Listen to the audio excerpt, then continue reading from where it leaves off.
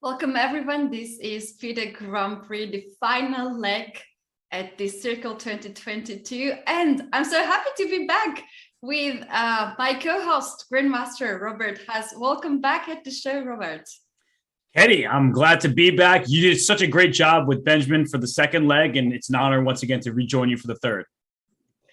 So excited, Robert. And we have so much things going on in the world chess and in the final Grand Prix. Let's very quickly take a look at the format of the tournament, and then we can talk about all the news which is going on nowadays around us. So the format, Robert, is 3 tournaments. Two has been already played. This is our third one, and we do have 16 players divided into 4 groups. And these players are playing round-robin tournament, and they are switching the colors. So we do have elimination round now. We're starting this, and very soon we're gonna have final 4 players who will fight for the best of the prizes and the best of the Grand Prix points. Robert, they are fighting for the Grand Prix points, and that's the most important here. Let's very quickly take a look at the leaders board and check out who has the most chances to get the 2 seats at the candidates tournament.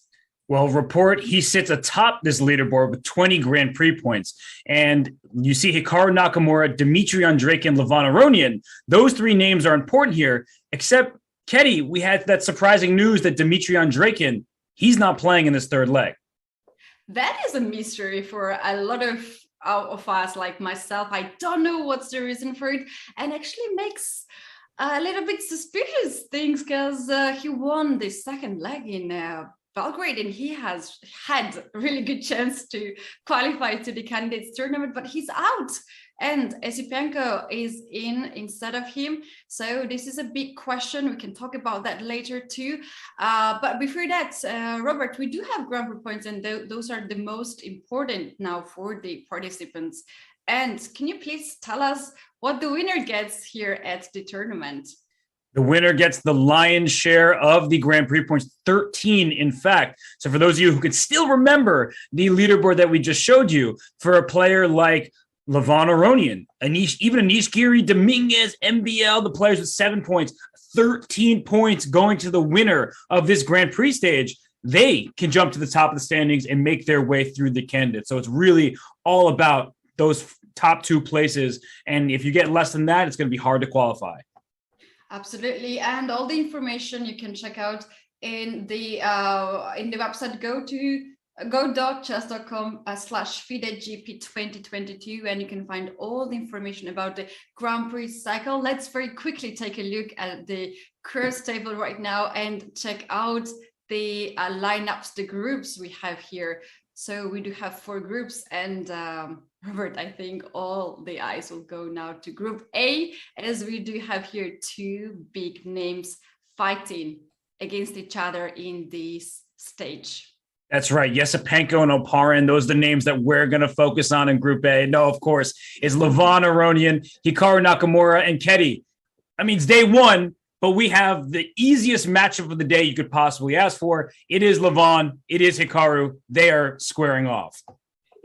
Yeah, it was not enough that we learned that they will be playing in the same group, but we're actually starting this Grand Prix first round with the amazing matchup. Hikaru Nakamura, Levon Aronian, they are both now at the leader's position of the Grand Prix points, but they're facing each other, and only one can survive here in this elimination group. That's right. And we can't count out anybody in any of these groups because it's going to be so closely contested. But Ketty, I mean, I'm just excited to get day 1 underway. Me too. And, as usually we do have here voting. So we do have a lot of games for now. Use this opportunity, go to chess.com/events and start the voting process. So you just go to chess.com/events, navigate through the tournament, select a game, click vote, and guess the results. The voting is in just 10 moves, so they usually blitz out the first 10 moves, and just go for it right now. This is your chance. Guess the moves, guess the result, And yeah, we'll be very back soon.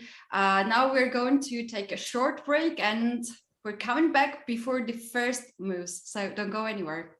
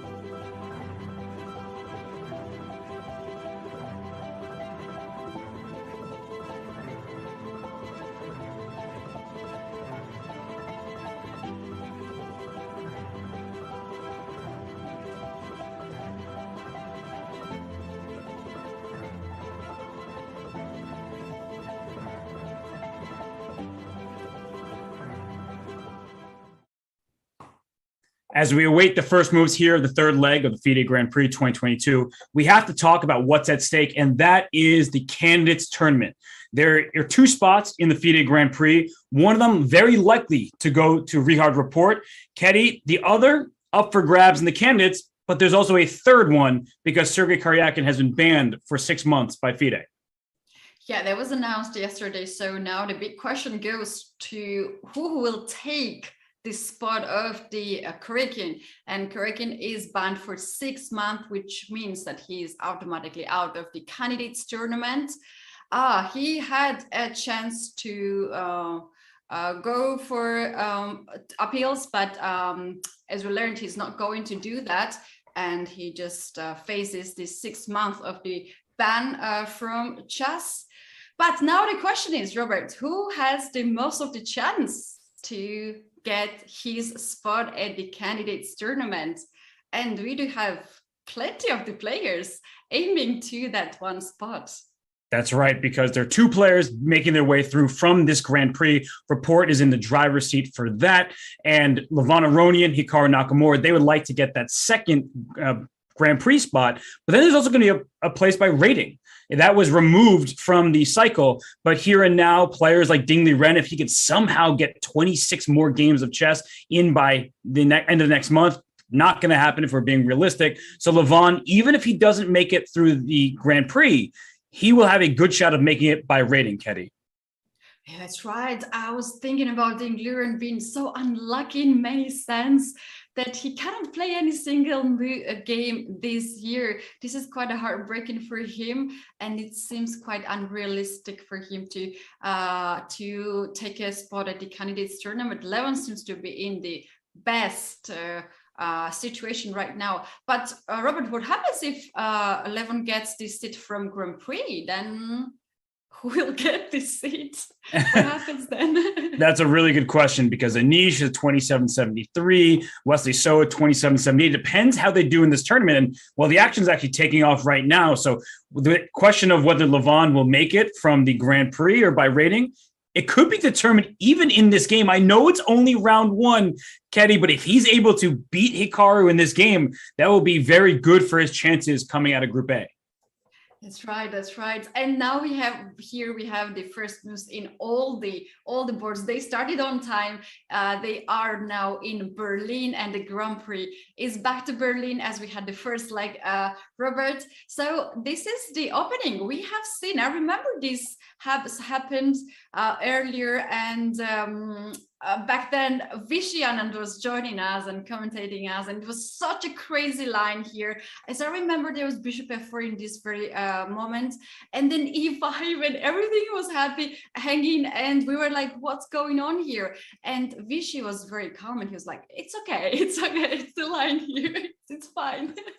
No, at first glance, I'm with you, Ketty. I mean, I am not as calming of a presence as Vishy is, but it looks terrible for Black. And it started with the Queen's Gambit accepted. So quickly, we'll go back through the opening just to show you how we got here, because we joined as the first few moves were taking place. But after D4, D5, the pawn on C4 was captured, which removes the hold of the E4 square. So White pushes E4. And Ketty, at first glance, I mean, this looks so risky for Black. And Levon, he takes the pawn, goes knight c3, attacking b5, and moving your queen out this early, that looks suspicious. It looks suspicious. I'm still shocked that they're going to this line, because I just remember this was the game between Levon Aronian and Leonard Dominguez. And Aronian was blitzing out his moves. He remembered the lines there. In the end, there was a king move that was really funny move. And yeah, he remembered that too. And the game ended in favor of Levon Aronian. And now we have Hikaru Nakamura playing this, blitzing out this. Do you think he's ready in this line, and he found some mole there and he's aiming to go there? Yeah, he must have found some very good and very deep preparation, because we're already on move 14 after queen to d2. And if we just take a step back for a second and start counting the material, White took a rook in the corner, Black took the knight that captured the rook. So it's a rook for a knight, but then there's also an extra pawn for Black. So it's a knight and a pawn for Black and a rook for White. Now, at first, I'm thinking, well, the Black king stuck in the center. White's king will eventually go to g1. That should be safe. But Ketty, with this queen on a8, staring all the way down the diagonal, this knight developing to d5, perhaps this bishop to b4, rook to e8, we can quickly see Black gaining some counterplay. How much counterplay is the big question here, but it's clear that Black's pieces are in pretty good positions.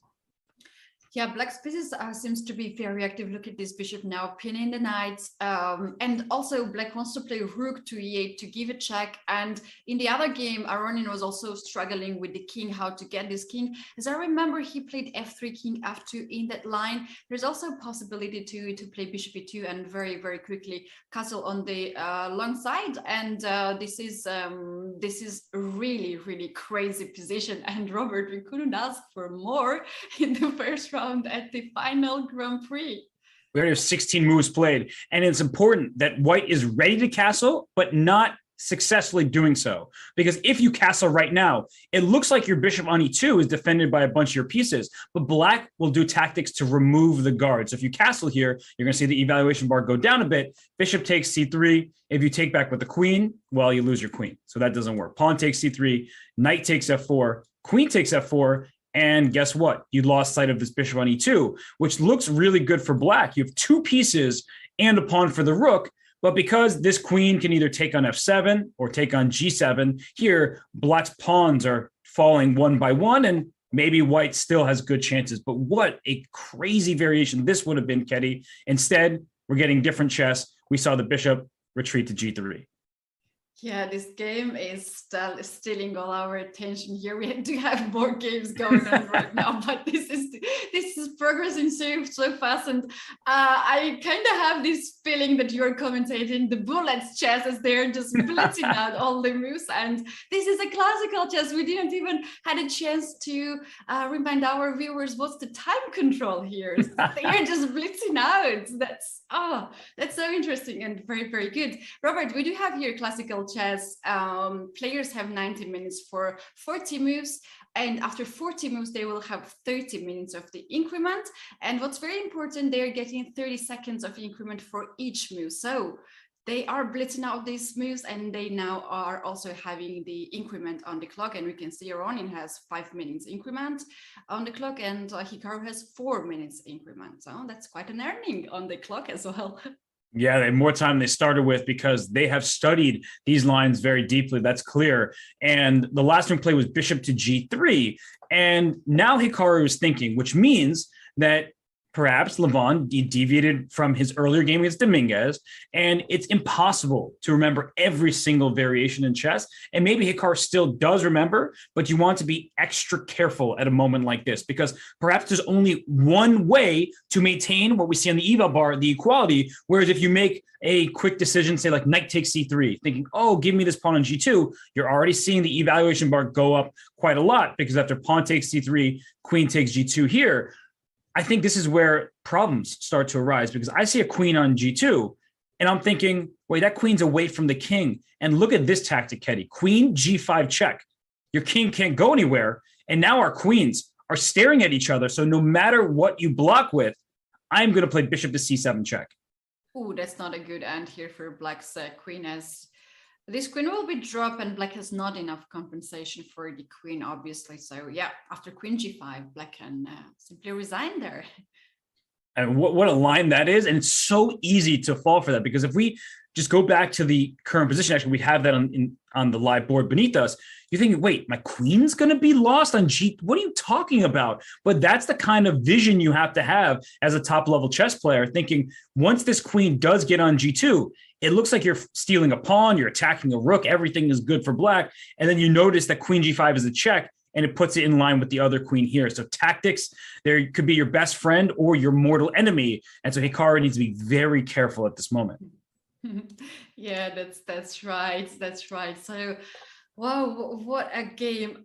Do you think the one who starts to think here more is running out of the preparation, or just using the time? It's not necessary to blitz out all the moves. The most necessary here is just to play the most precise moves and the best moves.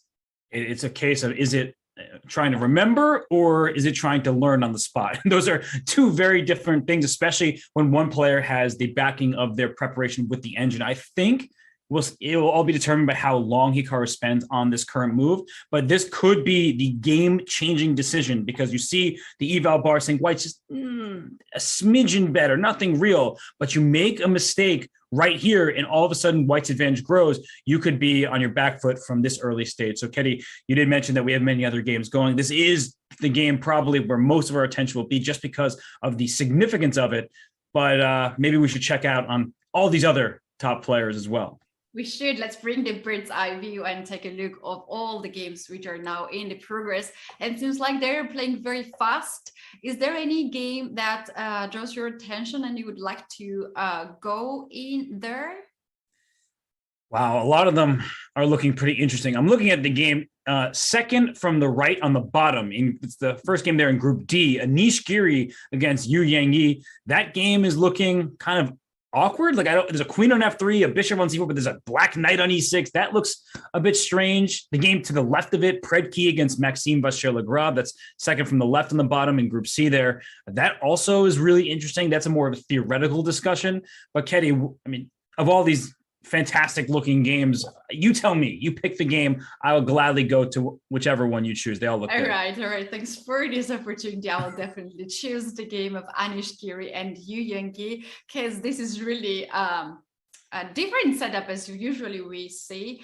And Anish is one of those players who wants to get here as much as Grand Prix points and as much as the ratings, because he can be the next in the lineup to get the candidate spot, which now seems to be free. So how we got in here in this position? It's a great question. Looking at the position, I wasn't sure because there's a knight on e6, which you don't typically see, but it looks like we had a Petrov, which is very solid. Fabiano Caruana plays it, but also all of the top Chinese players, for the most part, they play the Petrov and have for many years. We see d4. So Anish not going for the main variation with knight takes e5. So Ketty, what does this indicate to you with Anish playing d4, which is common, but not the most common? Well, he wants to get out from these main lines, and I think Anish is well prepared anyway in this line, as he's really good usually in all kind of openings. And Yu Yanggi is quite solid player. The second leg that he played, he made a lot of draws, and it was quite hard to beat him. So I think Anish will choose the way today to go somewhere not very known place, and then he tried to outplay there from that position. That's my personal thought about this match. And you seem to be correct, because these moves, they're pretty known, but knight c6 played, and this is a tricky move order, because you may be thinking, did a super grandmaster just give away a free knight? What is wrong with Yu Yanggi? Jet lag, just playing too fast? The answer is no. It's an opening variation, because if you take on e4, black strikes with d5, and now your bishop's under attack. The only square that it can return to where it can't be captured is d3, and then black has this move pawn to e4, forking the knight and the bishop, gaining the piece back. And as you see, basically evaluation bar, completely fine for black. So it's not a free piece. It may look free, but it's not. So knight takes e5. And Ketty, at this point, after knight takes, pawn takes, knight c5, we're already in very rare territory. Mm-hmm. Yeah, that's true. We have seen some of the games in the second leg of the Grand Prix where white has a choice to take e5 knight or e4 knight. And as I remember, we had one game when white took the e5 knight, another game when white took the knight on e4. So in this case, Giri decided to take the e5 knight, and after knight to c5, then he decided to jump bishop on c4. He wants to save the bishop, light square bishop, and Yu Yanggi has to watch out for f7 pawn in the future. So maybe that's the reason why he brought the knight on e6, just to close the diagonal. Yes, because he went d6 first, after queen f3, closing the diagonal with knight e6. You say, well, develop your bishop. Try to go for bishop trade, but there's a problem here. The queen hits this b7 pawn, which means the knight is overloaded on c5. So bishop e6, knight takes e6. Already, white can steal this pawn on b7 and clearly has an advantage, already ready to castle for white, stealing an important pawn over here. This is not what you want from black's perspective, which is why the knight came to e6, because if you take on e6 now, once this bishop takes, it's a better version for black. If you decide to take on b7, the bishop pair will give black compensation on an open board. And in fact, black's position, you can see by the computer, is already looking quite nice. So that's why bishop e3 is played, and Yu Yanggi takes, knight d2 is played. And this is the live position, Ketty, where isn't black just up a pawn? I would ask that question first and foremost. Mm-hmm. Oh yeah, that's clearly a central pawn in e5. It's extra, it's there, it's alive. But now the question is, white sacrifice this pawn for the activity for better development? And do you think Anish is going to castle on the long side to put up some more pressure on the d file and create more threats? I think that's why he played knight to d2 rather than castle really quickly. He wants to also use this open file for the rook. Yeah, for sure. This knight eventually can go to e4. And if you castle queenside, the rook is staring at the queen on d8. And so let's say black just plays normal moves, or seemingly normal moves, like bishop e7. And then white castles, I think you can castle queenside. That looks like the purpose of this variation. And black castles kingside. White is still down a pawn. But after knight e4, this queen's under attack. And if you just move your queen to e8, I mean, white probably just starts pushing pawns. And the extra activity for white should give good chances to Anish. The bishop on c4, clearly better than bishop on c8. The queen on f3, better than the queen on e8. Pawns are pushing up the board here. I don't see the clear path forward for white, but I understand there's an initiative. It is.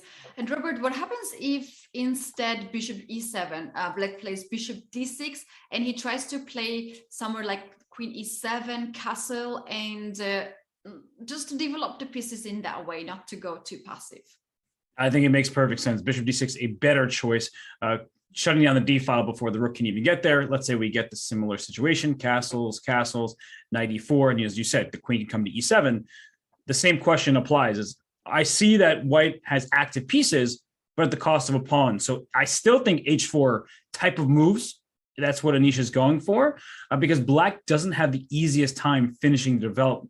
At bishop d7, I'm already noticing you lost your eye on the b7 pawn. Moves like bishop g5 are not out of the question, because if you take, just I want to show something like this, you're going to see it's already losing because you've opened up the H file, and I'm just going to team up on this pawn here. It's going to be a disaster. Knight f6 check is a very powerful move as well. Your king is getting checkmated.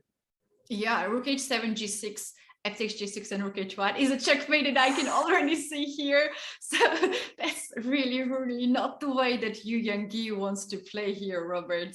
No. And we might have some funny looking puzzle, but the things are so crazy in this game. But it's not only game here. Let's bring a bird eye view and take a look at the game of Sam Shankland and Wesley So in the group C. Look at this pawn on d3 and another pawn on e5.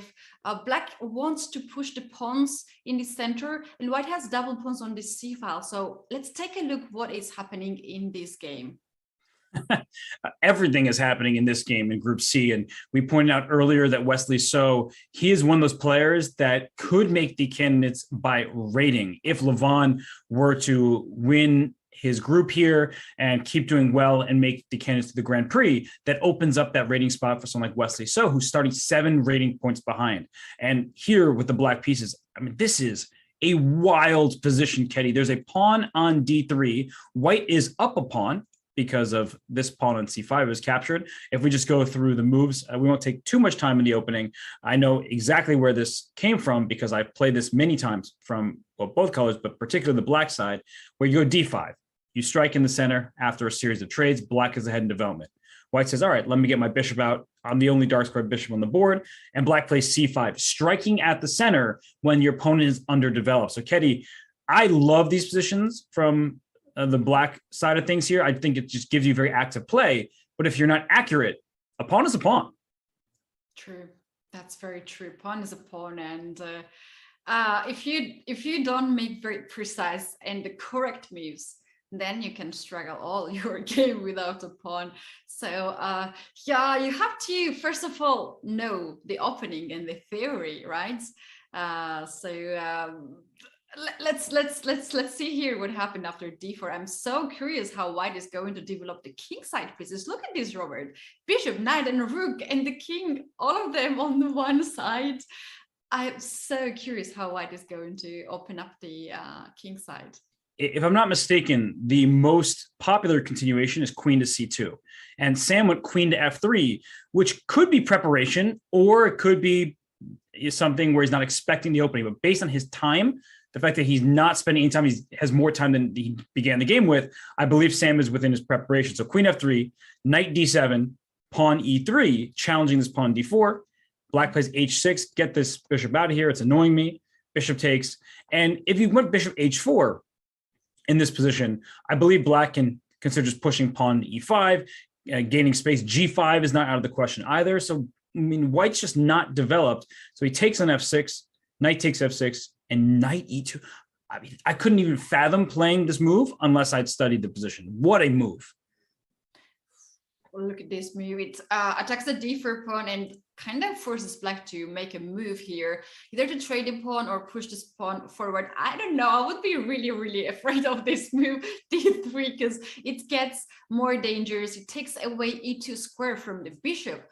And if you don't know how to get rid of the d3 pawn, that you will struggle a very long time with the king in the center. So in the game, I think knight c3 happened, and white's idea is to play rook d1 and rook d3 really quickly to take this pawn and then just end the development. And yeah, white will have extra 2 pawns in that case if white gets d3 pawn. Oh, that's a lot. That's a lot. And I think some of our viewers may be considering, well, why do I have to move my knight? Can I pin the pawn? But the pawn isn't pinned to a king, so it could still move. So rook d1, for example, I can take on e2, giving up my queen because I get to take on f1 with check. You have to take back on f1. And now when I take this rook, I have rook, bishop, knight for a queen and just 2 pawns. It's pretty much a winning advantage for white, for black, practically speaking. Too much material. I honestly, minus 1.7 that it says now, it's going to be even more than on a practical level. White's position is pretty hopeless. So that's why the knight had to move right away, because the pawn could still capture. So knight c3, e5, and now h3 played. And Ketty. Hold on. I have to ask this question. Instead of e5, why not d2? That's a check. And I'm forcing white's king to lose the right to castle. And why not this move, Robert? I'm guessing that Sam was worried that, Wesley was worried that if he pushes this pawn, Sam would be able to get this pawn quickly, because anytime you start marching your pawn towards enemy territory, it's easier for them to attack and harder for you to defend. It looks like a completely reasonable move. White can consider king d1 or king de2, trying to get rook d1 and go right after this pawn. And it's not over just because white wins this pawn, but then it becomes those 2 pawns that you were talking about, and it looks like it's going to be difficult to hold the position, even though the computer says, yeah, no problem. Oh yeah, this can be also tricky, but we had e5.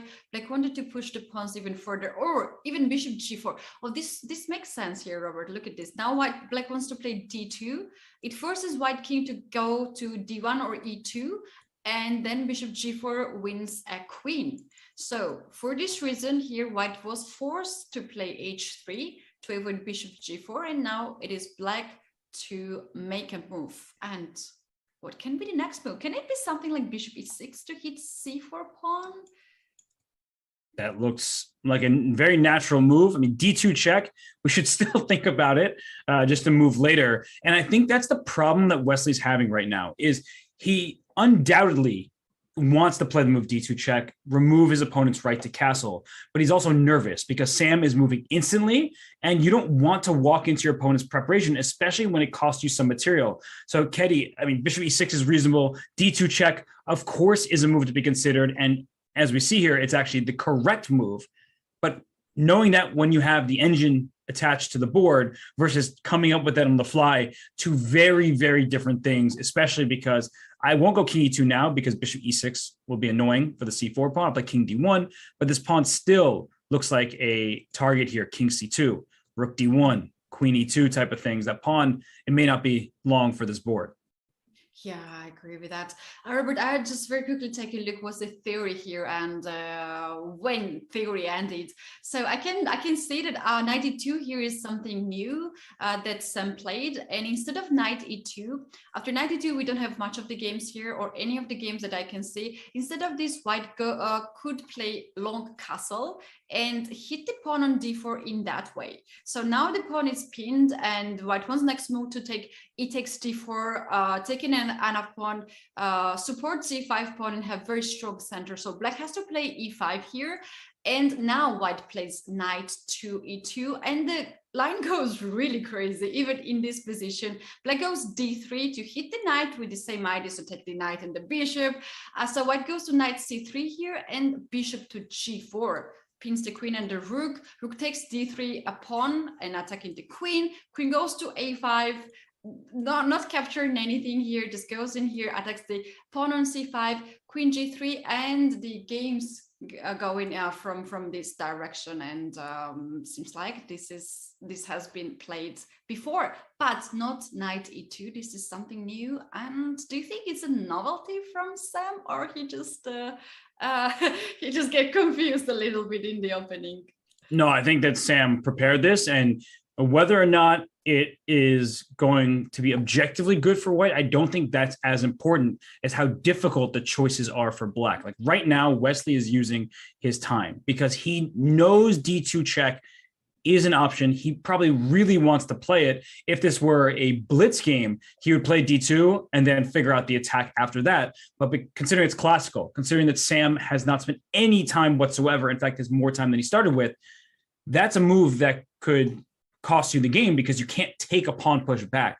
So I feel like Wesley is probably quite nervous at this moment, that or he's remembering his own preparation. But if I get the sense that he's trying to work this out over the board, and Sam, well, we know what kind of deep preparation he goes for. Sometimes it's 30 moves deep. And right now he's come up with an interesting opening choice. And now it's going to be a theoretical discussion. Is this a legitimate try for white? Does it give black the upper hand? D2 check is what this game revolves around, and we'll see if Wesley is willing to play it. Yeah, another amazing game. So far, we have seen 3 games. All of them seems to be very, very interesting. I would love to bring up the bird's eye view and take your attention, Robert, to another game, which is in the same group, Group C, where Alexander Predke plays against Maxim Vachier-Lagrave. And look at the pawn on G5. We just love pawns on G5, G4, H4, H5, and we want to see this. And what's also very important, white castled on the long side, and seems like we're going to have the opposite castle here in this position, and seems like to be very sharp situation already. It's one of these positions, Ketty, where if somebody who has never seen this opening before looks at it like, how in the world did this happen? And I'm like, no, I know exactly what opening this came from because I've seen it before. So just to go through the line here, that in this position, black ends up going for an early queen to B6, putting pressure on this knight on D4.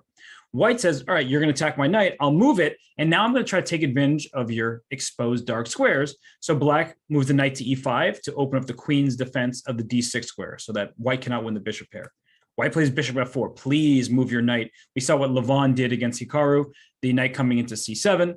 I don't want to allow that. So I need to protect my knight. And knight F to G4 defends the knight and threatens a big attack on F2. So white plays E3. Now the move is A6, attacking this knight over here. White plays queen A4. If you take the knight on B5, your rook on A8 is lost. So that's why black G5, here. And what G5 does is if you take on G5, now there's knight F3 check with a fork. So that's where this G5 move came from. It actually made sense in the moment because it forced Predke's hand to take on E5. And after knight takes, now it's black with the bishop pair, white with the lead in development. And as we get to the game continuation, Ketty, it's really a double-edged position where this pawn on G5 probably would like to go back to G6, not allowed. And the kings are going to castle on opposite sides, most likely. Wow, what a beautiful line you just showed us. All the moves had sense. They were threatening something very big to the opponent, and also was quite smart. I like this opening. It's just very interesting. It's not boring opening that you just make some moves, and sometimes you can play some like H4 or H3 or some weird moves, and actually will help you at some point. But in this position, you cannot do like that, and you have to be very careful with all of your moves. So can you tell us, Robert, where black is going to castle? On the short side, or he's keeping the king in the center? Yeah, I think castling kingside gets your king into a lot of trouble because it's pawn on G5. That is the issue with black's position, because white can strike with F4, which forces a trade, or with H4, which tries to open up the H file. So I think that black needs to time it precisely. And there's no immediate need to castle because the king on E8, there's no check for white. It's not in any danger. So if you castle, I do think that the move F4 is going to be very strong. And you see that that's right. You're just attacking the knight, attacking the pawn. If you take, your position is about to be in really grave danger. You're opening up the G file where your king is, where rook would like to be. That's just terrible news, Ketty. So I'm afraid of that. Just castled, Robert. Is that an actual game? I see castle on the board, and we all castled on the short side. Wow. So he must have really looked into this, because you're not taking on f4. There's no way MVL is taking on f4. He'll make it knight g4 to save his knight to attack this pawn here. But even after queen e2, I'm looking at this like white seems to be the first to launch the initiative on the king side. And I get that black has this good bishop and an unopposed dark square bishop, but this bishop, Ketty, the one on c8, you need a rook on c8, not a bishop that can't get out of there. Yeah, this bishop, this is a position where black just hopes not to have bishop at all. Just somewhere else is just stuck over there. Robert, we have covered so many amazing games, and this seems to be a very interesting final tournament of the Grand Prix and the final chance for all the participants to get the spot at the Candidates Tournament. The Candidates Tournament is the way to the World Championship match, where they will face Magnus Carlsen. But it's our first break right now. Please don't go anywhere, because we'll be back in a few minutes, and we have to cover some more games, and those games are also very interesting. So don't go anywhere. We will be back soon.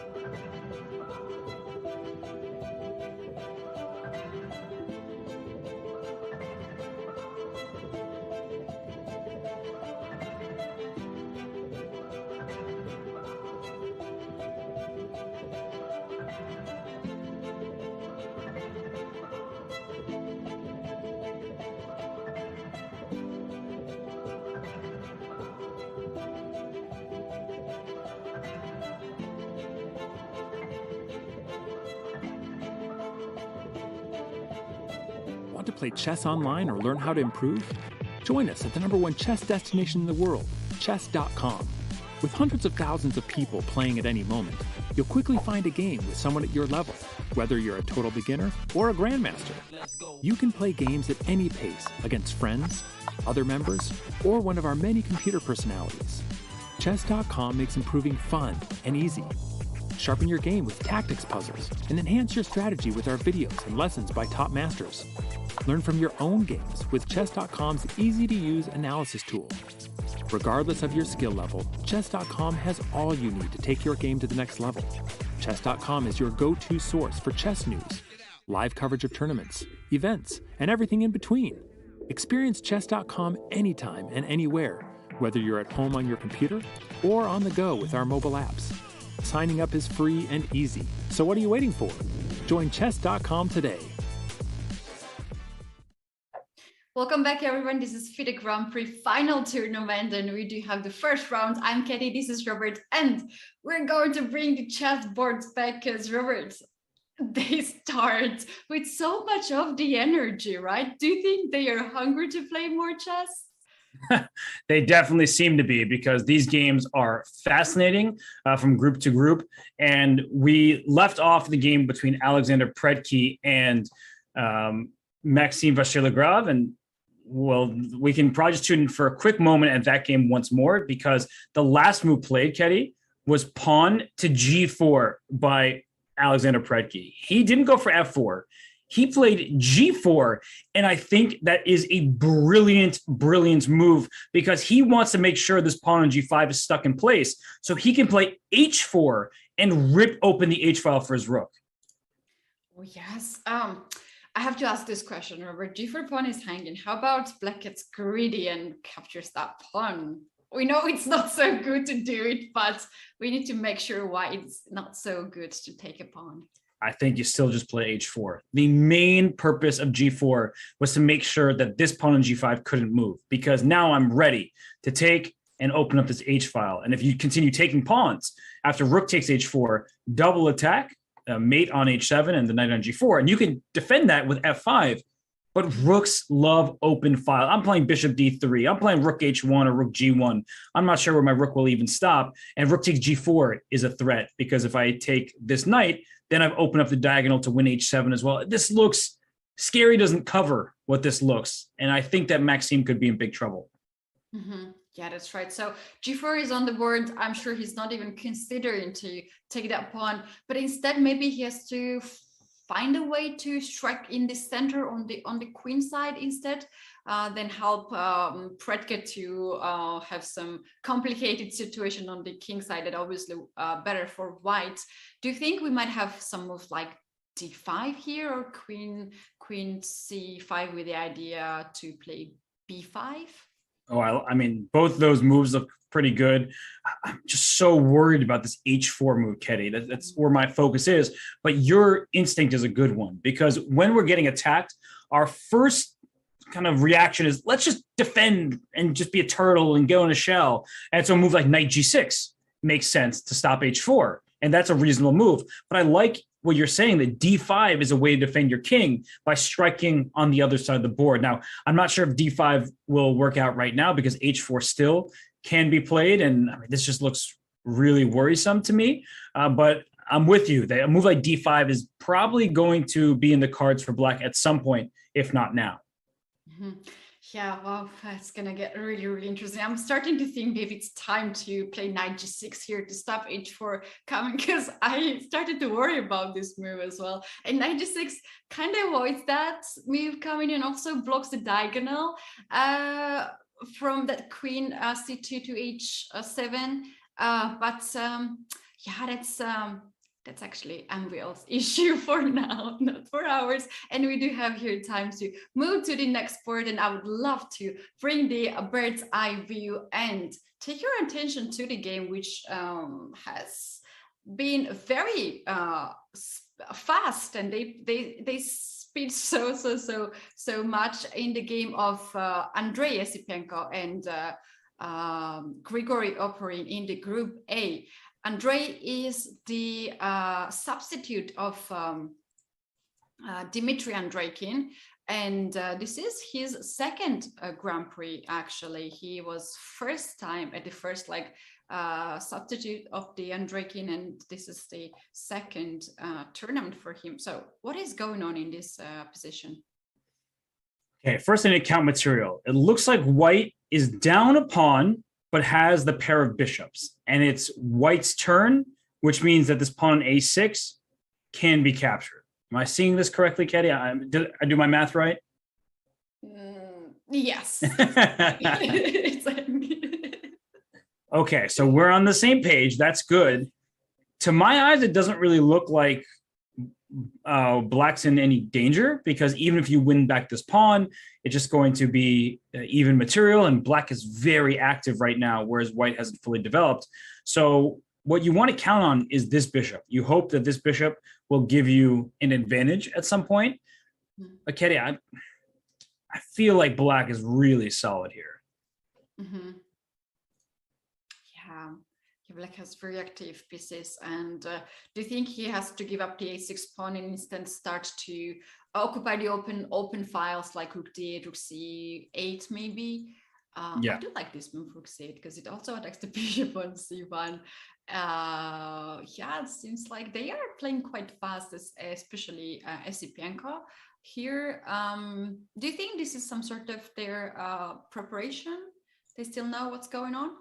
Well, I'm just going to go back in the game, and then I can answer the question only by seeing how this game happened. But they played a Catalan, so I think that they studied this very deeply. These lines are well studied. Here, bishop b7, this already 10 moves in.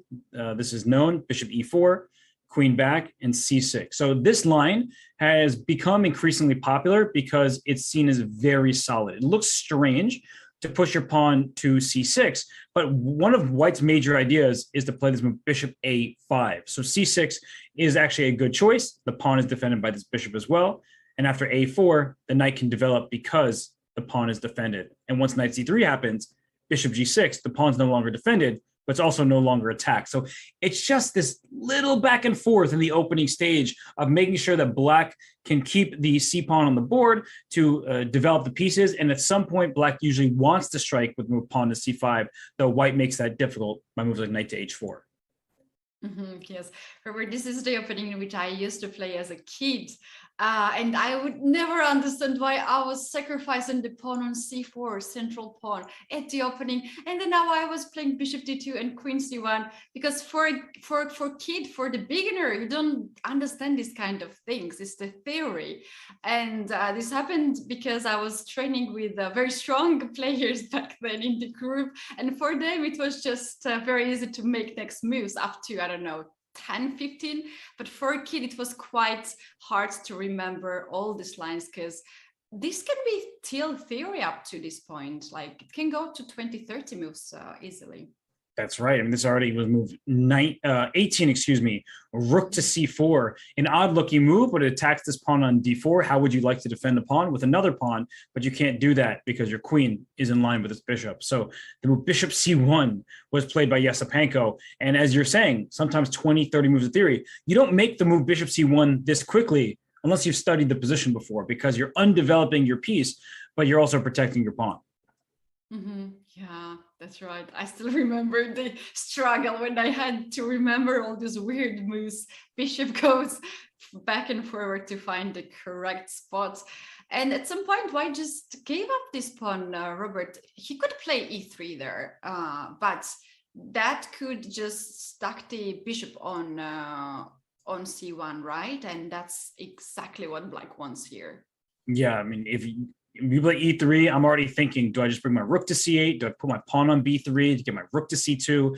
It feels like black is the side for choice because of the activity, and you have an extra pawn on the queen side. Don't count out an eventual pawn march over here, which could cause white some serious problems. So instead, queen d3 was played, forcing the issue. If rook takes d4, then this pawn on a6 is still going to be captured. And after this trade, this is the end game that I guess Yesepenko thought was giving him some chances, because he does have the bishop pair, which is a long-term advantage in the open board, but without too many pawns on the queen side. When you have bishops, especially a bishop against a knight, you want pawns on both flanks because the knight gets outclassed by a bishop. The knight struggles to move from one side of the board to the other. The bishop on g2, as we can see here, stares all the way down at the other side of the board. So I think that black is doing all right here. White trying to use the bishop pair, but Ketty, if I had to make a prediction here, I would say that this game very, very likely will be a draw.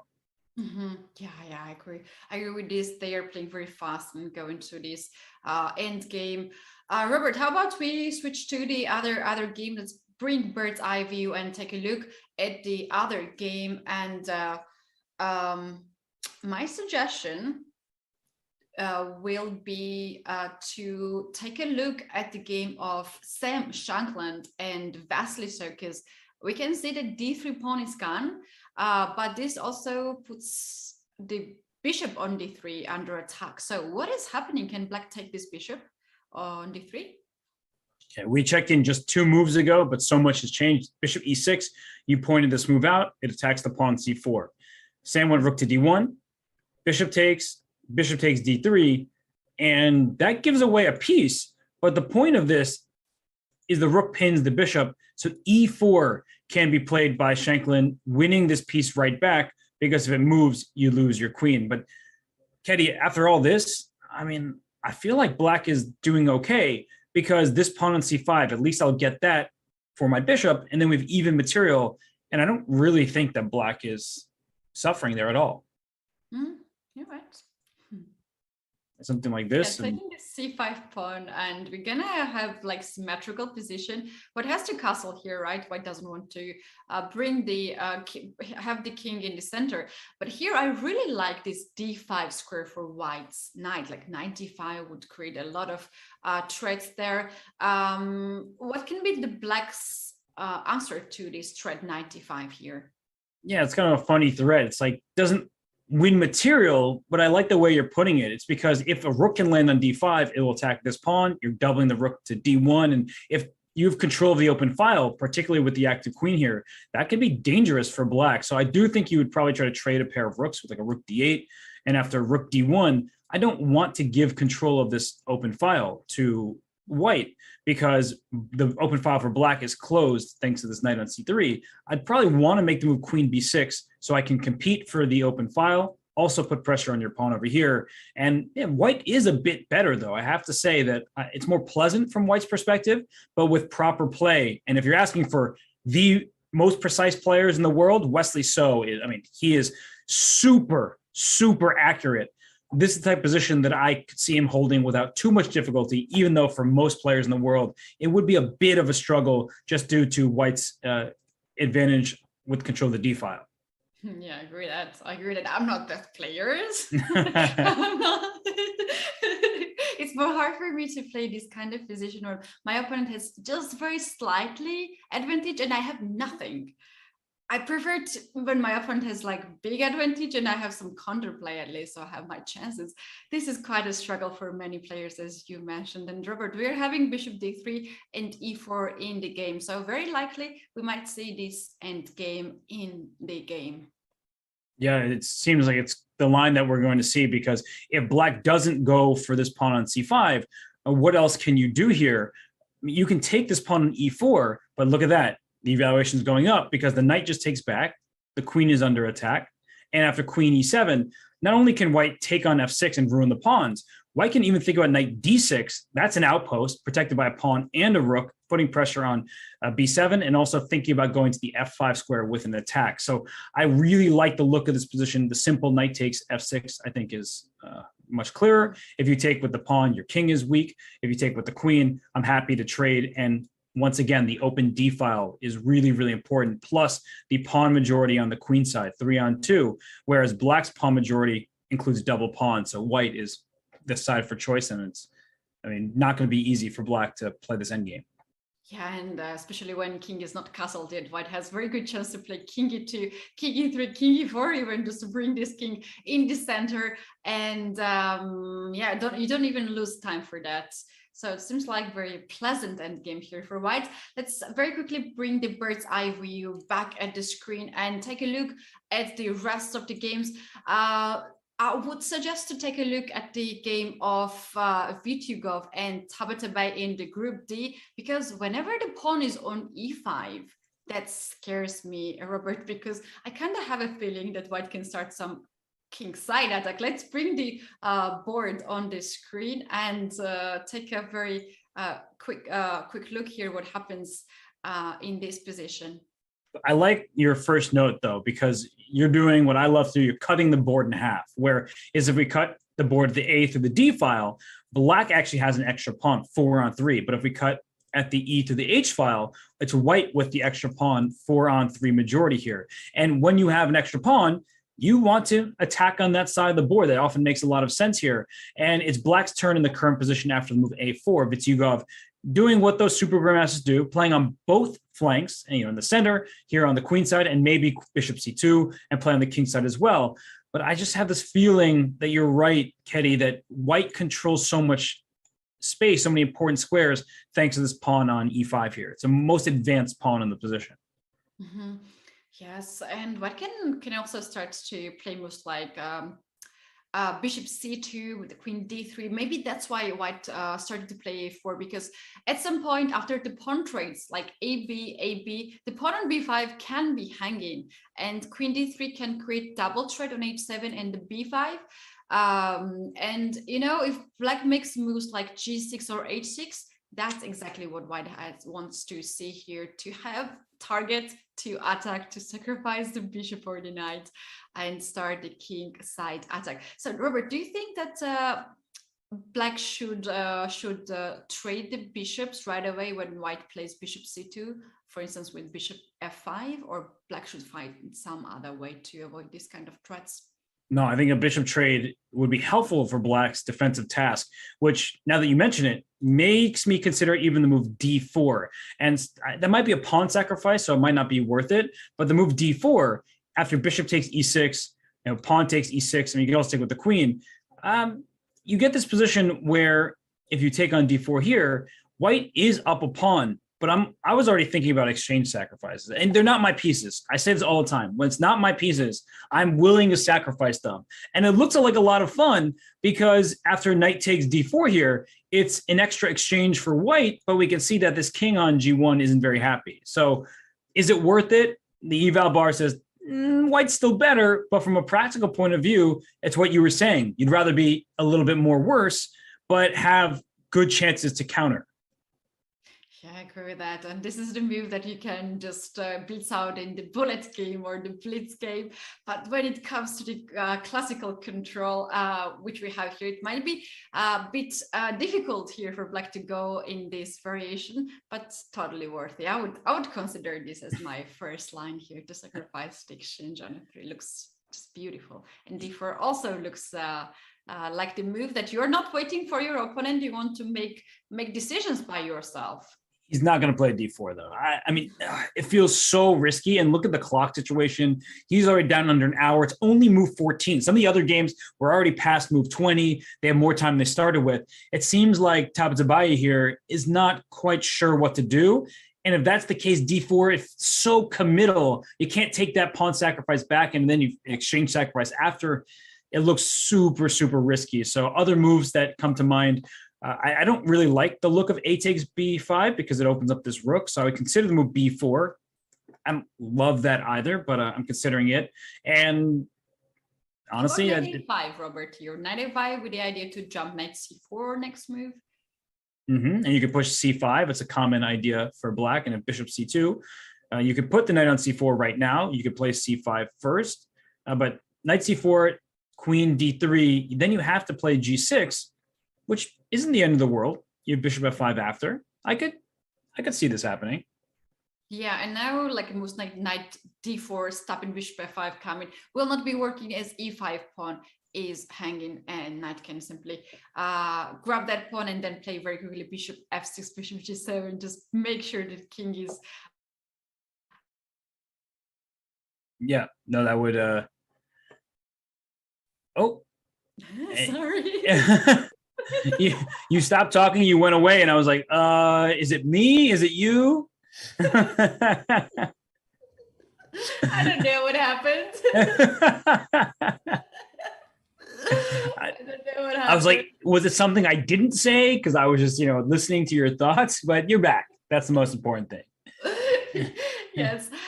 So we do have here, that's very important, Robert, here how Tabatabaei is approaching this tournament, because this is his second Grand Prix ever. He's 20 years old, Grandmaster from Iran. He just joined this tournament, elite chess tournament from the Grand Swiss, and he was very careful in the first leg. He was playing quite solid games. We were thinking that maybe he will have different approach, as now he knows how it is to compete against these super grandmasters. So here on the screen we can see a little bit about Amin Tabatabaei. He is 23 player, just very, very young, not the youngest at this tournament, as Andrei Sipenko is also here right now. And Robert, you might see him at the Bullet or Rapid Championship, because he's really, really good at online chess as well. And I have seen him qualifying into the finals. Yeah, no, he is a great, great blitz player. He's making his way at classical as well. So young, still his best chess is still ahead of him. So it's great to see him in this field. He earned his way here thanks to good showings in the FIDE World Cup, and he also played in the Grand Swiss. So it's good to see him playing, and hopefully he'll have a better run this time around than his first leg, because that it's a struggle. You're playing against 2,700 after 2,700, no easy opponents, no games that are just going to go your way. But he did also beat Hari Krishna, if I'm not mistaken, in the previous Grand Prix that he played in. So he, had some good performances himself. Oh yeah, Robert, I saw just now the move, and I have a question to you. Is this move, which I'm gonna bring to you, is more weird than my disappearance from the Zoom?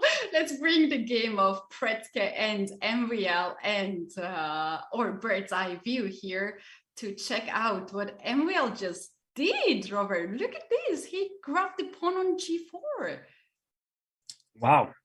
He decided that he was hungry, and so he takes a pawn on G4, which is incredibly risky. I mean, he knows that it is. He's not making this decision, oh, it's free, let me take a pawn, yay. He's saying, oh, my position is going to be tough no matter what, so let me take some material before I'm getting attacked. And Knight just took that pawn on G4. I have to say, G4 is my favorite move that I've seen so far in this round. A really great move showing tremendous understanding of chess. So Predke is obviously a fantastic player. He doesn't need me to compliment him, but G4 was not on my radar at all. And I love the move. I think it's a fantastic choice. And then Knight takes G4. You know what you're getting yourself into. H4 is automatic. If he's playing bullet, this is what's happening. Here comes the attack. And I mean, Ketty, at some point, Black will have to, I think, make this move F5. You can start with F5. You can take on H4 first and play F5. But no matter which move order you make it, you're going to have a problem in the H7 square. There's a G file that's open here that's going against your king. And I think that Black has no attack. White's king is so safe on C1, and this bishop on C8 still isn't developed. Yes. Robert, do you think this knight G4 is the move? Like, I cannot stop king side attack. I cannot stop H4. It's just coming here next move, and let's at least grab a pawn and die with a full stomach. Do you think is that kind of move? Like, okay, let's take whatever is on the board. I'm just trying to fully understand this. Like, the position was tough regardless. I didn't like Black's position, but I'm trying to get into the mind of Maxime Vachier-Lagrave. And I want to think, if F5 first, H takes G5, this looks very suspicious. At some point, F3 followed by Queen H2 is going to hurt. So I don't like the look of this either. Ketty, I don't know. I'm going to be honest. I don't know what he's looking for here, because no matter what variation I'm seeing, it looks like a problem. One last thing, and Ketty, you might think I'm a little crazy, so I'm letting you know in advance. Can you sacrifice a piece to close somehow this side of the board? I think it's terrible for Black. You only have 2 pawns, but if I'm that scared of the attack, maybe I go for something like this. I don't think it works. Yeah, no, you don't like it. Okay, I just was that afraid of the attack. I like this idea, actually. Like, if you can find a way to avoid the king side attack, which is so dangerous to have this open file, you can play F5 next move, bishop H6, and then you can actually start to roll the pawns in the center, like E5 and D6, develop your bishop too, and White might be under some sort of like pawn attack here in the center, and Black has this pair of bishop, and maybe he wants to open up the squares. And to be honest here, I don't really see the attack on the king side anymore after F5 move. Hey, see? Okay. So what I see, how I see my role is I'm going to be wrong plenty of the time, and I'm okay with that. But sometimes you need to think outside the box, and it may still be good for White, but there are going to be moments in games where you're going to want to cling to material. Think the only chance I have is to steal a pawn and I'm going to get attacked, but maybe I'll be able to hold. It looks risky. Sometimes you actually have to give away material, close your opponent's attack, shut that down, and then you can say, well, it's actually kind of complicated because I have 2 pawns for the piece. That's not enough material. But with the dark square bishop, with the move F5 coming, I do have some chances to not just survive for now, but then keep the game combative later. So I'm not suggesting that knight takes E3 will in fact be played. I think that it's going to be good for White there, and Predke is such a talented player that he'll know how to continue from that moment. But it's something that I just wanted to point out as a possibility if you are that scared of the attack. And personally, Ketty, I'm afraid after h4 and this kind of position, I'm really nervous, as I was pointing out earlier, with this bishop developing and the second rook coming in. This scares me. I don't like the look of it. So I would even consider that knight sack. Yeah, I did this again. I don't know why this is happening. Yeah, you left. You didn't like what I was saying. Yes, I wanted to just leave. So the thing is that I hope you can hear me, right? I can hear you. Don't worry. Yeah. Okay, so what I wanted to say is that MVL is a player, is inspiration for many other players, how he's sacrificing the material and then tries to play for initiative. Like I have seen a lot of games of MVL where he sacrifices the material and then he is very comfortable in that position, and he's fighting really hard even in the losing position. So this might happen to you. Let's see. It seems like the game is very interesting. And what is really suspicious here for me is that I know for sure that it's not his home preparation, as he already spent so much of the time on the clock. And also the evil bar on the side says it's just good for white. And I don't know what kind of engine he's using at his preparation, but I'm thinking that this is not what he wants to have in the game. No, because Maxime, when he's in his element, when he's playing a Nidor for a Grunfeld, something he's played thousands of times, he plays instantly. He's the one who has more time than he started with. But right now, he's in a position where it's complicated. It looks easier to play for white. We see how quickly the Black King could be in danger. So it's not just game over. I know I've been quite nervous about Black's position. There will be ways to defend the king, but with the bishop on c8 not in the game and with the rooks barreling down the open files, I would not want this position from Maxine's point of view. So I think that Predke is in great shape here in game one. Mm-hmm. Yeah, I agree with that. Let's take a very quick break right now, and we will be back very soon. You guys gonna have the boards on the screen and you're gonna check the moves which is happening, and we promise that we'll be back very, very soon, and we'll continue to analyze the game. So don't go anywhere.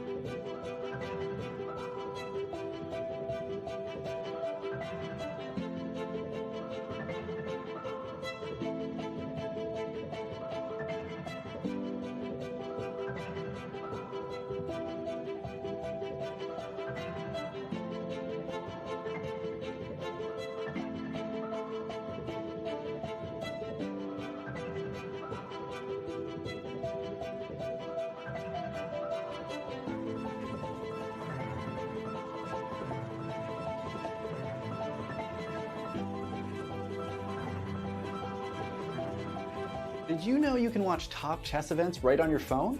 You don't even need to download an app. Just open any mobile browser and head to chess.com/events. You can see what's happening right now, check out top games, see results, and so much more. Try it for yourself at chess.com/events. Welcome back, everyone. This is FIDE Grand Prix 2022, the first round of the final tournament over here. And we tried to cover all the games, but we haven't covered some games yet, Robert. So we haven't seen the games in Group B. Why don't we pick up one game and take a look at that game? Which can be your choice? I mean, I'm looking at the games in Group B. Neither game that exciting, at least not yet. And I have the one between Daniil Dubov and Leonard Dominguez here. And it's an important game. All of them are important, but especially for Dominguez, because he had a good showing in the first Grand Prix leg. He scored 7 Grand Prix points by making his way to the semifinals before losing to Levon Aronian. So in this position here, he is the black side. And the pawn structure is not symmetrical, and white has a bishop pair. So with a bishop pair, open space, I think white's position has to be pretty good, but Dominguez loves the black side of these positions because he can get a rook to c8. And if we think about the most vulnerable pawns on the board, this c3 pawn comes to mind. And if you ever push it, you get this hanging pawn structure. Let's say I make a move rook c8 and c4 happens. You have this hanging pawn structure, Ketty, which is fine for now, but the pawns can be susceptible to attack. Yeah, that's right. I was observing this game earlier, and it was isolated pawn position for white, and then Dominguez decided to bring the bishop on b4 and then tried to go to the hanging pawns here. Yeah. Yes. Let's take a look. He took on c3 after a3. He decided to take on c3 is what you were talking about. Mm-hmm. Yes. So he decided to go to the hanging pawns. Do you think he will have here the targets, the c pawn, and that's why he decided to go from isolated pawn to the hanging pawns? Yeah, it's kind of a standard structure. I tend to prefer the bishop pair. I feel very strongly about having a good old bishop pair. But one of the things here is that if the game continues, and particularly if these light squared bishops are traded, if white makes the mistake of trading those light squared bishops. So I'm going to make just a random move king h8 just to show you what I mean, is that in this position, black is already doing very well. And you can see the eval bar agreeing because you've left behind a square like c4, where queen to c7, rook to c8, and so on. Black controls the file and most importantly controls these light squares. So that is what black would hope for, is a bishop trade, white trying to avoid that. And bishop a6 is completely out of the question. Trading the bishops out of the question, because with the bishop on d3, not only you're attacking the king side, you're protecting these very vulnerable squares. And Ketty, I do say this a lot, but the knight on d7 is a bad piece because a pawn 3 squares away from it dominates it. Mm-hmm. Oh, yeah, that's a very good tip to remember. It's how to evaluate the knight's position. And I was using that a lot in the other days of the commentary, how pawn can take away the knight squares and how you can actually evaluate the knight, how bad is the knight or how good is the knight. Robert, do you think in this position, Daniil Dubov has a real chance to start the kingside attack, or he has to switch from this plan to somewhere else? The kingside attack isn't going to be by brute force. Sometimes you sack on h6 and go for checkmate.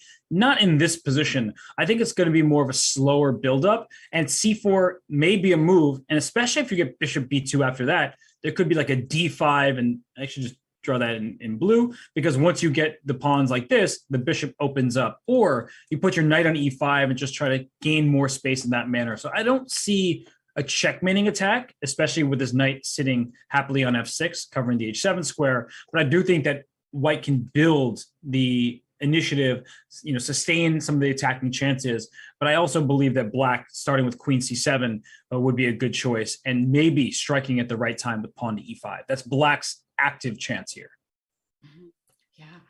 So we have to wait a little bit in this game, but I can see that Dominguez is already down to 37 minutes. This is Not so good time situation for Dominguez, and he has to start to play a little bit faster. Before we go to the next game in the group, why don't you bring the bird's eye view and check very quickly those 3 games, which was the most tense while we started. This is the game of Aronian and Hikaru. If you can very quickly give us the brief information about that. Also, Giri captured B7 pawn over there. We have to take a look at that too. Whoa, this is definitely not the correct position. Oh, there we go. Okay, that was my doing. But here we see the move G5 was just played by Hikaru going after this bishop on H4. But Kenny, the thing I note first, and we left off after bishop G3, is look at the clocks right now.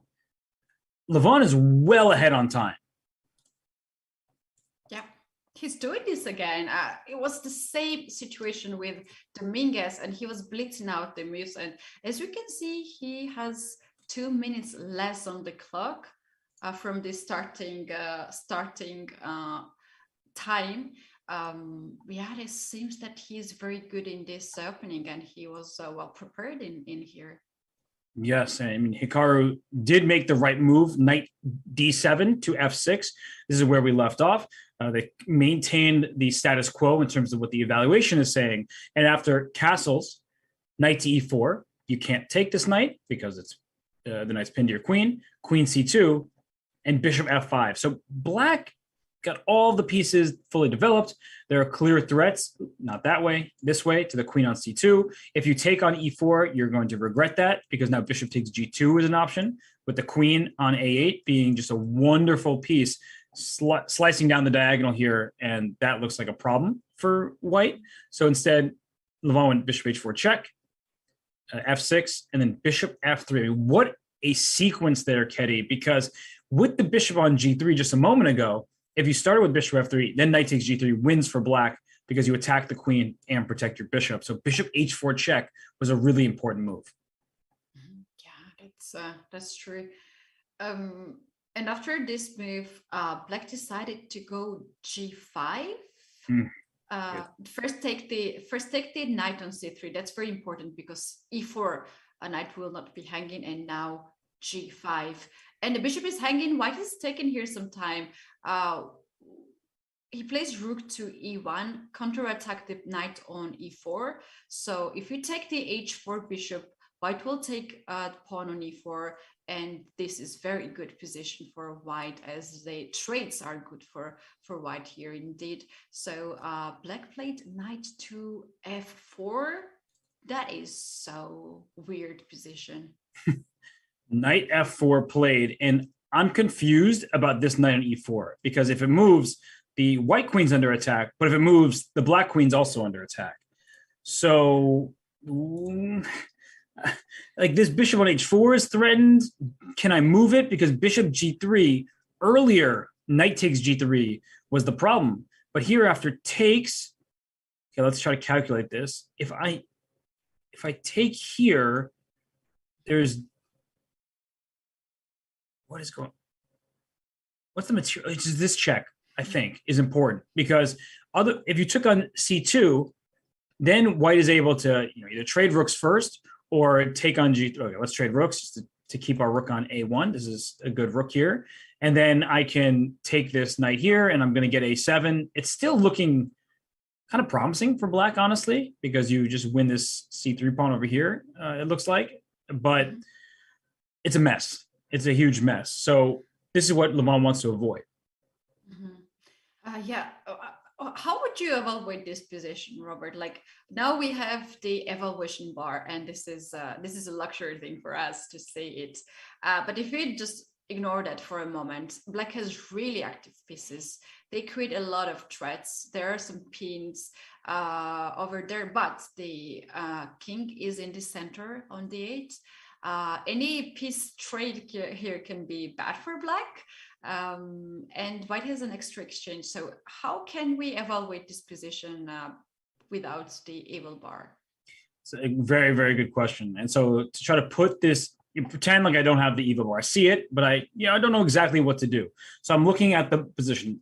the first thing that you mentioned is what I would also notice. The king on d8 is in the center. So I would prefer to keep queens on the board, because in the event of a queen trade, and some of the lines, just to sort of show this line again quickly, that especially after knight e2 check, which is a great move, here you're losing the c3 pawn, and then the pawns are just way too strong. Like, I don't want to deal with two passed pawns, especially because the black king is safe as there are no queens on the board.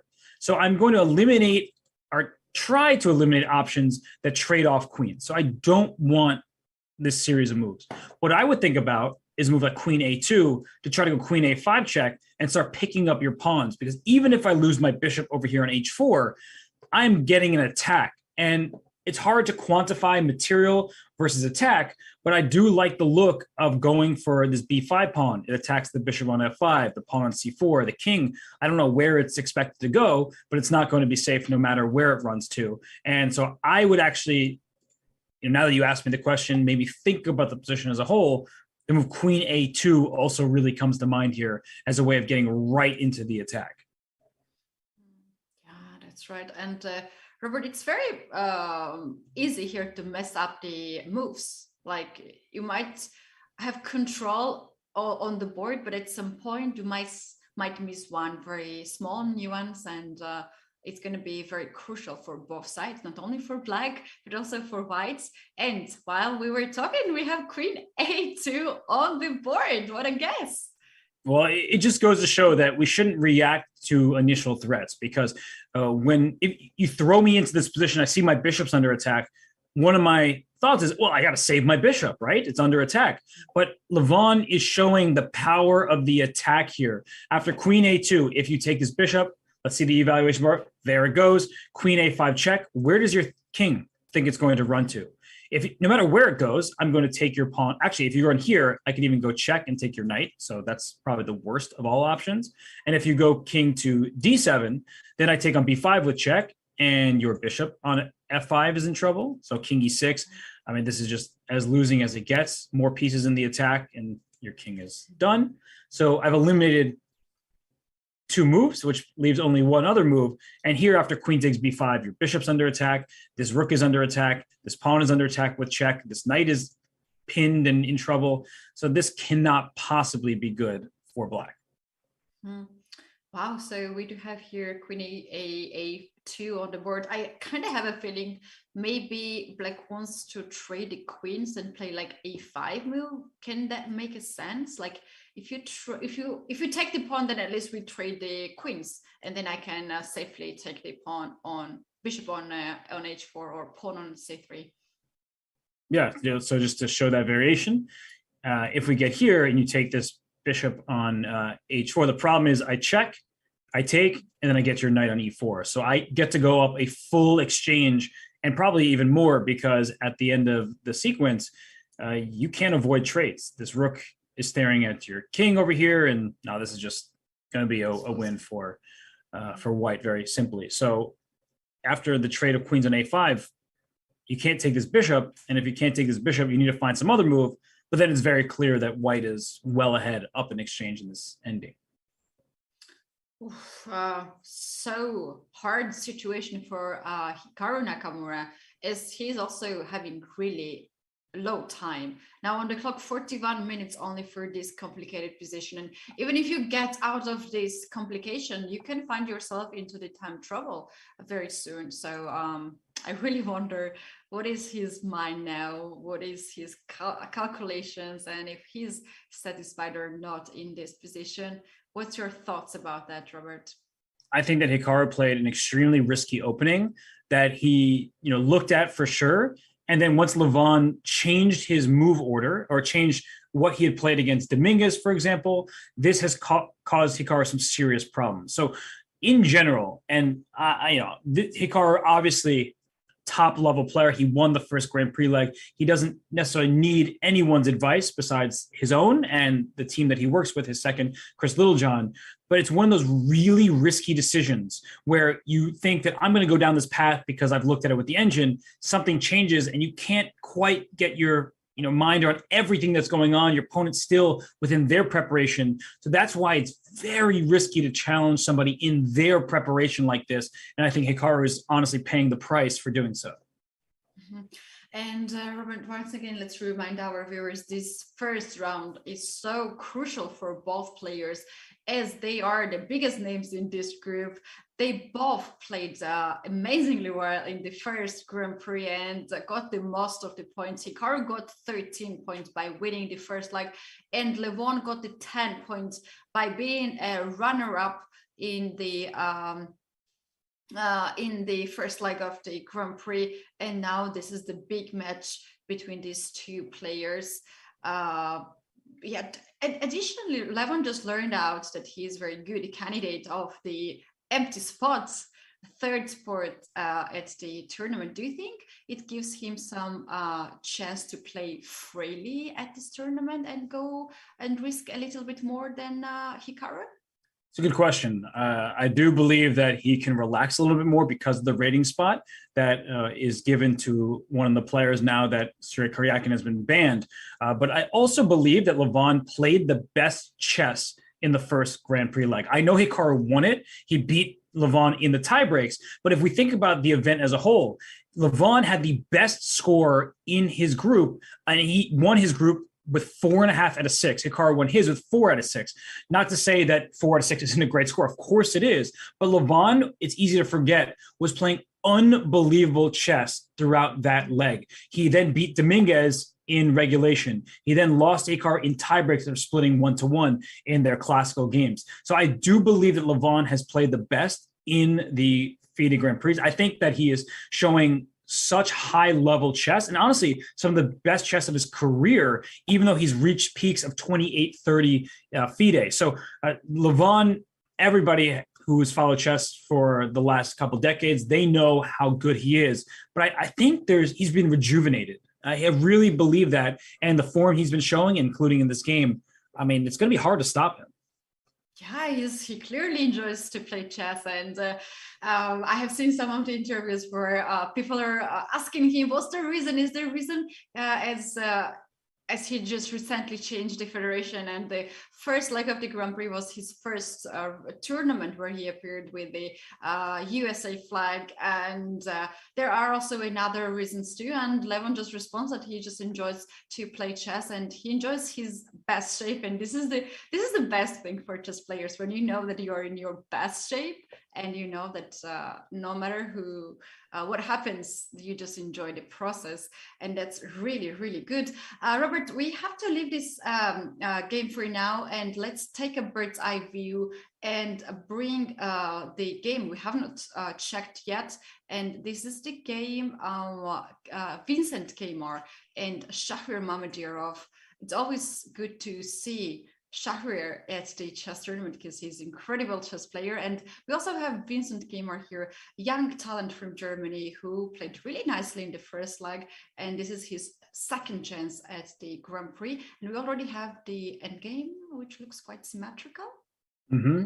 And that was Keddy's code for saying it looks like it's going to be a draw in not too distant future. So no pieces remaining except for a pair of bishops and 6 pawns per side. White is slightly better here. And the reason why is this pawn is on the light square, and these are light squared bishops. So White can attack that pawn, and he started with king h2, king g3, king f4. That's the idea for White, but you're not really getting anywhere. Like, even if you get to your king to f4, you're not making progress after that. Black could start with g5, king g7 himself and take some space for his pieces. So I do believe that this game should be a draw, but White has the better chances thanks to this pawn on d5 being on a light square.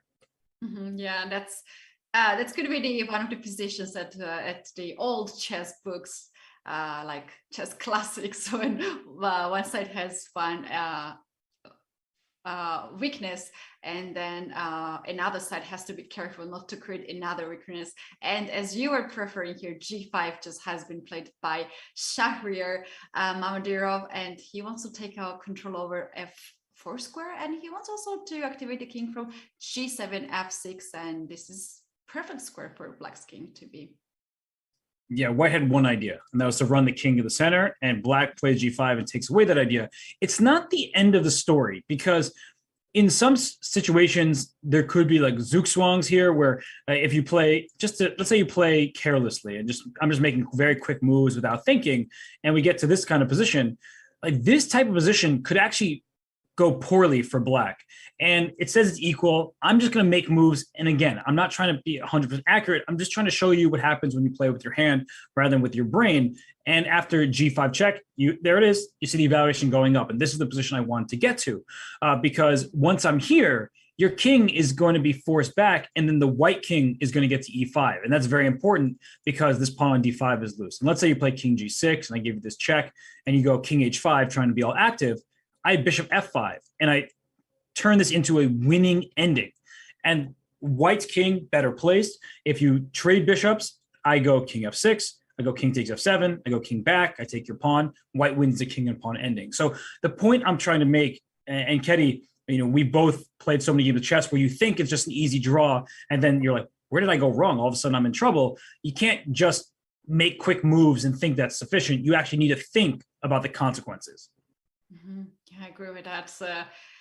There has been some cases for all of us that things got really ugly out of peaceful position. And Robert, as we were explaining this, here Kemar went for f4, and he clearly claims for f4 square for the king.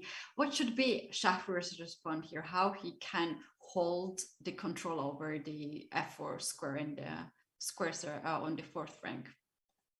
Right. I mean, if you take the king takes, and that does give white the chances we were just talking about. So I would not be taking on f4, that's for sure. And Shahriar says, you both are right. Ketty, Robert, good job. I have this under control. If the trades happen on g5 now, and we take here, and we take, the king is very active for black. So you don't have to worry about this king infiltration because your king is in opposition and very, very active. So I do think that Mamedyarov, he has this as an easy draw. Mm-hmm. Robert, do you think that after f takes g5, h takes g5, white can try one last chance to push h5 and create a passer on the edge of the board? It's an important question. I think that the mistake that black could try to make is, let's say I just move my bishop somewhere. Oh, wait, it hangs the pawn. Not there. I move my bishop here, and you play f5, and I go here, and then I play g4. You see that this is what I'm trying to show. You make this move because you want to win this pawn. But the problem is now the king just runs this way, and this pawn is also a problem. And white will often be more active in these endgames. And there's going to be precision required. You have to take things at the right moment. But all of these pawns are on the light square. So this bishop can even decide how it wants to pick off some of these pawns. So it's really important, and I can't stress this enough, that in these endgames, even if you win a pawn, it's often about the quality, not the quantity. And if you're just going tunnel vision trying to win a pawn because it's gone far, that can backfire. And I've been making kind of random moves here for both sides, and it looks like f4 check actually is the best move, because if the king goes to f3, then I take the pawn directly. If the king goes back, then I play g4 now, and your king is pushed back, which is really important as black's king goes forward. So always be on the lookout, always be thinking, don't make assumptions, you have to calculate. Yes, that's true. And very often in the end games, which seems to be quite, one side loses the concentration, and that can because of little weaknesses like give up the opposition, then create the second weakness, and that's how the things can get really ugly. But for now, we can agree that Shahriar has full control in this position, right? Yeah, it looks to my eyes as being just a solid hold from his perspective. As long as he keeps this pawn on g5 and the trade allows his king to keep the white king away, it should be all right. And we kept mentioning it, this pawn on d5, that's the real weakness in the position, but white only has one bishop. You don't have another knight coming into the game. You don't have your king being activated. So with only one attacker, there will be one defender, and that's sufficient for black. Yeah. All right. still, we have to come back here in this end game and check up how Shahir will continue to play. But let's once again take a look at the bird's eye view, and we can see that White has better situation in 2 games. This is Aronian against Nakamura, and another game is Anish Giri against Yu Yangyi. Let's take a look at this game as Anish Giri grabbed the pawn on b7 and check out what happens. Okay, so we left off, we were actually talking about this exact line. You made the point of bishop d6, queen e7, and he went rook h to e1. I was talking about all sorts of h4 stuff. He just says, let me centralize my rooks. And all of White's pieces are perfectly placed. I mean, I can't complain about a single one. The only thing we can complain about is that Black's up a pawn, but not for so long, because Black needs to develop himself. And after bishop b7, knight takes d6, pawn takes, and queen takes b7. Material equality is restored. And Ketty, bishop pair, potential weakness on d6, very safe king on c1. I like the look of this from Anish Giri's perspective. Yeah, I like this for White as well. But how about this? Like after capturing b7 pawn, it opens up some of the files on the queen side. Can Black start to make some problems on the c4 and c file and b file here? Well, Yu Yangyi says, I'll try my best, and plays rook to c8. And I think bishop b3 just takes care of both the b and the c file. So what Black needs to do is get this pawn to a4. So I think the next 2 moves are likely to be bishop b3 and then a5 for Black. I mean, this makes a lot of sense to me. But this queen on b7 is so annoying. Like it pins this bishop over here. It can attack this d6 pawn at any moment.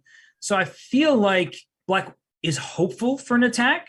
But if you are not finding your attack, you're just much worse because you have the pawn weaknesses and White has this pair of bishops. I really like the look of this position for Giri. And I think that Yu Yangyi will fight and he'll try to get some active play, maybe an attack.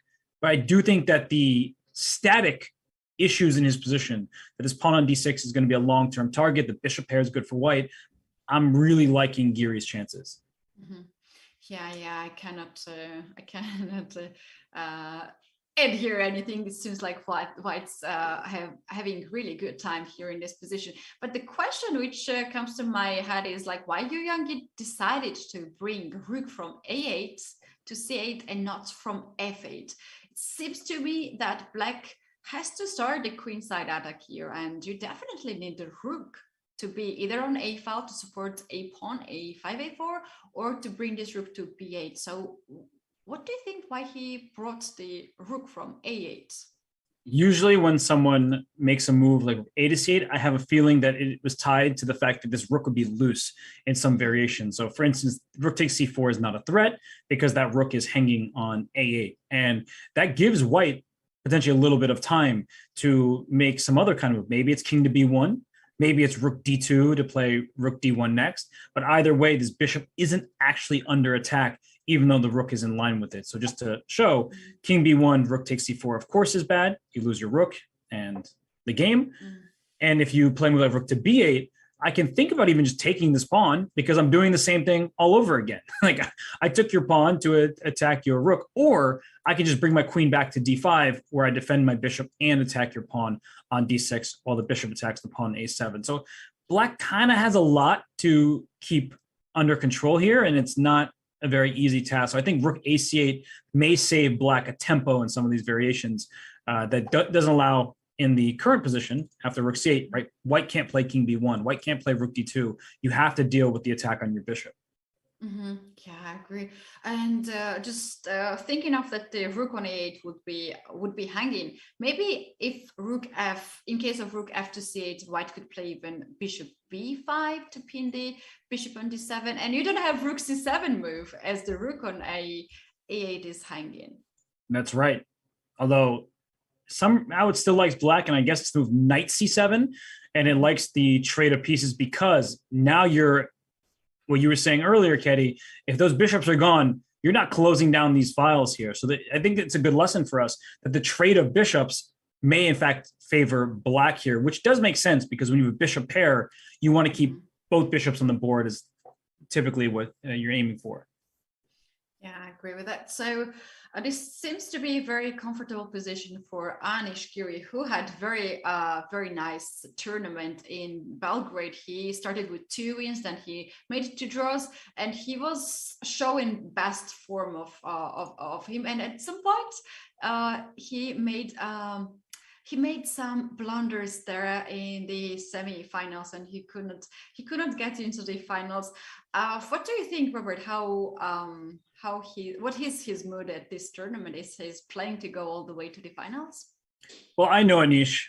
We're friends. We keep in touch. So he seemed to be in good spirits when we last spoke, and I think he has reason to be in good spirits. Of course, it's not going to be easy for him to make his way to the final and win this competition, but he also performed very well in the last leg. He made it through the semis. He lost in a really tough spot against Dmitry Andreikin, where the position I think was good for him at some point, and then it became really bad, and he just didn't make that switch. But that happens to all chess players. That happened in a rapid game. So I think that Anish, he should be feeling confident.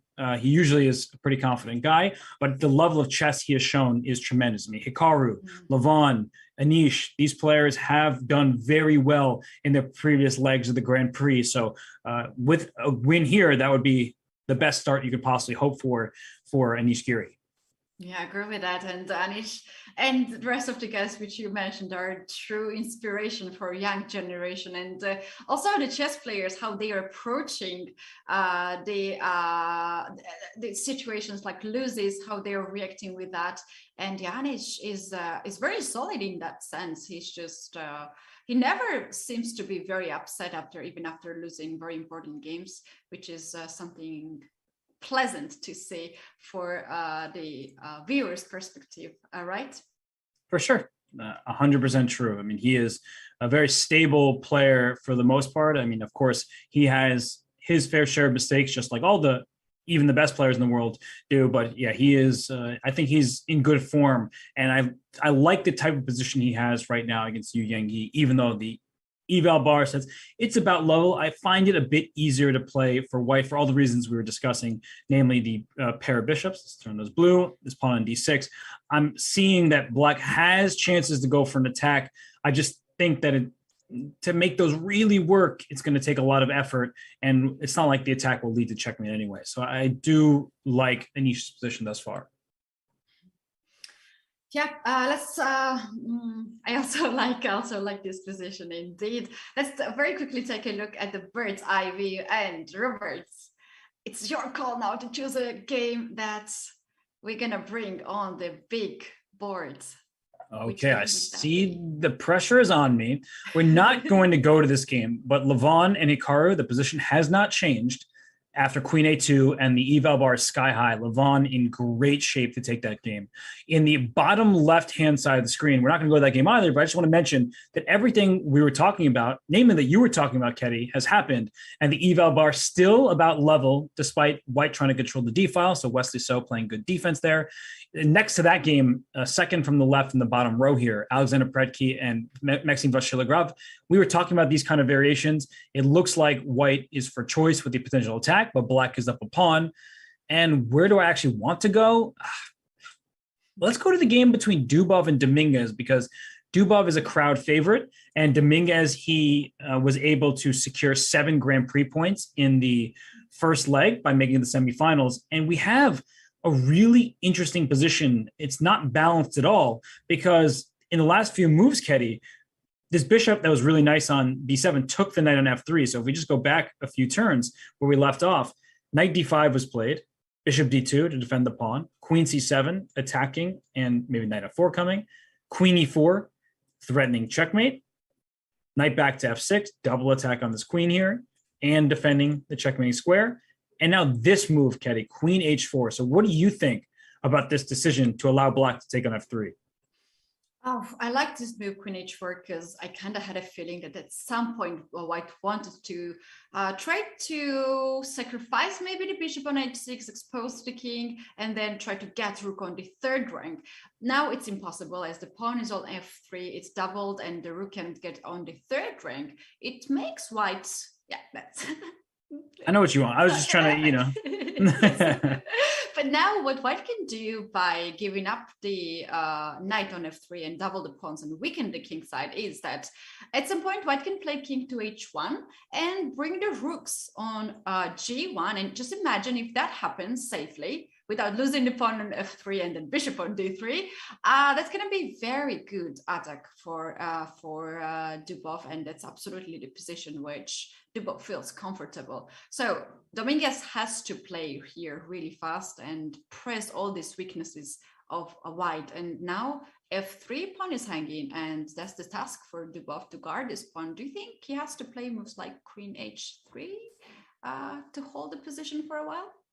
Queen h3 makes sense. King g2 also makes sense, but we're not getting rook g1, so that's a little frustrating. But the thing about these positions is, as Keddy's pointing out, there's always going to be attacking chances, but this pawn c3, potential target, a backwards pawn, and you have the bishop pair. There's plenty of open space, but you have this compromised pawn structure as well. So what I'm thinking about from Dominguez's perspective is I might be bringing my queen over to h5 just to help my king feel safer. And if I trade queens, well, then those weak pawns, they can't be attacked so easily, but they're going to be stuck in place. And it feels like black is neutralizing whatever initiative, white is hoping for. So I think queen d5 is the point, that he's rerouting his queen, is Dominguez, from c7 to c6 up to d5. And queen h3 does make sense. I still think queen d5 should be played because queen h5 is an available option for black and just makes the king feel a lot safer on g8. Well, I like this idea of queen getting on h5, and white has to trade or just go on g file, and as the black's queen will be already on the king side, that can be safer for black. And Robert, in the sense of the end game here, white will have pair of bishop. This is for sure an advantage in the end game, but look at these lovely islands of white. That's not something that Dubov is happy to have, right? Yeah, I mean, especially these double isolated pawns, but you do have a4, a5 as an option. Having pawns on both sides of the board can be very helpful for the bishop pair. We mentioned this earlier, and here it's a good example of that white can start playing on the queen side, and this knight on h5 in particular, it takes a long time for it to even drag itself back towards the center, and then white can always kick it out. So I do think that this position shouldn't be much of anything for white, but even once the queens come off, it doesn't mean that the job is done. Black will still have to look out for certain things like this pawn push. A bishop to e4 could kick the rook off the a file. You want to open up the a file for this rook to start entering black's territory. So I do think that there's still plenty of life left, even if we force a queen trade like I just did here with queen coming to h3. But he goes queen g3. I think we see the threat. Bishop takes h6. Yeah, queen g3 is also beautiful move here. Threatens bishop h6, and also this queen threat, queen d5, queen g5 cannot be happening as the bishop on d2 controls g5 square. But I didn't suggest this move because I was not sure if that was good, because I saw knight h5 attacking the queen, and if you play queen g4, then another knight comes on f6. So do you think these knights are better placed here on h5 and f6 rather than f6 and d7? Yes. You are knight expert. Yes. No, it's definitely better to have the knights here. And the reason why is you want to control the square in front of double isolated pawns. So in this case, this knight can eventually go d5, or the queen can even slide back to c7. And I want to control this f4 square. It's a really, really important square. And, I have some things that I have to work out myself because this h6 pawn is hanging, but I wouldn't be surprised if I can give up the pawn with knight to d5, because with bishop h6, the knight on h5 is perfectly placed. And actually the evaluation bar is going crazy. It's saying that black is doing well. And I mean, even a move like knight f4 here is looking very promising, because I have this protected, my knight protects the other knight, and black is extremely active here. And honestly, if you have queen g4, you might just lose on the spot after f5. Your queen's kind of trapped. If you go here, there's knight h3 with the fork. If you go here, you lose a piece. Oh, that's bad. That's bad for white. And Robert, if white gives up the pair of bishop advantage, then it's going to be very bad position for white. Good luck kicking that knight out of f4. I can put my queen back to c7 and knight on a dark square. And this is why we want bishop pairs, not just a lone bishop against a knight. It's a very good illustration. A light square bishop can do nothing against this knight, and your pawns are doubled and isolated, so you can't push a pawn to e3 or g3 to kick the knight out. So this is the worst possible outcome from White's perspective, considering where we just came from. Yeah, I agree with that. Robert, after in the current position, Queen G3 has been played, and here Black is taking his time. And I just spotted if Knight H5 happens, maybe White's idea is to play Bishop E4 first to hit this diagonal. I don't know what's happening here after Bishop E4. Wow, no, that's a really, really interesting move, and I'm glad you just mentioned it, because our first instinct, our pieces under attack, we want to move. But Bishop E4 has a counter threat. If knight takes g3, well, it's very clear that White is doing well, winning material, because every black piece is under fire here. So that would just lose material. So you can take on e4 first, crazy pieces. Pawn takes queen, knight takes, pawn takes. This looks really good for White because, wow, we have this beautiful pawn structure, but we once again have this dynamic where a dark square bishop can't help out with a square like c4. So I would be nervous if this rook were going to come into the game, or even a move like e5 is possible just to challenge White's setup. So I'm not really buying that White should be any better. In fact, I would probably prefer Black's position because of the simple ideas of taking over the light squares. Wow, I like this position as well. And knight h5, in fact, is on the board. So the knight jumps over here, hits the queen, and now White can play bishop e4. I'm really surprised that Dominguez allowed this bishop e4 coming. Probably he has something in his mind after bishop e4. Yeah, I think he's going to go to the endgame, take on e4 and go for that. But it remains to be seen who will play the better chess from there, because the game continues. It's still a lot of life left in the position, just like that's true in many of the games. Yeah, and Robert, this is a time when the players are taking a longer time to figure out, as we approach to the moment where we have a little bit of pause here. So we are going to take, I don't know, a glass of water to get some energy, and you guys don't go anywhere because the games are so crazy and they are heating up. So we will be back soon in a few minutes.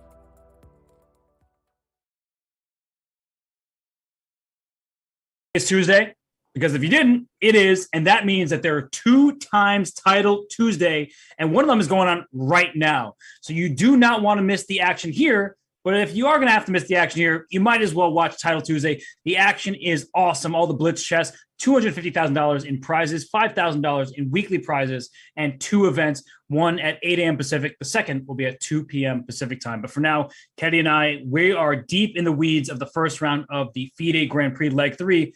Keddy, we got our bird's eye view here. During the break, any of these games catch your eye? All of them are so interesting. We do have move in a game of Levon Aronian and Hikaru Nakamura. This game is very important in this Grand Prix, as those 2 players are fighting for the seed at the candidates tournament, and they are having in most of the Grand Prix points. And we can see that Hikaru played Queen B7 move. I really wonder what is happening there. What is his idea? What's that move changes? You know, it's a move to protect the B5 pawn. We understand it. But if you look at Hikaru's clock, Keddy, I think we also understand that he knows this has not gone his way, because he has 12 minutes remaining to Levon's 1 hour, 20 minutes and change. So it's clear by the evaluation bar. It's clear by time consumption. It's clear just by how this game has been going. This is Levon Aronian's game. Yep. Only clock says so. If we just ignore the evil bar, players don't see that, but players see the clock. And yeah, I would be really panicking right now if I have 12 minutes in this complicated position. My opponent has 1 hour and 20 minutes. But what Hikaru can do here, he can use his opponent's time. Like when Levon is thinking, he can also sit there and be very focused and use the opponent's time. Do you think this Queen A5 now is still a threat? Yeah.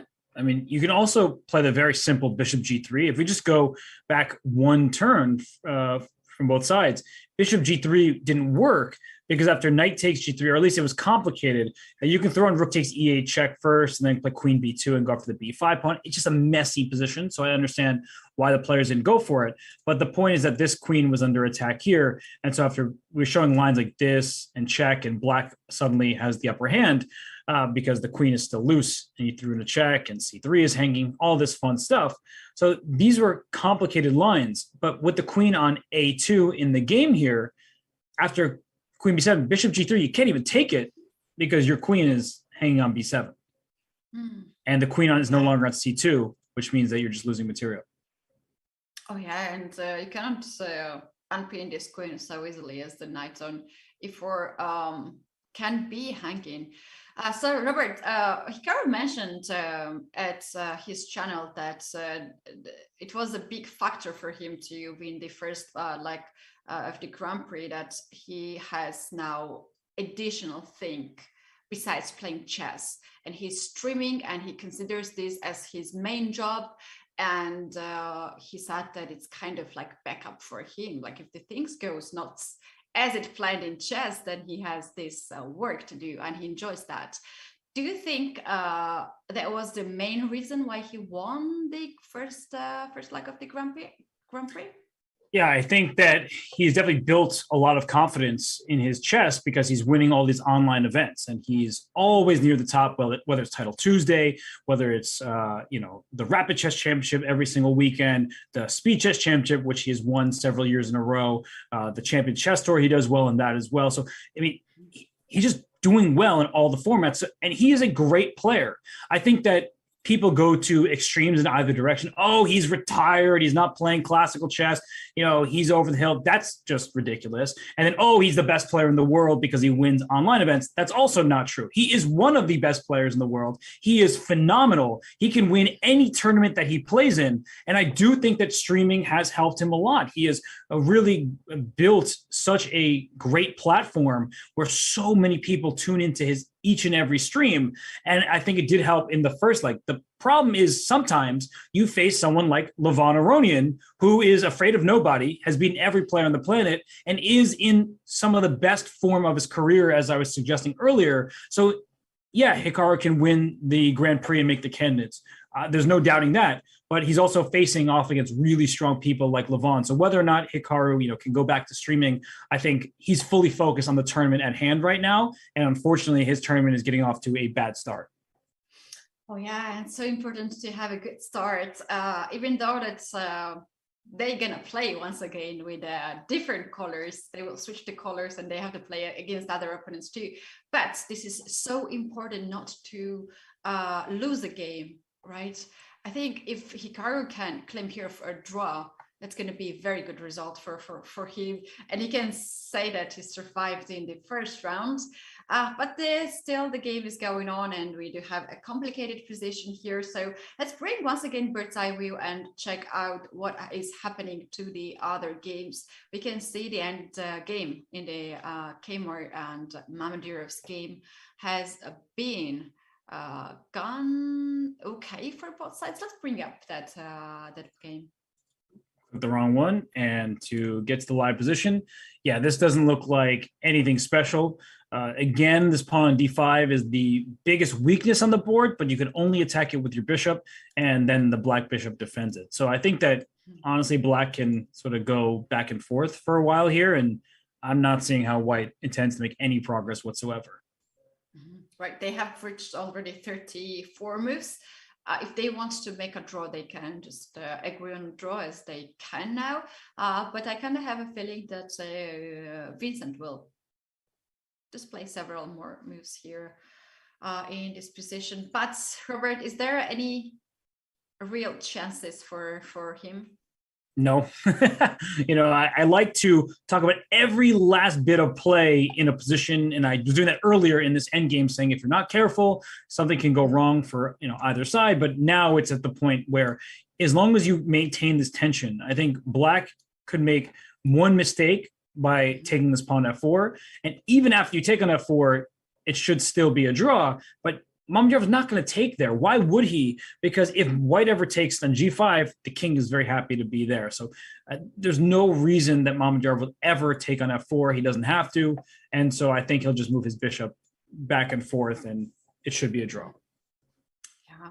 Oh, we forgot to predict how many draws and decisive games can happen today. Let's very quickly bring the bird's eye view and maybe we can catch up to our tradition here. So what do you think? How many draws today?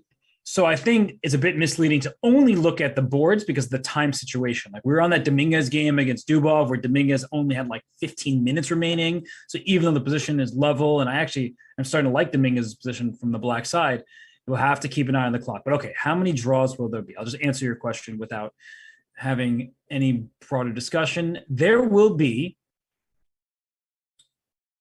4 decisive games. Mm-hmm. 4 decisive games and 4 draws. That is like the most common results, right? At the elimination stage when we have all the games going on. Let's say I hope for more decisive games because I want to see more fun here. The game which is getting into the interesting stage and started very interestingly was Pretke against Vashi. That's the group C. Let's bring up that board as Pretke here is not afraid to open up the center, and he pushed e4. Keddy, this whole time I have been very nervous about Maxim's position. And the last few moves, we saw the knight take on g4, h4 was played, the rook captured, double attack, threatening checkmate, throwing the knight, f5 defends both, closes the queen off from the h7 square, bishop e2, simple development. And this is a good moment to show everybody why you don't just take pieces when they look free. Knight takes f2. Yay, give me the pawn. Up goes the eval bar because rook g1 happens, and now there's a rook attacking you here. So what do? Let's say you try to bring your queen back into the game with queen to d8. Even something like rook h2, your knight has nowhere to go without giving a pawn back, because if you go knight g4, I take it, and then once your pawn f5 is gone, h7 falls, you're done. And if you go knight e4, this doesn't help either, because after the trade over here, you still are getting checkmated because your bishop on g7 is pinned, the queen of rook. I mean, this is as terrible as it gets. Look at this. Bishop on c8. Oh, no. Doing nothing. I don't want to look at the bishop. So bad bishop, so bad bishop. And Robert, in some positions, I worry about the rook on b8 can be under attack. It can be like double attack and the rook can be lost there as the bishops from c8 just divides the board in two parts. That's a really good point. Like if this queen could go to h2 right now, this rook is suddenly hanging in addition to the pressure on h7. So that rook being loose is an issue. And, you know, Maxime, he brought his knight back and Alexander Preki is like, well, I'm just going to keep pushing forward. Let's open up this whole board. If you take on e4 now, same problems. Knight takes e4. I'm trying to remove the guard of your h7 pawn. This is a disaster for Maxime. The clock situation, Ketty, it's slightly better for white, which is bad news for Maxime because his position is much more difficult to play. Yeah, quite a heavy start for rating favorites in this match and also in this group.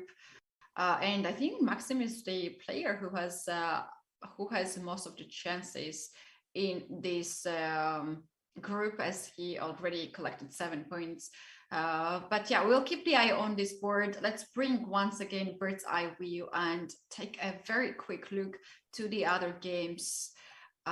What is happening in the game of Aronian and Nakamura? We can see that queens are off the board, which is just terrible news for Hikaru because he's down in exchange. I mean, his position is completely lost, and I think he'll probably lose in a relatively short period of time. The game that are interesting now, the Vitiugov game is getting a bit spicier. The Dubov against Dominguez game is looking interesting. And Anish Giri with the white piece against Yu Yangyi, that position also is looking good for the Dutchman. Yeah, once again, your call, Robert. Let's pick one game and we can focus on that one. What it can be. Okay, so I want to pull up the game between Anish and Yu Yangyi. Not too much has happened, but this pawn did go to a5. So the last couple moves, we saw rook c8. The bishop went forward instead of back to b3. I like the look of bishop to b3. And curiously, a5, queen b6, and the eval slightly prefers white. I think from a practical point of view, it just is a really, really pleasant position for white. I do not like black's chance in this game. Look at this bishop on d5, Ketty. It covers a8. So that means if I take on a5, you can't attack my queen. It can always retreat to b3, and it keeps this pawn on d6 stuck in place, and that pawn's already kind of threatened twice. Yeah, this queen b6 is a sneaky move here. It's not only chases the a5 pawn, which is right now hanging, but also looks at d6 pawn. And for instance, after a4, white can play something like bishop f3, just withdraw this bishop back, and d6 pawn is hanging, and black has to take care of that bishop.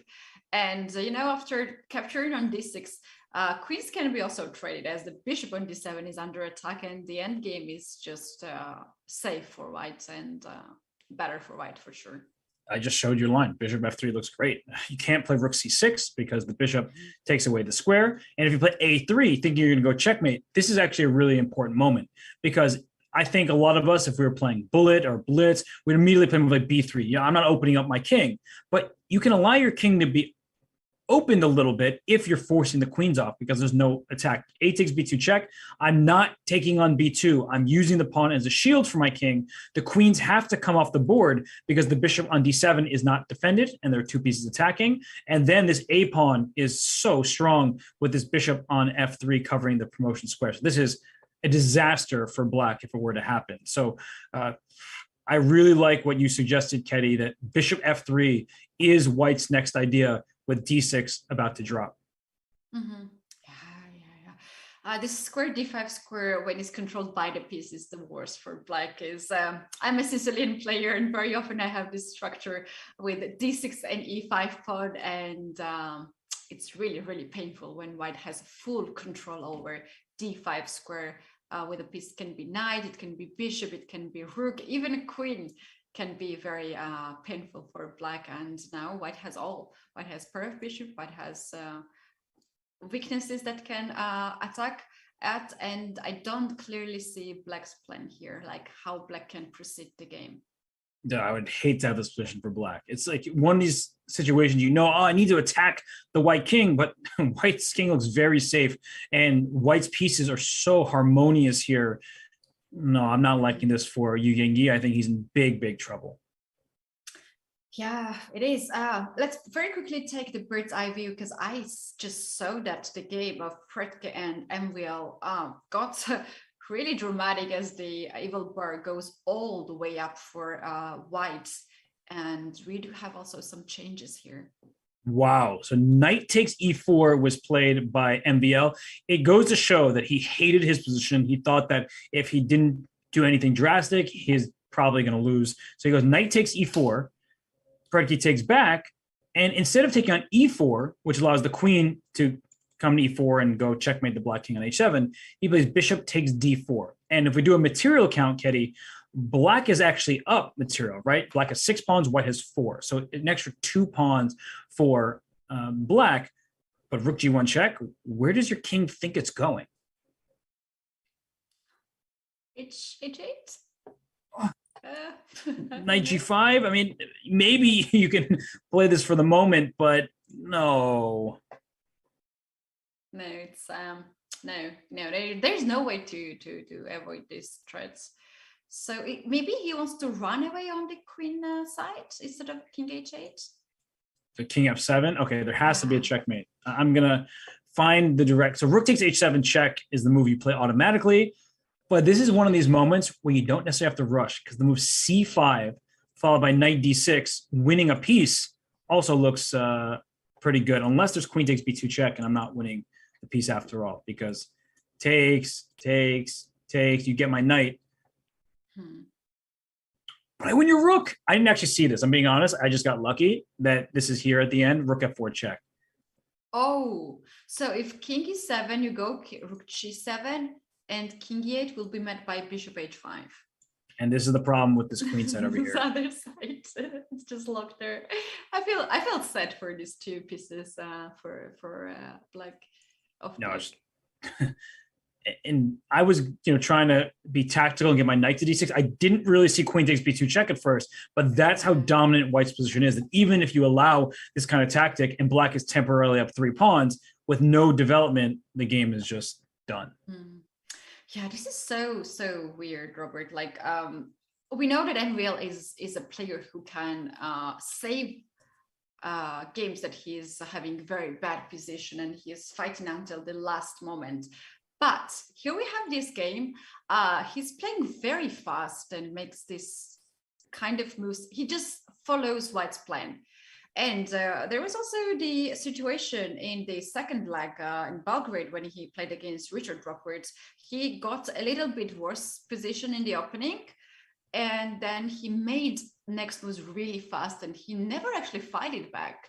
That was so weird from MVL. Like usually he fights until the last moment, and now he repeats this again. Yeah, no, he. What do you think? Why this is happening to him lately? What can be the reason of it? I don't have all the answers. I know that there are times when he's trying to get out of his typical opening repertoire, and sometimes he gets in a rough position, and it's hard to be combative at all moments. And his opening style, Ketty, every single opening he plays is like a vicious opening. He loves playing his Najdorfs. He loves playing his Grunfeld. There's no rest for this guy. No matter what color he has, he's always playing these aggressive games. And he was criticized in the last candidates tournament for in the second half. He continued to play the openings he always does, and then he was caught in his preparation. He also was caught in the 2021 Vaikonze tournament. So, I don't know. I don't have the answers. I'm not playing in this tournament, but it feels like Maxime is off to as bad of a start as you could possibly find. Yeah, and we see players who are in the best shape, like Aronian, and we see people who are not in their best shape, can be MVL having a little bit difficulties for the latest games at the Grand Prix. Yeah, but the game is still on. He has very difficult game. Alexander Predke can be really, really happy to have this position, the first round at the Grand Prix and against my MVL. Robert, this tournament is not only for Grand Prix points, but we also have a very lovely prize fund here. And let's very quickly take a look at the prizes here we have. So we do have 150,000 euro overall for each Grand Prix, and the winner will get 24,000 euros. But also that's very important how much games you win, how much you score in the elimination stage. As look at the prices here, you can get 5,000, that's guaranteed, but you can also get 7,000 or even 9,000 euro, and that's a very good chance for the players who cannot really go at the candidates tournament, but they can get as much prizes as possible. For sure. I mean, the players who scored 0 points in their first group, they're just hoping to have a good performance, gain some rating points, and as you're saying, get some of this prize fund here. And the winner, you're likely going to make the candidates. So not only getting the prize fund from this event, you're going to get the prize fund from the candidates, and you're also going to have a chance to fight to have a chance to. You're trying to have a chance to play Magnus Carlsen if you win the candidates. That's what I was trying to say. But for Maxime Vachier-Lagrave, he lost in the previous leg earlier than he wanted to, and now in game one here, he's in really bad shape after Rook G1 check. And I think this is kind of a natural attack here for Predke. He's way too strong to botch this. I mean, their commentators' curses happen. I don't see it happening this game. He's just crushing Maxime right now. Yeah, that's right. Let's once again take a look at the graphics that we have here. What are the chances for the players to get the spot at the candidates tournament, the third spot besides the Grand Prix that we have here? MVL can have a chance, right, to qualify, but he needs to win the games to increase his rating and get rating points. Oh, no, he's not there. No, MVL, he's a bit farther behind because he's not dropped, but he's at 2760. And so compared to those other players like Wesley So, Anish Giri, and so on, Wesley So and so on. But Levon Aronian, who's looking like he's in good shape to make his way through from the Grand Prix, the other players will have a chance to make it by rating. So Giri and So would be the two players who are chasing Levon Aronian. If Levon is to make it by the Grand Prix, then those other two players have a good shot. But right now, let's go back to the Hikaru game because it has changed quite a lot. The queens are off the board. Some trades have happened. And as we get to the live position, this is a situation where, I mean, what has happened? I cannot recognize this position anymore. What happened here, Robert? So we had a queen trade on A7. The bishop took on E4. And here F3 was played, opening the bishop back to the rook. Rook E2, a very clever move by Hikaru, because if the rook stays on the board, then black can get some activity. And after bishop F2, B4 was played, trying to create a passer. So I really like what Hikaru did here. And perhaps Levon was playing too quickly because he still has so much time on his clock. It doesn't feel like he maximized his position, because after this sequence, C2, bishop E3, C1 equals rook, same as getting a queen. White has to take. And once we get here, Teddy, yeah, white is doing extremely well. You have 2 pawns and a rook for 2 minor pieces. But black has some serious chances to hold this game. Yeah, I think that's the chance that Hikaru would take for sure. It was very dangerous position, and now we have a little bit peaceful end game here. White has nothing to risk, obviously, with this extra two pawns on the queen side, but it is a chance here for black for sure, and this can be very real, right, Robert? Like, knight can come very quickly into the game, and king is already in the center in front of the d pawn. So, wow, this is interesting. So what if we just try to push our pawn, like b5, b6, and so on? You're gonna have to try to stop this pawn. So let's say you go king c8, pawn b6. Now there's this threat of rook c7, which wins a piece. So either move the knight or move the king first. Let's say we move the knight to d3, because if we try to attack the pawn, then this pawn just starts going too. So we need to keep that in mind, because what happens is I push my pawn and I keep pushing, and then your king's going to have to make a decision, and I'm going to push whichever way your king didn't go. So just to show you how this works is I give you this check here, and if your king goes to b8, I push d7, and you have to sacrifice your bishop. If you go to d8, then I just get a queen directly, and even if you were covering the square, you'd have to sacrifice a minor piece for a pawn.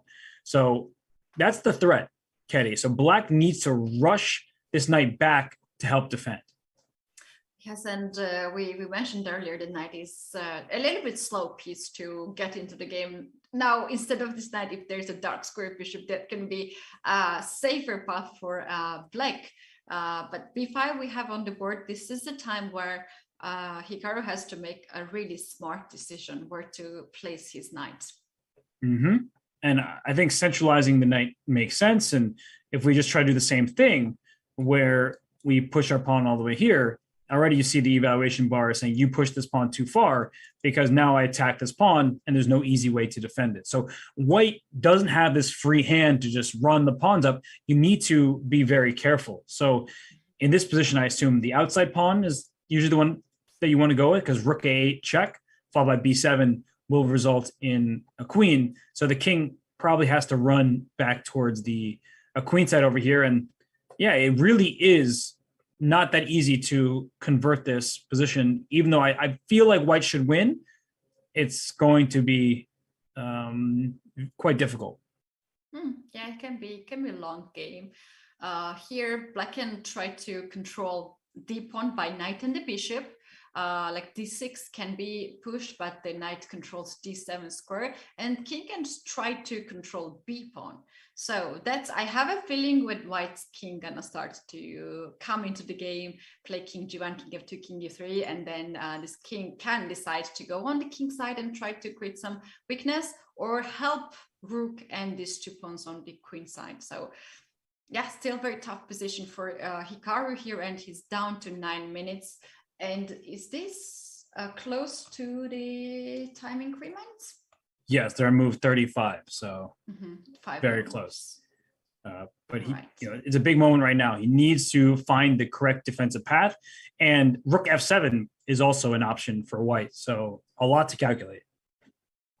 A lot to calculate indeed, and luckily Aronian has more than 1 hour on the clock, so he will take his time, I guess, here. Indeed. Sorry, just grab some water. Yeah, we saw that.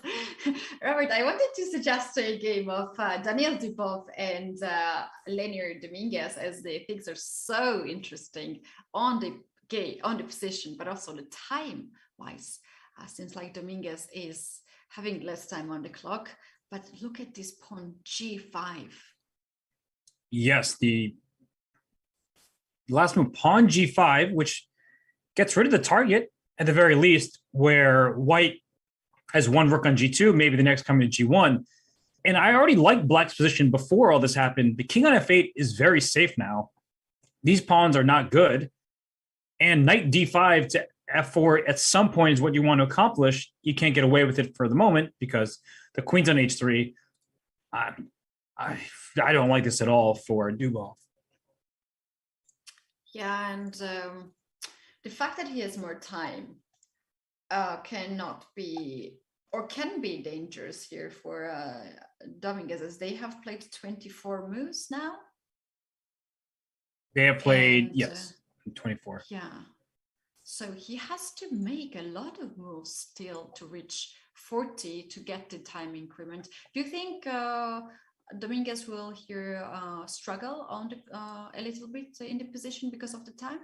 No, because he won the World Blitz Championship in 2008. So I have a lot of faith in his speed chess abilities. Plus, the position is not that complicated. I mean, it's not easy to find the next 15 moves, but some ideas for black include king to e7, maybe doubling your rooks at some point. There are many options for black, and with the 30-second increment, I feel like he won't be in too much danger of losing on time. So I think his position is easier to play than Dubov's is. But the knights on f6 and h5, a weird configuration, but a very sturdy one. So I am liking Dominguez's position right now. I think that he is kept everything under control and now even has the upper hand. Just remember, you could choose Dominguez to be in your team, right? When we were trying to pick the players for our teams, you choose Dominguez. That's what I remember. For sure, you have full confidence in his play. I think he's one of the most underestimated, overlooked chess players, arguably of all time, but especially right now. I mean, the guy has been at the highest levels of chess for so many years, and I don't think anybody talks about him. And he had to take a hiatus for several years as he was transferring federations and had a lot of things going on in his personal life. And he was working with Fabiano Caruana for the 2018 World Chess Championship. But Dominguez is somebody who deserves the utmost respect as a human being, as a chess player. And I have always thought very highly of his chess. I think he has a style that is, you see his games and you're like, how did he win that? Where did his opponent go wrong? But he improves his position just like move by move. And it's just, he constricts you. And the game's already over, by the way. I just see a result is in. Yeah, we just had results. MVL had enough and he couldn't continue the game.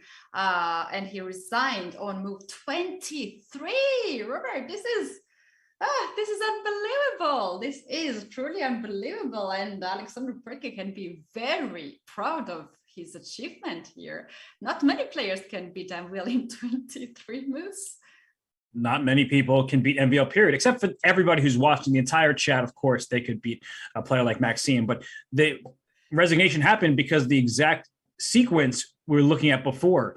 C5 was in fact played by Grandmaster Predke, and after Queen B4, A3, Maxime resigns. Look at this bishop, look at this rook, look at this knight about to come to D6, which wins this bishop on D4. So if your queen tries to escape after the simple knight D6 check, I'm not even going to take H7. I'll take your bishop, and you still can't move your pieces. So once more, the reason why this does not work out is because after rook F4 check, you are losing your rook on F8 by force.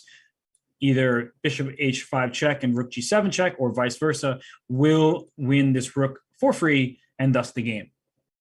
Yeah, that was truly time to resign. And I was just thinking where the things got so ugly here for MVL.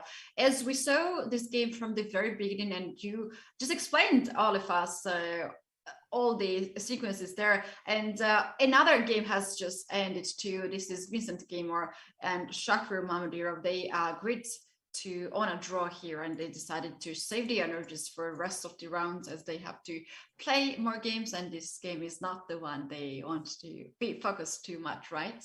Yeah, there's nothing left to play for in that position, so they agree to a draw. They'll continue tomorrow. And it looks like Hikaru Nakamura has made the wrong decision because that evaluation bar is sky high. But we'll get to that game and the rest of them after this short break. This is the 2022 FIDE Grand Prix, the third leg of action. We'll be right back.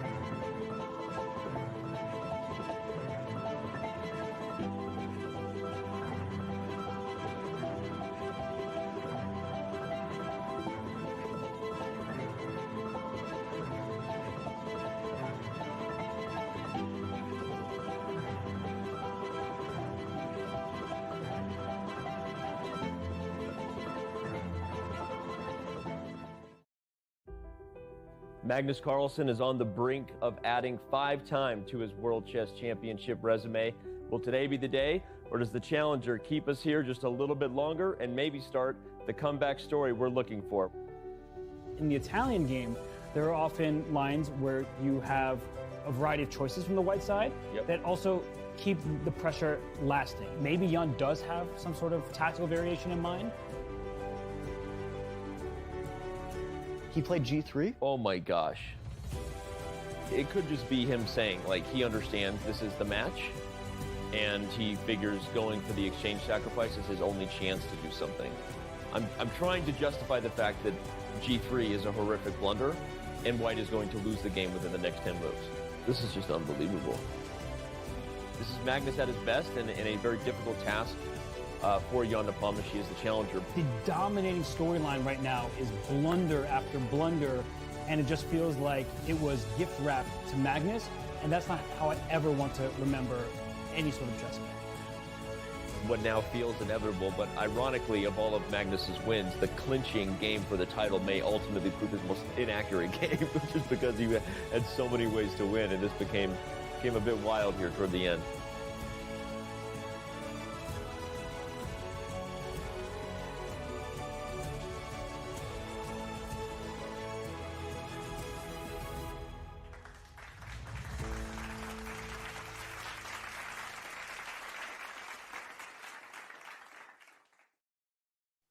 Welcome back, everyone. This is FIDE Grand Prix 2022, the final tournament before the candidates 2022. And we do have 2 games down.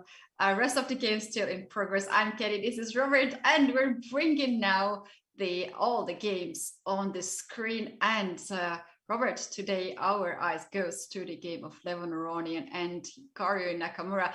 It's not a boring game at all. They started to play very active chess from very beginning, but it's not going the way as Hikaru probably planned. As Maxime Vachier-Lagrave learned that sometimes boring might be good because he lost a very exciting game and did so quickly. But you're right, this game between Hikaru and Levon, and we can pull it up on screen for everybody. It's that's the top left, second from the left on the top row right now. As we pull it up here, it's 2 pawns and a rook for 2 minor pieces. But there's also this issue, Ketty, of this pawn f6. So that's going to be a problem for black. The move g4 comes to mind right now, because the bishop, it needs to stay on this diagonal, because otherwise d6, d7. And after bishop to c8, this rook comes to f7. This rook can take f6, and that's a 3rd pawn. And then these 2 are not going to be particularly long for this board. I think that this position objectively is already winning for white. Well, I like this move g4 here. Seems like it's just winning another pawn on h7 or f6 can be, and we can once again show why bishop, for instance, g6 is a bad move, because then d pawn comes all the way down to d7, and then it's gonna be very, very hard to stop this pawn. Knight e5 will be met by d7 anyway, and yeah, that's I think after knight f7 here or knight c6, white will play rook c7, and rook c8 is a threat. And the moment white gets another piece, there's going to be exchange up position, and this is clearly winning, as the king is way too far from all the action and will be just very bad and losing position for black. That's right. So that means after g4, and look how much time, Levon has an hour to think about what he wants to do, but g4 forces bishop to c8, no other choice. And after rook f7, rook takes h7 is a possibility, but then after knight e5, we've covered the d7 square, we're attacking f3. It should still be really, really good for white. I mean, everything should be good for white, but I think the look of rook f7 spoke to me, just to remove this dark square pawn, and then the rest of the pawns, you can start going after them next. And yeah, I don't believe that Hikaru really has chances here to hold this position. Yeah, that's right. That's right. Still, we have to wait for Levon to make his next move. g4 seems to be very strong move, but he has 1 hour time on the clock, and I'm sure he wants to enjoy this position. He wants to spend some time here to figure out what is going on.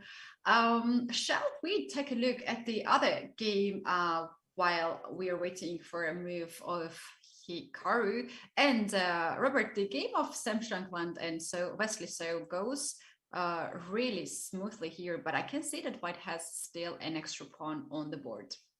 It's one of these super grandmaster decisions where you're down a pawn and it's look at the eval bar, 0.5. It should be a draw. And the reason why is if the B and A pawns are traded for each other, then it's a 4-on-3 on the same side of the board with the rooks on the board. And that is a known theoretical draw. So if we go back in time around here, Rook C8 was played by Wesley. He could have taken on D5, but he plays Rook C8.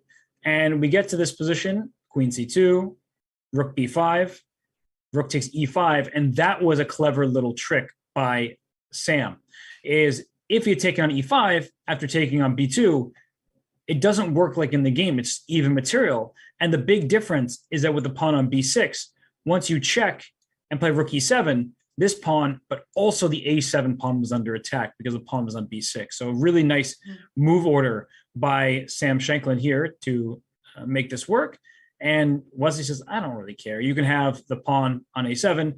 This is a draw, and I know it. You know it. And you can try your best to win it. But I think pretty clearly Wesley is going to hold. Yeah. Yeah, I agree with that. I remember Sam Shankland was a participant of one of the reality show in USA. Have you seen that reality show? The Kicking and Screaming? I don't know. He was part of many reality shows. I just know about one. Yeah, that's the one Sam was on. I believe it's called Kicking and Screaming. Yeah. Have you seen some episodes of that? No, I saw like some clips. I definitely did not watch the entire episodes. But did you? It sounds like you might have. Not really. I don't really have an access, but I would love to weigh out how to watch that. And it's very interesting because chess players are usually not part of this kind of challenges, right? Like some reality shows, and they don't even like to give the interviews. Let's be honest. But Sam was the person who just decided to be exception from the other chess players, and I think that's very, very nice. Yeah, I want to see that show for sure. Yeah, reality shows are not my cup of tea, but for some people, they enjoyed, and it was the clips I saw. It looked like a very fun and funny time. So, not having the funniest times right now, I don't think Sam is laughing. He wanted to beat Wesley So in this game, but he's at the point where he knows this game should end in a draw. It's the 4-on-3 on the same side of the board. Black is ready to push this pawn to B4 to trade it off. And if that's the case, let's say I go Rook B7, you go Rook B3, White loses A3, Black loses B5. That's clear draw territory. So theoretical knowledge is very important. Dvoretsky's endgame manual will come in handy. And Wesley So, he knows how to draw this game. Yeah. Talking about Dvoretsky's endgame, I just got it recently, and it makes me feel that I'm strong in the endgames just to have that over here on the background. But I hope I'm gonna have some time to look at some positions. And this is the theoretical endgame. We can get into the endgame where one side has 4 pawns, another has 3 pawns. There has been some games where the side who had 3 pawns lost the game without any blunders. So yeah, this is pretty much the theory, but you still need to know what's happening. Let's once again bring the bird's eye view on the screen and check out the other games if we have any updates. Okay, so we see the eval bar for Anish Giri. It's getting higher. The eval bar for Nikita Vityugov, a game we haven't checked on in a long time. That one is getting pretty high. The game between Yesepenko, that's top left, against Grigor Parin, still pretty level, but anything can happen there. And it looks like Levon Aronian, that is second from the left on the top row. He did put his rook on F7. He's going to win this F6 pawn, and the evaluation is still very high. So nothing really of note there. We've seen that position. Dominguez, still in good shape. Ketty, I'm mentioning all the games. They all look really interesting. Tell me, where do we go? We will go to game of Vitigov and Tabatabai for now, but we will keep the eye. I will keep the eye on the game of Aronian and Hikaru. If something happens there, I will bring it on the screen right away. So yeah, why this is better for Vitigov? No F7 pawn. White's up a pawn. I did a quick math and I figured it out. I was like, yeah, it doesn't look like it's that much, but white is up a pawn. And it's actually the B5 pawn that we were talking about earlier, that after A4, Amin Tabatabai went F6 to challenge the center. But after the trades here, this pawn on B5 became a direct target. So queen E2 attacks this pawn. And if you'd played a move like B4, trying to save your pawn, then this rook can come to A6, try to follow bishop A4, and there's a problem along the 6th rank. So I think that Vitigov put his opponent in a tough spot at the moment. And in the game, rook E8 was played. Bishop G5 was the follow-up because queen takes B5 would have run into rook B8. And even though white keeps the extra pawn after queen A4, if the queen is on an awkward square, Ketty. So I understand the decision to not take on B5 right away. Right. So instead of that, what happened instead of taking on B5? You went bishop G5, saying the pawn's not going anywhere, and I would love to ruin your kingside structure. D4 was played, and now queen takes B5, bishop takes on E6 now, knight takes G5, attacking the queen, and it's a pawn up for white. It's just a healthy extra pawn. So, Ketty, pretty good chances for Vitigov right now. It is very, very good chances here. What Tabatabai is counting on, maybe he wants to just swipe up the queen side and the center and keep the pawns 3 versus 2 in the rook endgame or knight endgame, can be also drawish. So is there a chance that black can go in that direction? Yes. That's what you really want. Unfortunately, the pawn is pinned for the moment, so you have to take care of that. So like rook to D8. And Ketty's point is a good one, that if we trade everything on this square here, we have a similar situation as we're looking at Wesley So versus Sam Shankland, that black will go after the B2 pawn, white will go after the C7 pawn. And if those are traded, the 3-on-2 on the same side of the board is a very easy theoretical draw for these players. So that is the dream for Tabatabai. Mm-hmm. Yeah, that's actually a dream. So knight F3 is on the board. Here we expect rook D8 to be played. How about move D3? This pawn can get scary, can get weak as well. How white will react after that move?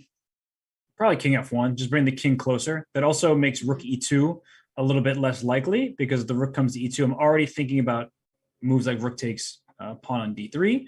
As an option. Also, this rook can just get into the game, but my point of rook takes D3 is I'm removing the guard of your rook on E2. And after crazy rook, take here. I think that I have some kind of rook A6 because once this king gets to F7, I'm already looking at knight E5. So I go rook A6 and your knight moves and I get knight E5 check, or you protect it and I still take because of knight E5 check. Oh, that's funny. That's funny, and like I can't really get avoid of this fork that can cost a point here. So yeah, this can happen. So after knight F3, it is black to move. Black doesn't have much of the time here. We can see that he's very close to get 10 minutes on the clock.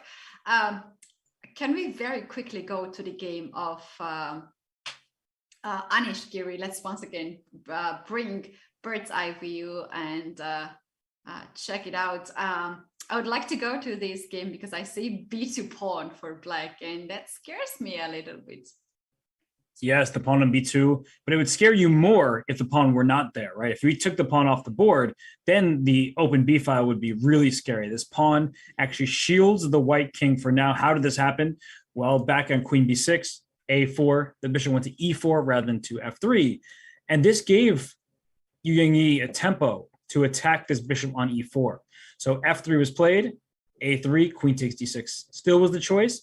And now after AB, king B1, the big difference is that the queen is not on E7 having to trade queens. And that was what we were looking at with the bishop on F3. I'm sure there were some distinctions there that Anish didn't like, but now at least Yu Yangyi gets to keep the queens on the board. And after bishop B5, it's Anish on the clock, down on time, can take this pawn on E5 here, B2 is not going anywhere. I mean, it still looks really good for white, objectively speaking, but the white king, that's the part that you're getting a little bit nervous about.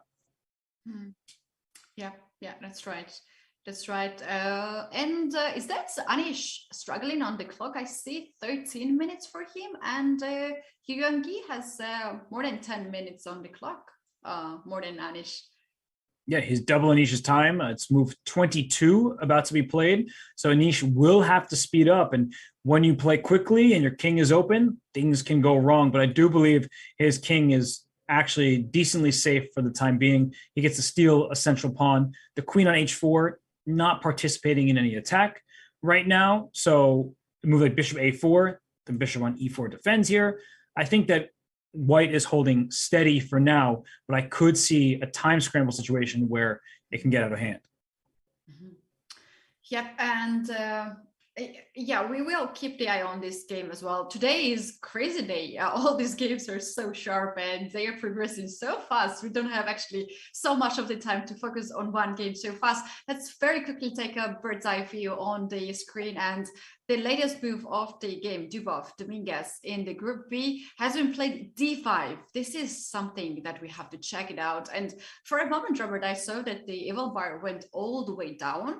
And then after a little bit of thinking, the bar went equalish. Not yet. Black still have a little bit advantage here, according to the evil bar. Well, it was here a moment ago. The move was king f8 played by Dominguez after the move d5 was chosen by Dubov. So d5, one of these moves you play in your opponent's time trouble because it's not easy to figure out how to deal with it. And I believe that the better move from Dominguez was knight takes d5, which looks impossible because your knight on h5 is now loose. That knight had an important function defending the other knight. But after queen takes h5, the knight simply retreats to f6, attacking the queen, but also the bishop on d2. Queen takes h6, queen takes d2. Sure, you can have this pawn on g5 if you want it, but black can even take on f2. Black can swap queens and take on c3. These endgames are clearly better for black with the healthier pawn structure and white's pawns remaining very vulnerable. So time trouble does play a part in chess, it playing a part in this game. And Dominguez, he dropped his king back to f8 towards safety. But I think that d takes e6, if your queen takes d2, all of a sudden there's e7 check. And does your king really want to walk onto the e-file where this rook is here and the bishop can land discover check? Looks messy. Yeah, no. Wow, that's really interesting position. Let's get something. Robert, in the line that we just showed after knight d5 and queen h5, is there a chance that queen takes, knight f6, queen takes h6? Was there a rook h8 move? Oh, rook h8? Oh, look at this! It's a blunder, and that's brilliant move. I think queen takes. And where's your king going? Oh no. King g7, you've walked into discovery, which means bishop e7 check, picks up your queen, because that's check to your king and queen. And if you go to e5, you know what they say, look for checks, right? How many safe squares does king have? Not here, not here, not there, there, which means I just have to give one check and I win the game. And f4 is that checkmate. So that rook h8 is a great question. And it's something that it looks like it's winning for black because you're winning this queen here, but it walks right into this queen sacrifice, which is the only move for white, and it happens to be a winning move. It's a brilliant tactic here. You think you're winning queen, and you can end up checkmated on the center of the board. And just imagine king is on e5. You get checkmated by f4. You stop the clock, and your king is on e5, which actually means that you win with black pieces. So this can get really complicated for digital board. That's a really funny point. And hey, if the digital board says that black won, I guess black won, right? The king's on e5. But yeah, that would not the king of the hill moment for you. It's you die on that hill. Yeah, that's a dead path for the black king. So here we have king f8 played move safely for Dominguez. But you say that d takes e6 can still complicate the situation, right? Yeah, because if you take with the queen on e6, hoping to trade queens, bishop f5 looks like a nuisance, hitting the queen and the rook behind it. Not the end of the story, but it does look like a situation that black needs to deal with. And if queen takes d2, e7 check, king takes e7, looking pretty forced. This looks really scary to me. So yeah. Is there a way, instead of taking the king pawn on e7, just to get this king in the safety on g7 and try to play the position when you have less exchange, but a very tricky knight on the board? Yeah, you could, but like you're saying, like go king g7 instead of taking. I think you can get the same position by taking and then just going back, and at least the bishop is on c8 rather than e4. So you make a good point here that get a queen, takes, black is in pretty good shape, have great control over many squares, attacking f2, attacking c3, and so on. And in fact, we might see this because queen takes d2 was just played by Dominguez, but I think you can take, and after, say, bishop to f5 or to b7, I'm not sure there's any difference, the king comes back. At least the bishop is misplaced over here. So black doesn't have to play king g7. Maybe you can decide to take a pawn somewhere, but you can still play king g7, and the bishop is here rather than on e4. Yeah, obviously bishop on c8 seems to be better for black, as now some of the pawns can be hanging, and black can try to pick up some pawns here. So 4 minutes and 30 seconds for Dominguez, and they still have to make a lot of moves. I can see 7 is move 29. So by the time when they reach 40, we might have already decisive situation here for both sides. So, oof. And Dominguez, pressure is huge here. Yeah, he needs to speed up, and he allowed such active play from white. It looked, if we go back a few moves, it looked like black stopped most of everything here, right? It looks like the g5 pawn protected. You don't have f4. The pawn is pinned. The knights are defending each other. It looked like Dominguez in really good shape. And then he allowed this d5 shot out of nowhere and couldn't react properly with knight takes d5 because he didn't have enough time to calculate everything. Quickly went king f8. And then now he's faced with e7 check, which is no fun when you're the one down to your final minutes. No, it's absolutely not fun. He's down to 3 minutes and 37 seconds. Let's very quickly check up what happens in the game, what's happening in the game of Levon Aronian and Hikaru Nakamura. Do we have any updates?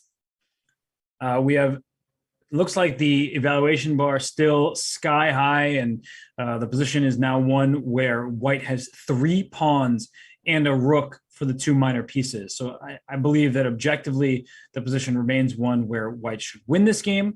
There's still some chances for black, because if you can start picking off these pawns on the queen side in the center, then this king will try to come back towards the king side. But how do you even go about this, right? Like if you attack this pawn on d5, I go d6, and you take your pawn and think, my king is in the box. I was always taught about this box, but after d7, king c7, sure, you stop me from promoting, but I have this nasty move, rook c6 check, because if you take the pawn, I take your bishop, and if you take the rook, I get a queen.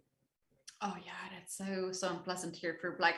And what we're gonna have extra exchange in the pawn, which gives white an opportunity to give up exchange for knight and the pawn and go to the end game with extra 2 pawns, which is clearly winning for white.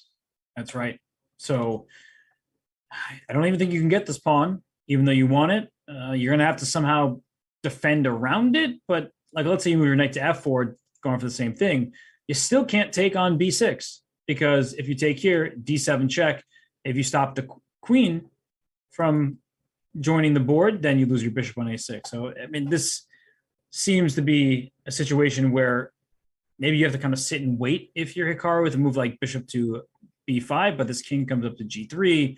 White can then go for even a pawn h4 type of move, and the king will help out, and too many extra pawns for white. Many extra pawns for white. And Robert, if white creates a pass pawn on the king side as well and push this pawn as far as possible, then at some point rook can also be sacrificed for any of the piece, and it will be impossible to stop 3 passed pawns on all the sides of the board. So there are plenty of chances here for white. And yet the king is on g1. Another way is just to activate your king, help the pawns on the king side, and create a passer there too. So yeah, quite unfortunate for Hikaru, this kind of position for the first round of the Grand Prix. Yes, and you see the zeros in the clock. As soon as he makes his move, he will gain those 30 minutes. How the DGT relay works. But he does have time remaining. He's moved 41 now in this game, so he has plenty of time to figure out what he has to do, although Levon has so much time himself and has a winning position. Oh yeah, he can sell some time on the clock.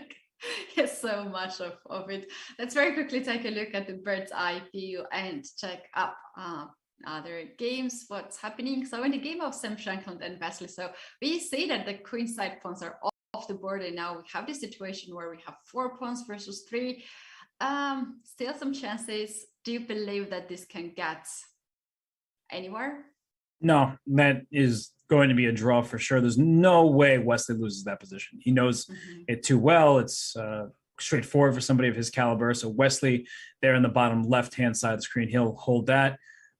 Dominguez, he did take that pawn e7, took a little bit of time to do so in the top right, but underneath that game, Vitsugov and Tabatabai, the pawn did go to d3, Ketty, and white trying to keep more pieces on the board and win the game in that manner. And Anish Giri also with the advantage, queen on a5, bishops in the center, up 1 pawn. If the b2 pawn falls, will be 2. So good chances for him as well. So which game of all these should we go to? We can take a look. I just saw that the things are happening in the game of Dubov and Dominguez, but we still have this position, and we were talking about this earlier. How about to go with the game of Anish Giri and Yu Yuangi, as we have the most of the pieces on that board, and we might see some nice ideas there. Okay, fireworks potentially in store for us here. It is an extra pawn for white and black's pawn on b2. If the queens get traded, it's just losing for black. I mean, immediately lost. You're going to lose this pawn on b2 for sure. This bishop on e4 is great. This bishop on e3 also very strong, staring in both sides of the board over here. So it's a great position for white. And in fact, it says plus 2.4. And if I were playing the game, I don't think I would be nearly that confident, think, oh, this is winning. I, of course, would like white's position, but it's still tricky because of tactics around this king on b1. Yeah, that's right. So white's plan here can be to trade any of the pieces, preferably queens or rooks, and keep the bishop endgame, or any kind of endgame is just simply very good. Oh. Whoa, this eval bar is taking us for a ride. At first, it hated the move h5, and now it's going back towards the center there. But wow, that was a moment that it was like, not a fan of this whatsoever. So it looks like rook b5 is a pretty good move for black, which means that white could have played bishop c6 on the previous turn, hitting the rook and taking away b5 and covering a8 all at once while supporting rook to d7. It was a huge multi-purpose move, but it also walks the bishop into the line of enemy fire. So after rook c8, it looks like it's not an easy spot. But Ketty, I think, if I'm not mistaken, what was happening here is the rook on b8 is trapped. So if bishop a7? Yes. Bishop f4. The rook is trapped. So you take the bishop on c6, you lose the rook on b8. That is, wow. That is so ridiculous. Superior of the 2 rooks. That's that's ridiculous indeed for black. But Robert, I'm so curious why h5 is so bad move that the evil drops all the way to equal now. I think rook b5 is part of it, where the rook now attacks the queen and attacks his pawn h5. And where is this queen even going? a4, for instance? Then rook b4. Rook b4 is possible for sure. Rook c8 is also just to defend here. And I mean, the queen it's getting close to being trapped, but I don't think you can trap it. And now this is so bad for white, like for instance, h6 move can be played. Well, I guess what this position is suggesting, and I see some moves are being played, so let's just see what's happening. Rook b5 was in fact played, is that white was better, but only because that material situation was about to be a problem for black. Because now that black is active, he's down just one pawn, and now there's problems. The king on b1, this pawn h5 is threatened. So it goes to show how difficult these positions can be, where only one single move maintains your edge. Yeah, I really like to move h5 here to create some weaknesses on the king side. Queen a4 is on the board. Anish played this really, really quickly. So he's hitting the bishop. And now black has to make a decision to guard his bishop with rook c8, or there's also a possibility of rook b4 to chase the queen. Yeah, rook b4 might walk into queen a3, which is just awkward for black. May not be terrible, but you see just if your rook moves, the queen trade happens. We talked about this. If the queen trade happens, black's in big trouble. So I guess it's just an awkward scenario for Yu Gengi, which makes rook c8 a nice alternative, because you get to defend your bishop, which defends your rook, without getting into a pickle. Yeah, and this kind of moves, rook c8 here, can be so easily missed when you have no much of the time, and you can just like miss it because the bishop is hanging and you are looking some moves which is more active than rook to c8. Oh wow, this can get really dangerous for white, or not really dangerous. I think it can. It really depends on how the next few moves go.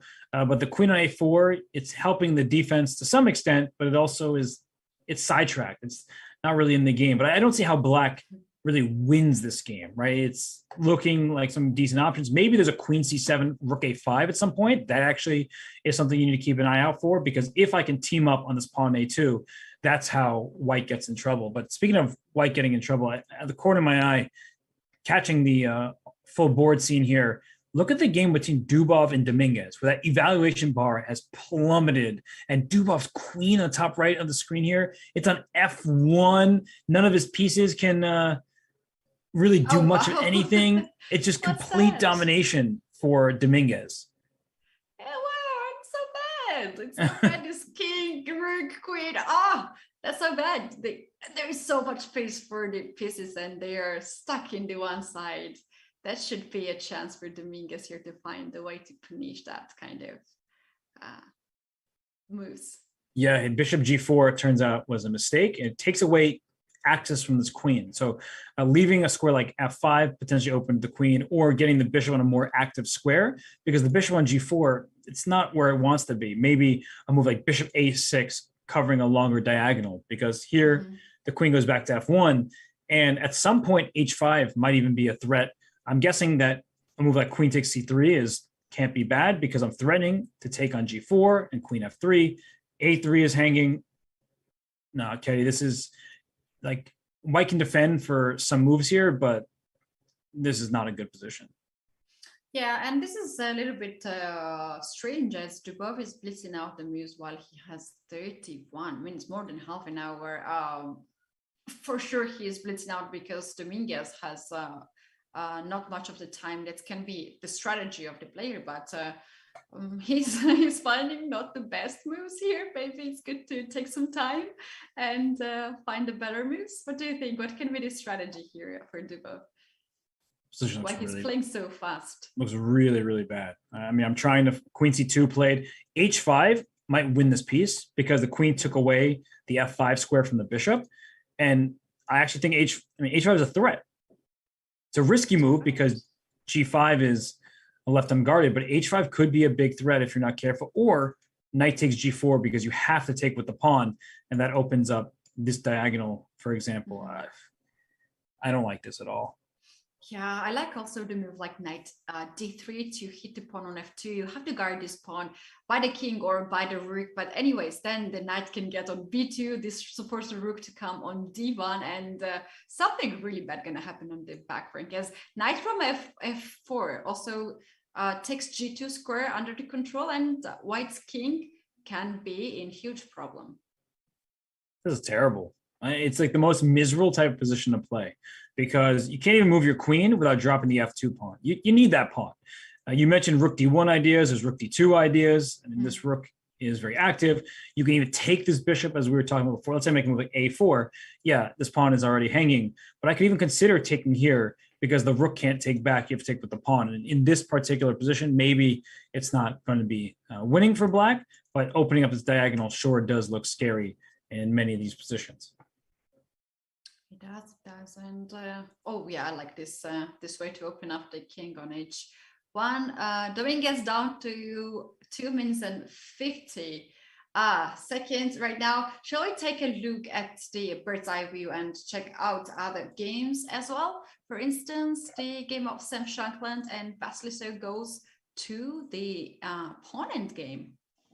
Okay, and actually, look at this last move, by the way. G5, only move for Wesley So, because Sam, he's trying to be tricky about this. He went G4, rook takes H4 played, so pinning this pawn, rook takes H5, forcing the pieces off the board. And now after King F5, King H4, if King G6 was played, well, you take my pawn, I take yours. Same goes here, easy draw. And he went F4 because he's hoping that this king goes to G3. And you see the evaluation go up because the king isn't going to do the same dance that we were looking at in the previous line. White just pushes E5. That pawn is going forward and it's going to become a queen. So G5 was the only choice available to Wesley So, process of elimination, and the game immediately is going to be a draw. And the reason why, pawn takes, E5, E6, G3, E7, G2, E8, queen, G1, queen. And wait a second, forcing the king to the G file, but it's close to the queen. So the king will defend it once you give the check. The king goes to F2, and it's only a trade rather than a win of the queen. Yeah, wow, what a beautiful move, G5, and a very good lesson for us in the end game, how you can play very active to get rid of all the problems that the opponent creates. And in case if white goes greedy and takes f6 pawn, that will allow black to be very brutal and take the f pawn and to promote the pawn to the queen. And it's very important the white has e pawn, and this is losing endgame. You can't even make a draw here. Right, king would be in check once black queen's first. So we just saw e5 played, takes the pawn, king takes back, and then this is a draw. So we are catching the final moves of this game. It's a draw, nothing remaining on this board, and a very good result for Wesley So, starting off with a draw with the black pieces. Yes, so this is second draw. So far another game has been ended earlier. Vincent Kemar and Shakir Mamadurov ended with a draw, and this is our second draw, Sam Shankland and Wesley So. We do have the decisive result. Alexander Pratke won against Maxim Vachier-Legrand. But we do have still 5 games on in progress, and those games are extremely interesting.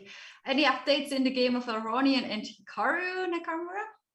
Looks like it's exactly where we left it off. So we are going to take a short break. We'll come back. We'll get the final moves before the time control, and we'll continue analyzing all these excellent games here from the FIDE Grand Prix third leg.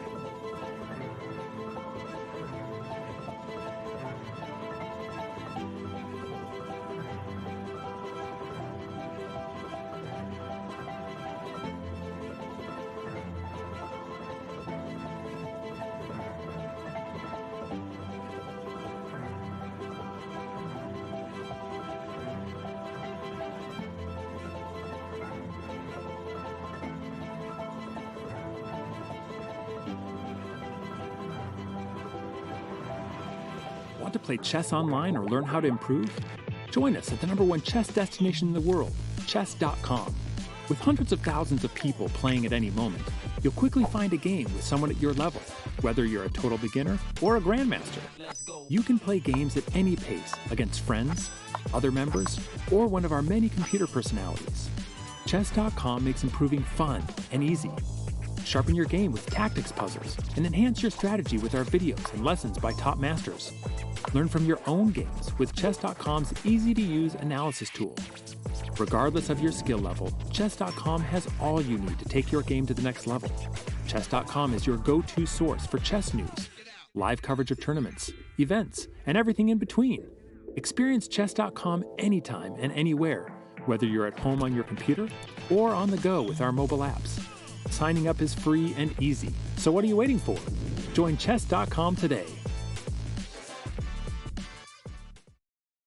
Welcome back, everyone. This is FIDE Grand Prix 2022, the first round of the final Grand Prix. I'm Caddy, this is Robert, and we're having so many exciting positions. Let's very quickly bring up the remaining 5 games on the board, and all of this seems very exciting. Robert, which game would you like to pick for the start?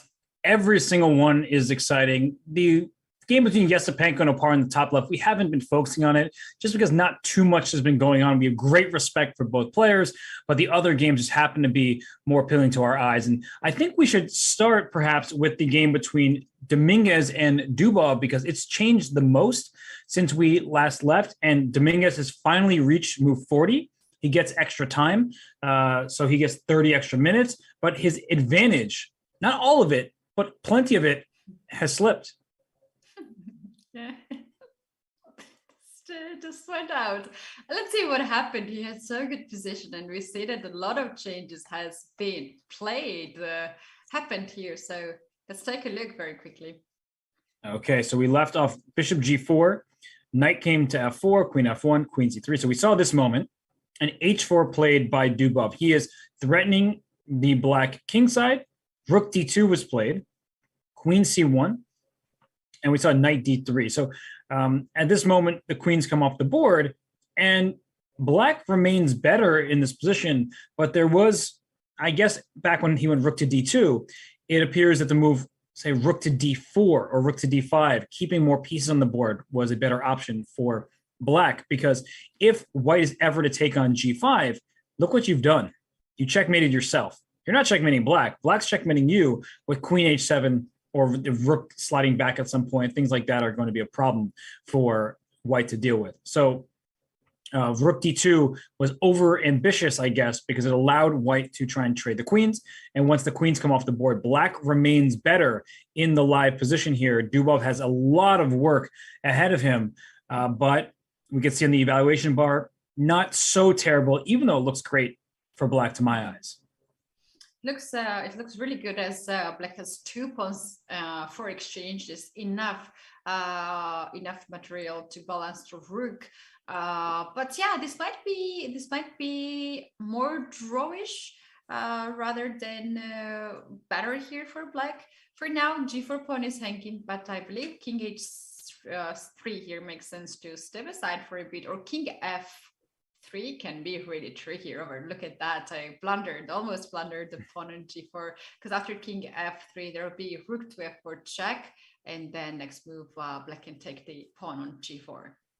Although there's some merit to this as well, because you can go after black's queen side here. It's not so clear that it's horrible for white. I mean, black is better. Black's going to be better in every variation. And I actually think that the evaluation bar doesn't tell the whole story. And as we go back, h takes g5 was played. Let's say black takes on g4. The king goes back somewhere. We take here, something like this. You can't take on g4 because you walk into a fork. But white has pretty decent chances to hold this game with a rook for a knight and 3 pawns, because there aren't that many pawns remaining. Remember, a lone knight cannot beat, a king and knight cannot beat a lone king. So what white wants to do is trade off the queen side and maybe even sacrifice a rook for the 2 pawns, because that would lead to a draw. So Dubov still has some work in front of him, but he has very good chances to make the draw.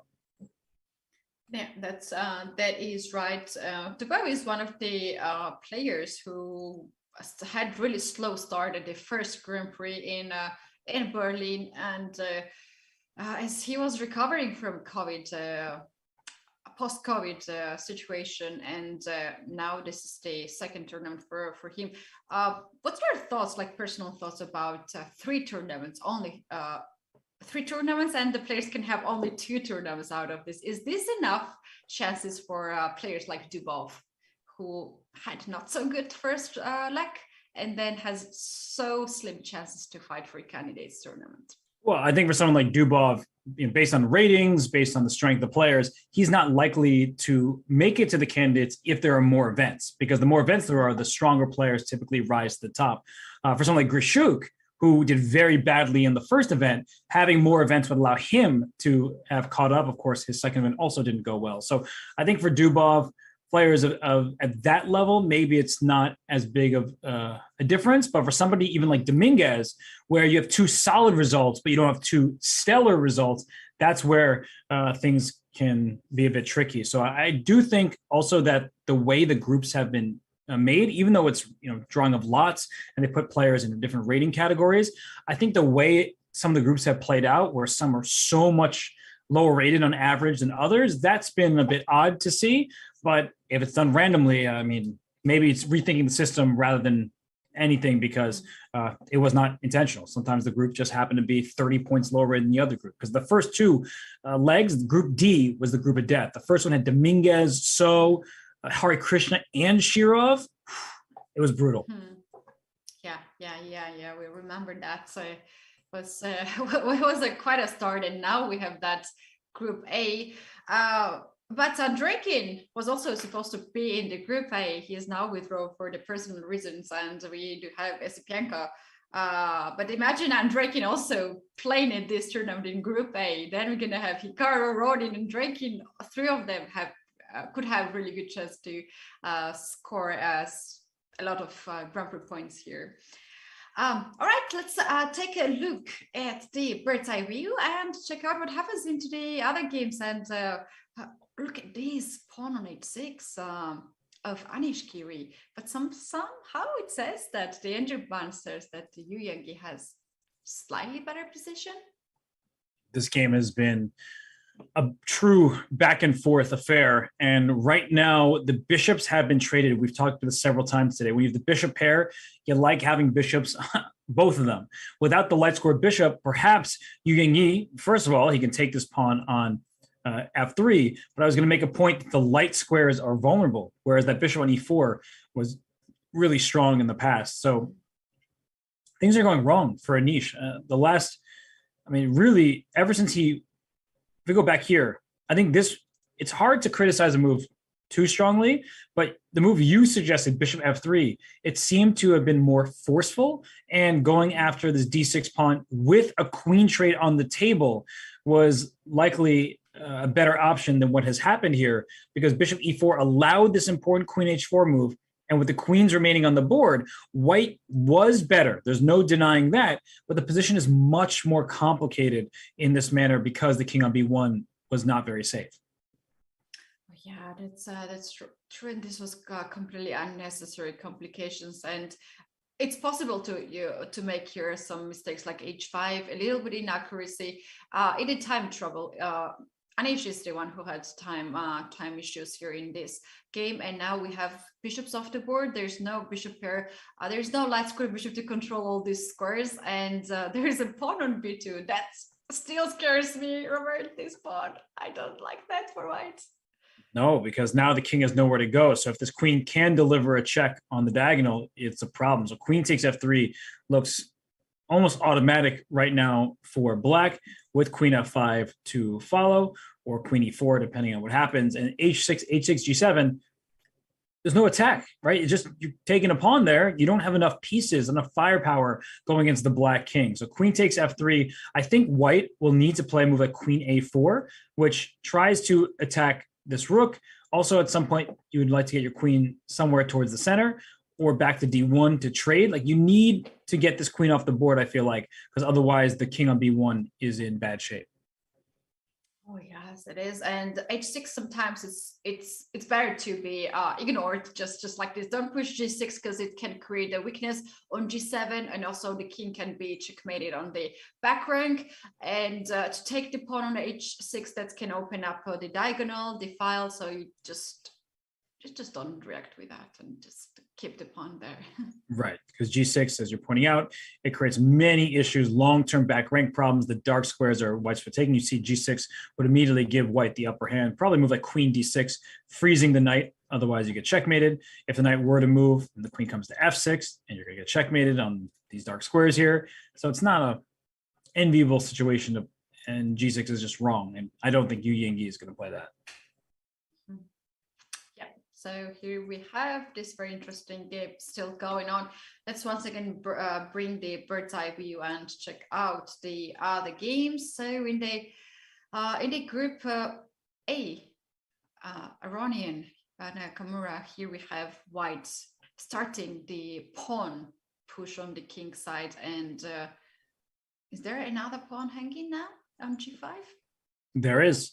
And there is a pawn hanging on d5 as well, but white wants to take all the kingside pawns. If you take d5, you win b6 later, Levon's going to be okay with that as long as you can keep winning the pawns on the king side. So if you take d5, rook to d6 or rook f7 check, both look pretty good. After rook d6, you have to defend your knight, and then you take on g5, knight takes b6, and there go the pawns. I mean, you have three of them. They're starting to march up the board. I don't feel like black is going to be in time to fend them off. What black wants to do is trade this pawn here for these three and give up a minor piece. Like if you give the bishop and the h pawn for these three, rook against knight, we know is going to be a draw, but Levon's not going to allow that. He's never going to allow the minor piece to sacrifice for a couple pawns. Oh yeah, that's a good point here. That's, I think, only way to survive here, to give up the piece to just clean the board out of the pawns. And then rook will not be able to win against knight or against the bishop. So, but the bad thing for black is that the king is too far from all the events, and it's gonna take forever to bring this king close to the all the tension on the king side. Yeah, I feel pretty confident this is completely winning. I see the eval bar, with like the strongest engines and with the largest depth, it's just over. I mean, even something like this and playing rook f8 and then just trying to push these pawns up the board, can you bring the king in to help? I think that we're already at a position that is just won for white. It's a matter of time. Yeah, I agree with that. I agree with that. So 13 minutes for Hikaru and more than 1 hour for Aronian here, and very soon we're gonna have still time trouble for Hikaru here as he's taking some of his time. Shall we take a look at the bird's eye view and check out what is happening in the game of Andrei Zipenko and Grigory Operin, because things are getting very interesting there in this game too. Yeah, it's the most interesting it's been through the whole round. Both players down under 10 minutes. They only have 4 moves to make, so not really huge time trouble. We last looked when we got to the end game, and g5, bishop e3, just kicking the pieces around a little bit, playing h4. So he actually gave up his pawn on b3, did Yasipenko, because he wanted activity. He said, your knight on h7, not a very good piece. My rook is active, and your b pawn's not going anywhere. So the bishop went to e5, so the knight could drop to f8. I like what Oparin did here. Knight f8, gets knight back into the game.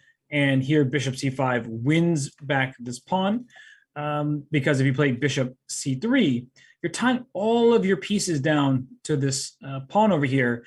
And I feel like black's position it's a little uncomfortable, where white can bring the bishop forward. This rook is so perfectly placed in the d file. Even though black's up a pawn, black is quite frozen. So that's why Oparin went rook c3, offering the pawn up so he could go back and pin this bishop on b4. So Katie, I think that was a really interesting moment there from Oparin's point of view.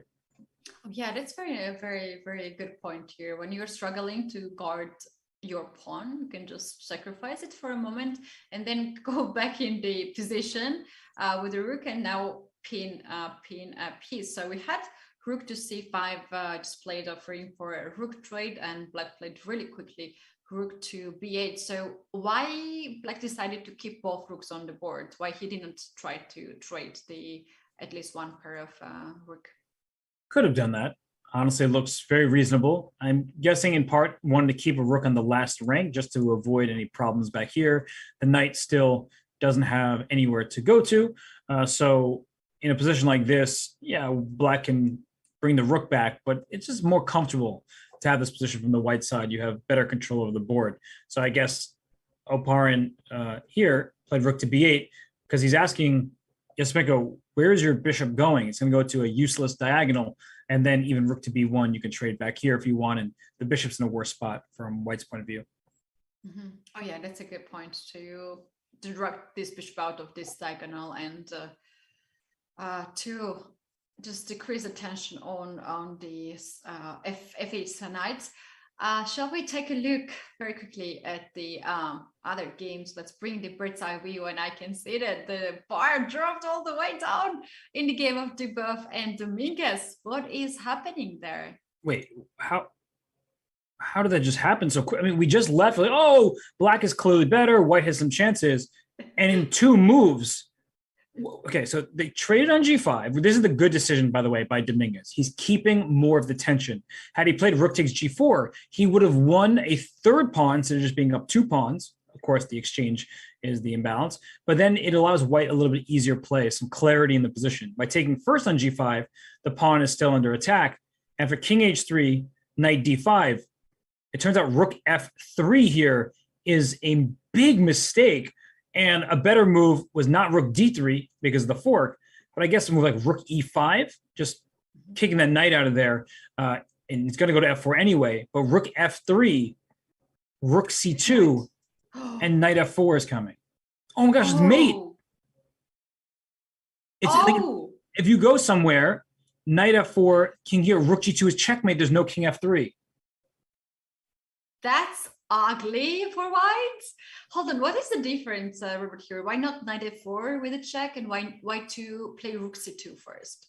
So if you play knight f4, the king can come back to h2 and then hide in the corner. So there's no mating net. You know, black still has a lot of activity, but the white king at least doesn't have to fall victim to checkmate. So by playing rook f3 here, after rook c2, if you make some, you don't have many moves, but if you make some random move like rook b3, then the knight comes here and then forks on e2 once the king comes to g3. So the rook does not want to be on g1, but it can't afford to not be on g1 either after rook c2. You need it there to stop the checkmate. It's just, oh wow, white is in Zugzwang here. White cannot move g1 rook. White cannot move rook from f3. And you can move your king. It's not a problem. If king comes on g3, knight will come anyway on f4. So is white losing after this? And rook c2 is on the board. He threw that game away in 2 moves. And it's not the first time this has happened with Dubov. I mean, it's not the first time it happens to anybody, but Dubov lost a game against Niels Grandelius in Vaikonze, where he was like losing all game. Then finally he was back in it and could hold. And then like a couple moves happened and he missed a ridiculous knight h8 move. It was a really complicated position, so I don't want to be overly harsh here. But this was a position where Dubov suddenly had chances to survive. Look at how much time he has left, Teddy. He's almost an hour. Oh yeah, oh wow, that's really bad for Dubov. He could use this time for sure. And that was his chance, obviously, to hold. It's possible to hold this position. I almost never have a problem with somebody, you know, making a mistake, overlooking something. I usually get a bit pestered when they don't spend the time when they have it. And it's clear that this is not an easy position, even though just a couple moves ago, we saw the evaluation bar say that, all right, black's better, but white still holding on. You know, it's that's why the evaluation mark can be misleading, because it just says zeros. You're like, oh, it's a draw. And you look at it, it's like, well, why is this a draw? Black has an extra pawn on the queen side over here, has way better piece coordination. And after king h3, knight d5, the move rook e5 or rook over here to b3 to keep the square open for the king. But you're not thinking about that, right? Like if you had me play blitz, I would also play rook f3. You're keeping the rook close to the king. You're looking at the F4 square where you know the knight is coming to, but you have time in a classical game. And just what an oversight here by Dubov, and now knight F4. You have to take the knight, and you're going to lose this game. Oh yes, and another result has been fixed here, and this is the draw that we do not really expect to happen so fast. Anish Giri and Yu Yang-gi here after h6. We don't have any more move. Seems like was a draw offer and was accepted as well after h6. Oh my gosh, I say this all the time. Ban the draw offer. I don't blame any player for, using all the methods they have to their advantage, but there's no reason that this game should end in a draw. I don't know why it's a draw. I don't know who's better. I mean, I do know because I see the evaluation bar, but if I think about this as if I were playing, I wouldn't know who had the advantage. I would think it's complicated. And I also think that for spectators, you don't want the game just conclude when it's just heating up. So I am very firmly opposed to draw offers in situations like this. I'm not blaming the players. I never do. At least I never mean to, but it doesn't make any sense, right? It doesn't make any sense. And how do you want to increase spectatorship and make it more of an esports, whatever you want to call it, if you can just agree to end the game in the most interesting moment? Yeah, that's so strange. That's so strange. We thought that the thing's gonna happen here at this point after h6, but there was also very, very timely draw from Anish Giri. He felt that the advantage slipped out from his hands, and he offered a draw. I'm really curious why Yu Yang-gi here agreed on this. Is that a factor because of... Yeah, go ahead, sorry. No, I was going to say, I think part of the reason you agreed to a draw is going into the game, you have the black piece against Anish Giri.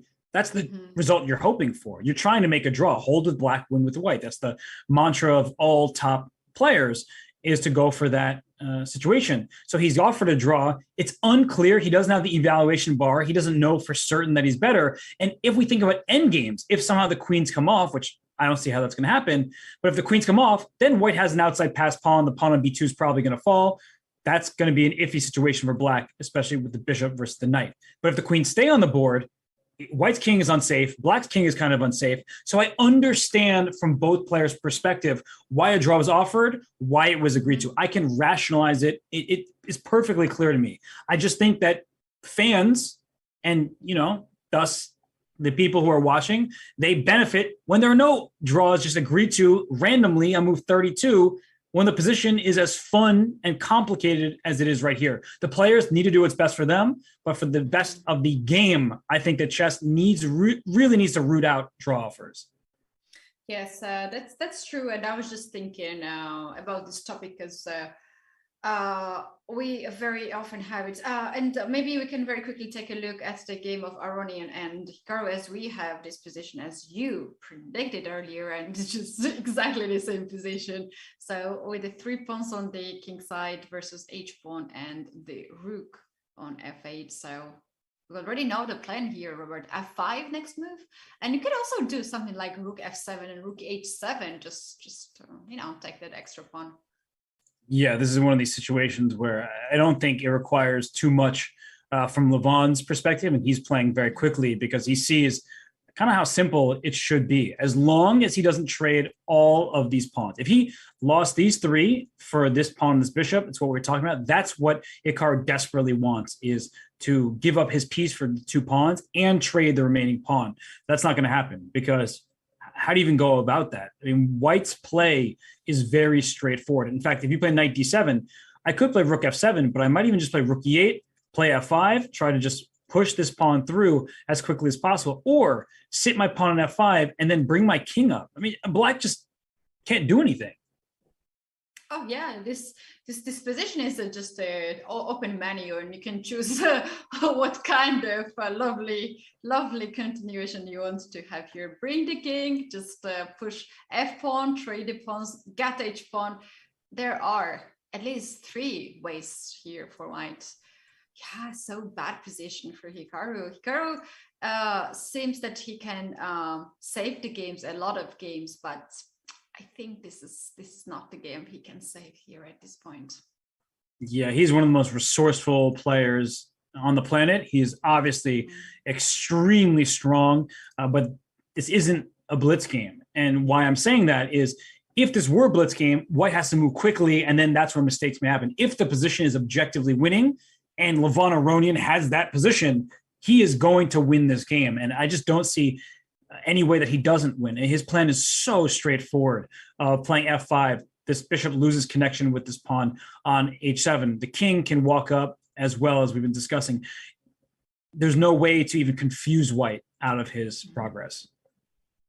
Yeah, and these kind of positions are very often asked for the players, beginners or club players, like, can you, it's so winning, right? And it's like, can you win this position against Magnus Carlsen? This is the most common question, like when you have winning position and it comes like, can you win this very position against the strongest chess player on the planet? And the answer is, Robert, I think it's yes. And you can, you know the plan, and you can just choose one of those three plans and you can go ahead and play, right? I think Levon could even beat the engine. I mean, Magnus, the engine, anybody you can think of, anything you could think of, Levon's winning. It doesn't matter what you put in his path. You could put a blindfold on him. You could, he could be half asleep. Maybe he could be fully asleep. I think Levon is winning this game because it is objectively winning, and it doesn't seem too difficult to make it happen. So Levon getting out to a good start. Leonid Dominguez, also, that turn happened so quickly between him and Dubov, and it's over. Dubov has resigned. It's over. Mm-hmm. Yes, let's bring very quickly this bird's eye view and then the position. So it seems like we have this game already finished, and let's see how this happened after Rook C2. Just in a blink of an eye, Rook C2 happened. The king came to G3, knight F4, and now if the rook moves, just to show everybody again, Rook G2 is not just check, it is checkmate, and knight E2 is a fork, and Rook F2 seems to take care of it all. But after Rook takes F2, King F2, there's another knight fork here. Black would be up 2 pawns and win the king of pawn ending. So Ketty, no option but to take on F4, and now Black plays Rook C3. This pawn is going to be a problem. And now Rook A4, threatening B5, threatening B4, and just winning the pawn directly. Oh, this game is a material for a daily puzzle that we're having on chess.com every day. This truly deserves to be called out one of the best games of today. Well done by Dominguez. He played really nicely today. He missed chess. He could play somewhere maybe more precisely. But anyway, when he was given a chance once again, he spotted out this Rook C2 move, and there was no chance for the buff. And this position actually is Zook's one, I think, because if you play G5, you just lose the pawn directly. I can take it. And if you go king back, the move B5 is available. And the reason why is Rook B1 was the way to stop B5 before, because after Rook takes, Rook takes pawn. But here there's a check on the third rank. So if a moment ago you played B5, here you see Rook B1, the evaluation is creeping up, because if you take A3, I take B5. If you take the time to defend, I play Rook B3. I get to defend my pawn from a more active spot. So actually, Dominguez saw that he was winning all the way right when this endgame happened. He played Rook C3 to encourage this rook behind the pawn rather than defend from the same rank. So really smart play here by Dominguez, recognizing that he is just winning, and he brings his king up, wins the pawn, and Dubov simply resigns. So perfect technique after Dubov stumbled. Yes, true. And here, Robert, after G5, which is the last resource here. Oh, the board disappeared. So G5, there is a rook A4, very important check. This pushes the king back on the third rank and allows Black to capture a third pawn. And there is no chance, even miracle cannot happen here in this position. And yeah, obviously Dominguez is not going to drop the rook on the board. So yeah, this is so well played by Dominguez indeed. Yes, and a win for him in this group, where Mamedyarov and Vincent Keimer also are there. That's a huge start for him. Remember, he had 7 points from the first leg that he played in. He made it through. He beat Wesley So in a rapid tiebreak. And as we bring the standings up, you'll see Leonid Dominguez tied for 5th with Anish Giri and Maxime Vachier-Lagrave. Vida Gujarati, he's out of contention. He's already played both of his events. Yeah. But Dominguez, he gets a win, and now he's leading his group, and he won with the black pieces, which means that he has 3 whites, 2 blacks remaining in the 5 games. That's really good news for Dominguez.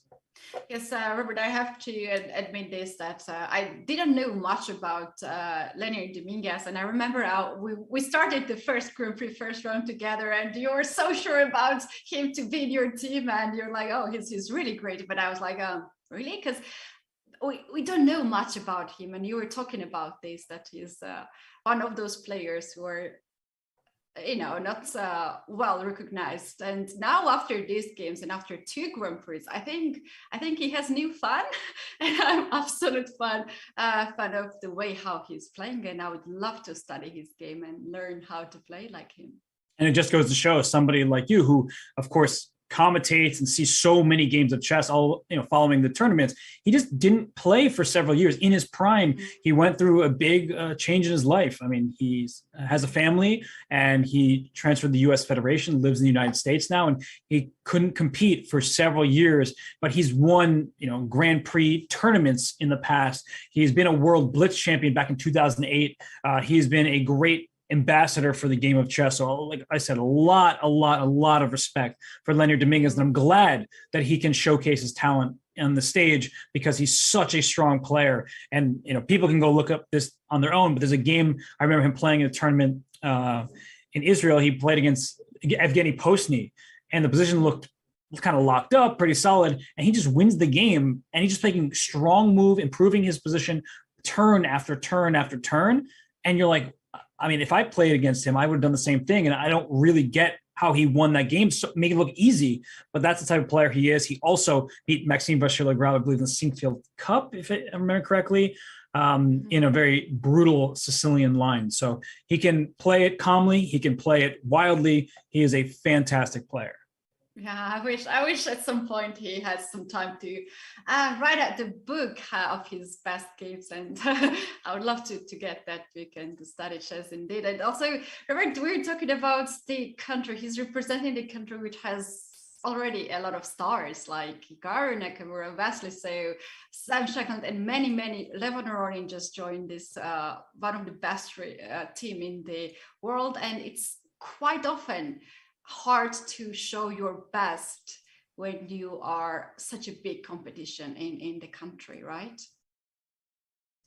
Yeah, no, it's a lot of competition there, and there are many more events. The U.S. Championship will be later this year. There's this American Cup that's happening with all of these superstars, and of course the Olympiad in this summer in India. So a lot of time for these superstars to continue showing their skills. And wait, we have looks like a result of waiting to happen in Vitiugov against Tabatabai. So I'm just going to pull up the game here, where extra 2 pawns all of a sudden for Vitiugov.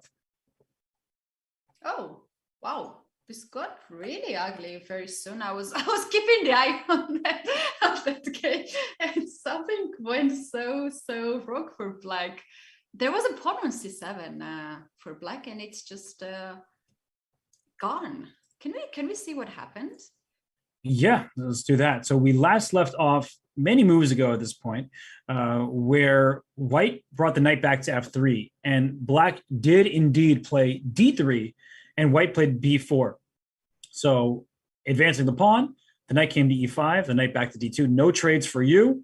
And then after knight g4, knight b3. And this knight can find a home on d4. It can find a home on c5. And the point is the d3 pawn is going to be in trouble. So knight back, h3, get away, give me luft. Knight here, knight d2 back. And after the trade,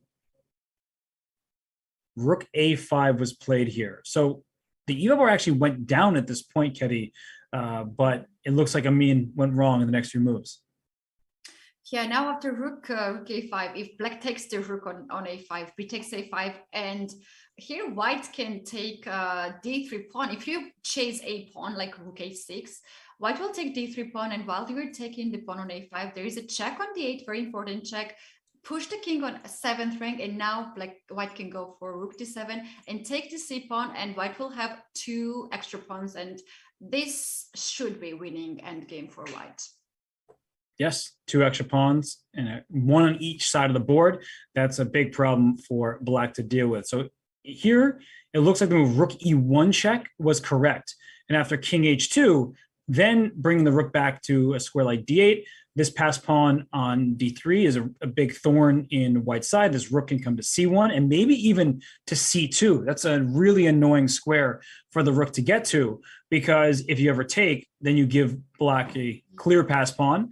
And so that's probably a better try for black, because what he did was the rook d7. And after f3, we see the king gets to go towards the center. It's a huge difference, Ketty, and king activity in the endgame, so important. Oh wow, I'm a bit disappointed here not to see rook e1 move come in and just kick this king in the edge of the board rather than to be very close to the d3 pawn. Yeah, that's a little bit disappointing for Tabatabai. I'm sure he will find it out after the game, and then to have this chance to activate the rook on c5 looks nice idea. And what happened after f3? Is that so bad for black? Well, he went for this rook c1 idea, and after rook c5, he went king f7. So if rook c2, which was the initial plan, king e3, the king is in time, because you try to check the king away from the rook, actually get to take your pawn on d3 and put pressure on your rook on c2. So that is the essential difference. And this is why move orders matter, everybody. Just going back to this moment once more to really get this stamped, tattooed in your brain here. Rook e1 check, rook back to, say, d7. If white went for, say, king to g3, once his rook comes to c1 and rook c2 is played, you definitely can't take, because then I promote. You can't stop me. And if you don't have your king on e3 already, and if you go back, then black plays d2 with the threat of rook c1. So if the king comes to f3, the rook comes to e7 with the threat of rook e1. And if the rook comes here, you lose the pawn on c3 with check, and now black has an even material game. So the rook e1 check, that inclusion was so important, Ketty. He didn't play it, and that's why he is probably going to go down in this game. Oh wow, what a heartbreaking it can be for Tabatabai. I'm sure he could, if he has another chance, another 10 chance, he would go 10 more games and play rook e1. But this is not a tournament you want to learn your lesson, right? You just want to play your best. That's right. No, it's, you don't want to, when you lose, you lose. You're not like, oh, but that was a fun game. I learned something. Here it's 6-round tournament just to make it to the knockout. So for Tabatabai, the players will gain the 30 minutes of the clock. It looks like they just hit 0. Next move will show the 30 minutes. This pawn is going to be lost, but look at how active this king is. It's saying you will only be down 1 pawn. But with the king on e5, this pawn pushing, a rook check on c7 available. Yeah, this is not good for black. Yes. Oh wow, what a sad thing for black. But still, this game is in progress, and Vitukov has also been very precise here in the end game, and he has to show his technique in the end game. So we do have 3 games still in progress. All those games are very interesting, and a lot of things are still happening. So you guys, we're going to take a very short break, just get some energy, get some water, and we'll be back. So don't go anywhere, because we'll be back in a few minutes.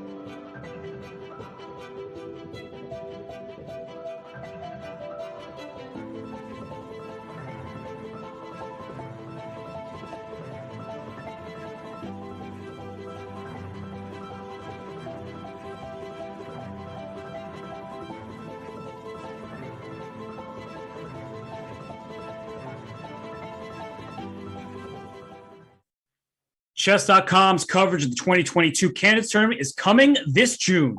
Watch the top players compete for their chance to face Magnus Carlsen for the World Championship title. Tune in to chess.com/TV to enjoy exclusive footage of the playing hall and expert commentary on every move. 5 players are in the candidates, 3 more to be determined, 2 of which will come from this very Grand Prix event. And Ketty, we only have 3 games remaining in the first round of the third leg here. Hikaru Nakamura in big trouble against Levon Aronian. Tabatabai, he looks like he's on shaky ground against Vityugov in the end game.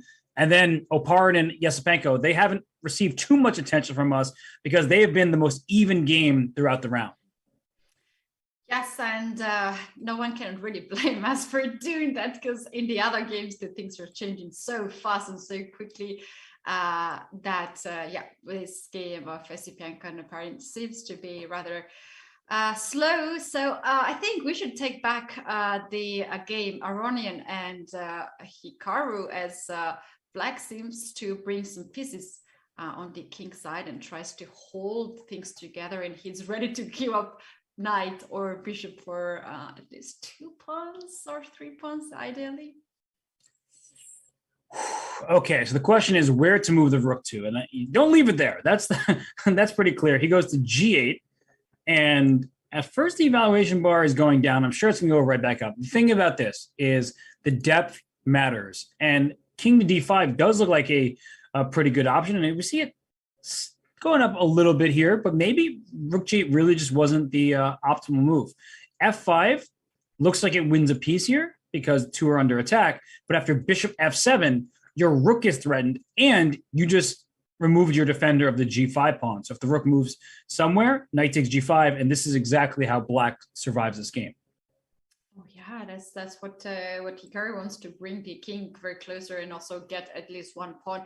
But I'm very, very surprised that here was played on g8 and not h8, which makes sense that you want to play f5 next move to baby fork this knight and the bishop. So Black has to make a move. If bishop goes to b1, c2 on this diagonal, maybe you can try to play maybe now rook to g8, and you can win at tempo. If you play bishop g6, that's not a smart decision now. And you want to play f5 now, and g5 pawn is not hanging.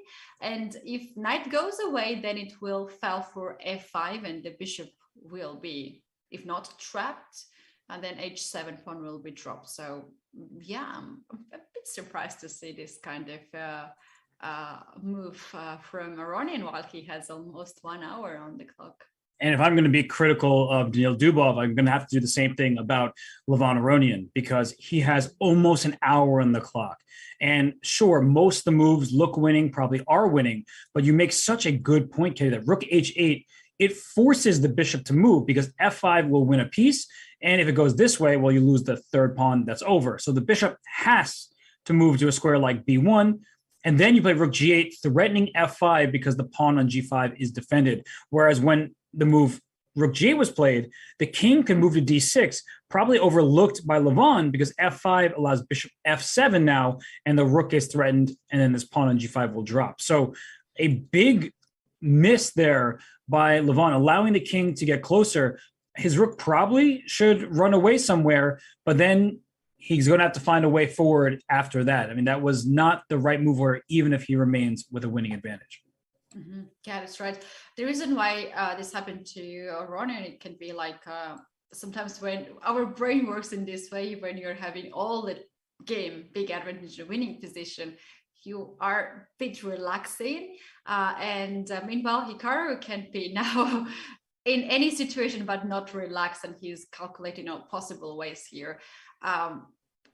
It can be the reason why Aronian is just blitzing out here the moves, and he's not using his time. Yeah, the time situation obviously tough for Hikaru, but he is a speed demon. We know he is capable of handling himself with seconds on his clock, and he has the increment. So let's try to win this game again. Let's say we make him like rook b8, and Black moves his bishop because you don't want f5 to happen, so you go bishop e4. One of the things I was thinking about, is it possible to play f5 anyway?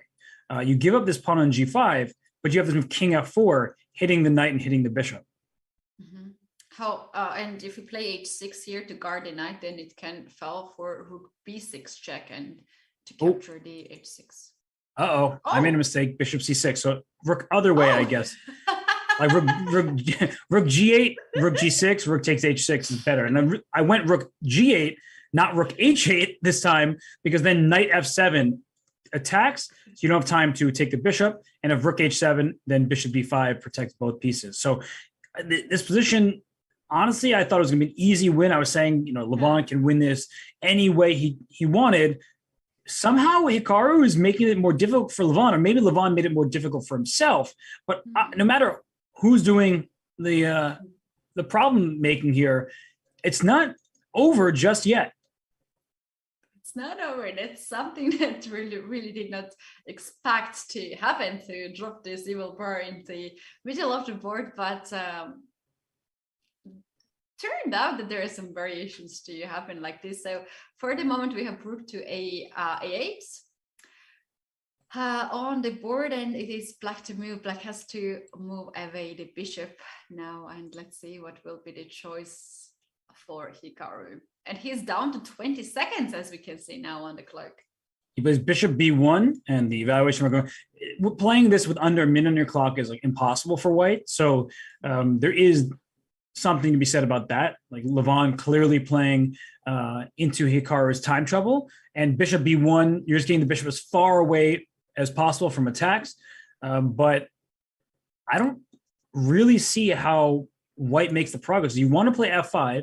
You can't do that with your pawn on g5 hang. You want to play king h4 to play f5, but your pawn on f4 is under attack. So maybe a move like rook a4, Ketty, that sets up king h4 next.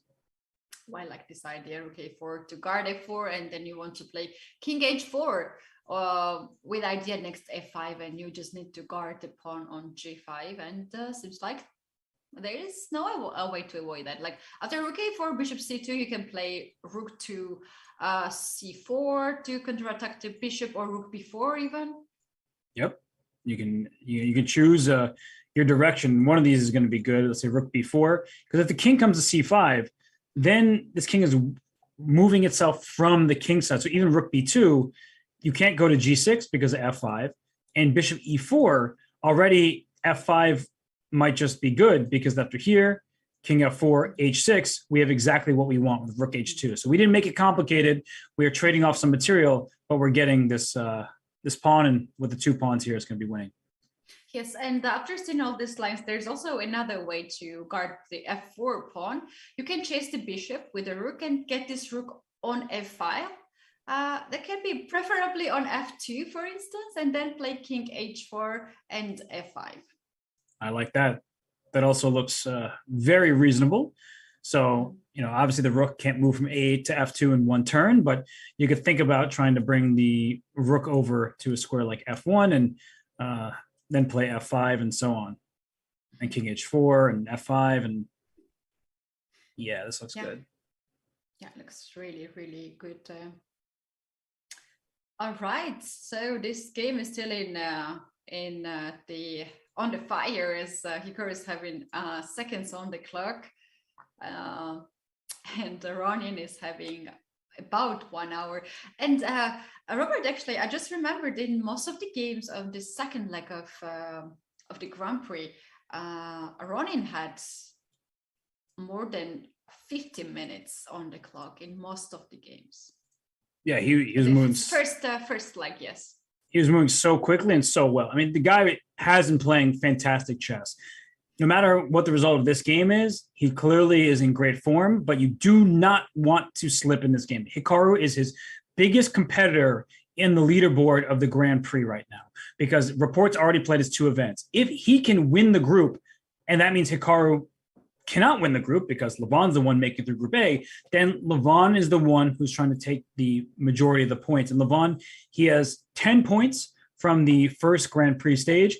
He needs to go on a winning streak, because the first tiebreak, right, is having won a group, right? So Levon needs at least 10 points to make it here, right? That's the minimum, because if he wins and Hikaru gets second place in the group, which is no guarantee, by the way, with Yesipenko and Opar in the group, then Hikaru gets 17 points, because 4 points for getting second in your group. So Levon needs to win a lot. He wants Hikaru to lose. That's their clear motivations.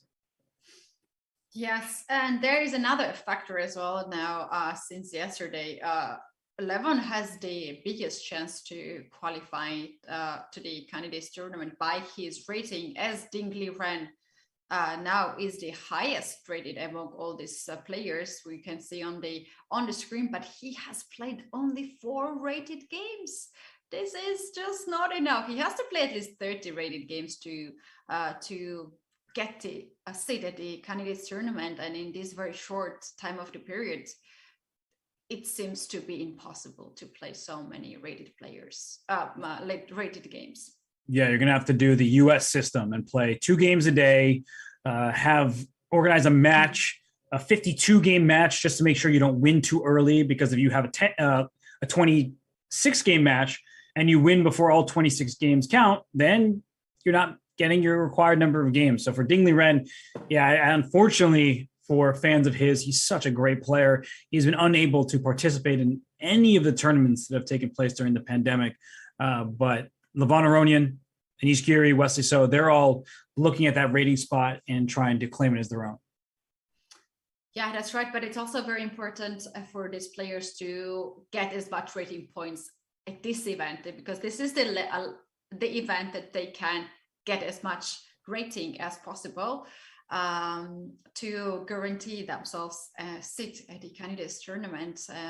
But we just started. It's the first round, and we're going to see a lot of games at the Grand Prix. So last remaining 3 games on the board. Let's once again bring up the bird's eye view and take a very quick look what is happening all these boards. Well, the game at the top left, still completely level, nothing major happening there besides some shuffling. And then the game in the bottom right, even though there's only 1 extra pawn for white, you see that evaluation bar, it's sky high. And the reason why is that there's a king on e5, and white is just dominating in terms of activity, in terms of material, and the pawn on g6 doesn't look too long for this board. You just read my sentence here, and I just noted it down. It's sky high. The reason why this is poetry here by you. I actually didn't mean to rhyme, but I appreciate you. Wow, I'm honored that you wrote down my words. In a second, this is something that we should not miss. Yeah, wow, what a talent, Robert. It was an accident, I promise. All right, what is happening here after g4? Is there a way that black can claim for some counterplay with h4 and try to create a pass pawn here on the h file? So if you play h4, I get the feeling that white is just going to be able to put the rook behind the pawn. And maybe I start with g5, but I'm going to go king f6, rook h7, win your g6 pawn, probably win your h4 pawn as well. And this doesn't look very pleasant. Mm-hmm. Yeah, white would be happy to give up d pawn or f pawn to get h pawn, and then with extra 2 pawns, it is just winning at endgame for white. Yes, and if you take, then it looks like black is doing okay because of the pressure here, but king f4 protects this pawn. And then you say, okay, I'll go after the other pawn. So you're going to go back and forth. But a situation like this is actually kind of clever because the rook on c4 will defend this pawn on g4. So if you think king to e7, then I have king g5. I go right after your g6 pawn. That's no good. If you go king f7, then I can still play king g5. And I have a threat of rook c7 check. And if you just wait, I'll throw in that check. And your king is in a bad spot because king f8, I can play king f6 here, trying to threaten checkmate. And now I force your king to pick a side. If you go king g8, I get a take and threaten checkmate again. I'm up 2 pawns. If you go king e8, your king is in the wrong spot. So king g6, rook takes d4, pawn g5, white wins because of the king activity and the passed pawn. Your king would need to be here while your rook gave a check. Oh, I love this. I love this king f6 and all these nuances here in the end game. Seems like drawish end game if black can manage to jump this king on g8 and rook on d8. there is a knight pawn, and usually you don't need to do much here with black. You just need to have a king in front of the pawn and rook on the back rank. But this is simply impossible, as white is going to give a check first, kick the king on the long side, and then just bring the pawn. And we might see here bridge rule that can happen here in these positions. That's right. This position is winning for white. And just to show everybody, because they may be curious, I know plenty of people will know how to win this game, but you're going to essentially kick the king off of the e file because the king is in opposition. So if you just try to sit and wait, the king has to go. You are trying to push your pawn. You get here.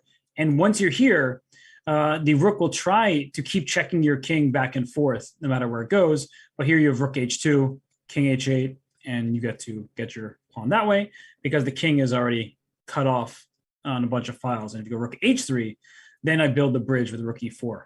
And this is how the game concludes. If you go king d6, there is a check. There is check. The king goes here. And if you give white a free turn, the move rook e8 will help you promote. And if you give the check some more, finally, at long last, is the bridge we built. The rook blocks, and now you get to promote. Mm-hmm.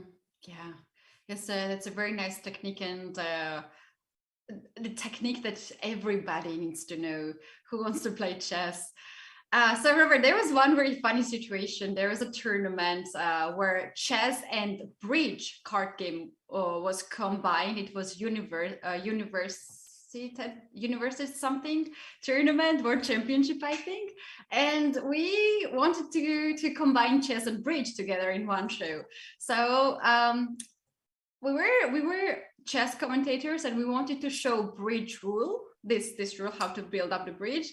And meanwhile, the commentator of the bridge game said, like, he heard the rule of the bridge and he was like, okay, Katie, listen, it's very hard to put it in one sentence, all the rules of the bridge, but let me explain it quickly. And he started to talk for like 1 hour, and we're like, oh no, we meant bridge in chess, not the bridge game. By the way, do you play bridge card game? I do not. My dad does. I know how the game operates, the bidding process, and the things like that. But I don't play myself now. Do you? No. Even that brief rules of the bridge was not enough for me to understand how to play. I've never played. Yes. Well, bridge, fun game. I feel like the younger generations don't really play it anymore. There was whist, there's bridge, but not too many people are. It's kind of a boomer game. That's what people would say. Mm-hmm. All right. So what is happening here? Do we have any updates in the other games? Well, Levon is still trying to make inroads against Hikaru, and it doesn't feel like he's necessarily made so much progress, but Hikaru still has very little time. So even finding a single move in this position for black is not easy, and 17 seconds counting down. The games are relayed, so we believe the clocks are very accurate, but sometimes they're a little bit off, but Hikaru does not have much time. That's clear. Yes, that's clear. I love this pondering here of Aronian as he brought the rook on d1, gave a check, and it was a tricky check because if Hikaru goes on e file with the king, this can, the bishop was also on e4, this can bring the pin on e file, like you play rook e1, attack the bishop has to go away, and then f5, you win a piece. So yeah, that was very tricky check that Aronian dropped on the board, and Hikaru was forced to play bishop to d5 as he doesn't want to play king c5 to be cut it off from this file, and now the bishop is pinned, so bishop cannot move away. Rook d2 was played, and we have here knight to c7. And I'm just going king h4. I mean, now's the time, right? We finally have the ability to run the king up the board, king h4. If the knight comes back to e6, we finally get f5 in. The king is running up to h6. That's a bad pawn. That's a problem. Yeah, I don't see this. So just one thing to note, Ketty, is let's say black plays knight f4 and white plays g6. takes and king g5. I think the knight has to move. This would be a huge mistake. And yes, king e5 is available. We're going to ignore king e5. What we were talking about earlier, that black would give up this knight for these two pawns. So g takes f5 is a very good move, because if you take the knight, this is a drawn position. We know rook against bishop is a draw. So that would be what Hikaru is bargaining for. But Levon, he's not going to allow that, obviously. He'll play f5, but he's not going to play g6 if the knight goes f4. Oh, no, no, no. And the rule of that end game when one side has a rook and the other side has a bishop is that you just bring the king in the opposite color of your bishop corner, and then, wait, what? Yes, and then you cover it with a bishop. For instance, here, when black has light square bishop, it should go to a1 or to h8, and then cover the checks with on b1, a2, or g8 and h7. Yeah, you're saying if this knight, these pieces in red get traded, Keddy's making the point that the king goes to the dark square corner and is shielded by the light square bishop, because there are many stalemate ideas that allow black to hold. So yeah, it's hard to even push the king that far, but if it gets pushed, you want to be in those dark square corners. And Levon, it's time. It's time for f5, Keddy. We've been waiting for what feels like hours. I don't know exactly how long it's been, but f5 at long last has to be played. Has to be played here, and obviously he's taking his time. I kind of have a feeling that he's more careful now. He's taking more time and he's not going to blitz it out. And here we have f5 on the board. So knight f4 seems to be a very tricky move, and it stops king going forward on h5, and also guards the bishop on d5. So black will be ready to then play king e5 next move. And what can be white's reaction after knight f4? I think king g3, the knight is trapped. So the only move is king to e5, and then rook h2, going for activity, because the only way to save that, I think, is bishop g8, and there has to be a win here. I got to this point, I just assumed that the win would come to mind very quickly, and it hasn't. So the e2 square, very importantly, is covered. Otherwise, this check would win the piece. It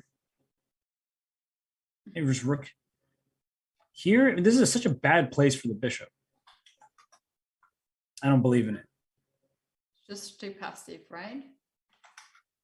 Yeah, right. The bishop on g8, you can kick it out, go for this pawn on h7 in the very near future. So this looks like it should be sufficient. And Hikaru is down to 30 seconds left. So the knight went to c5 instead, and now the king can go up to h5 and to h6. Yeah, that's also a possibility to go for h pawn by the king, and as all the white pawns are well guarded, there will be no issue for loses on any of those pawns. Is there knight e4 possibility there though? Knight e4, sure, but I guess you can just so king h5, knight e4, you can just move your rook somewhere, or rook b2, keep on the dark squares, and king h6 is next. Seems more or less hopeless at the moment. I mean, there were some chances earlier for Hikaru, but now that Levon has finally been able to push f5, the rest seems to come quite easily. True.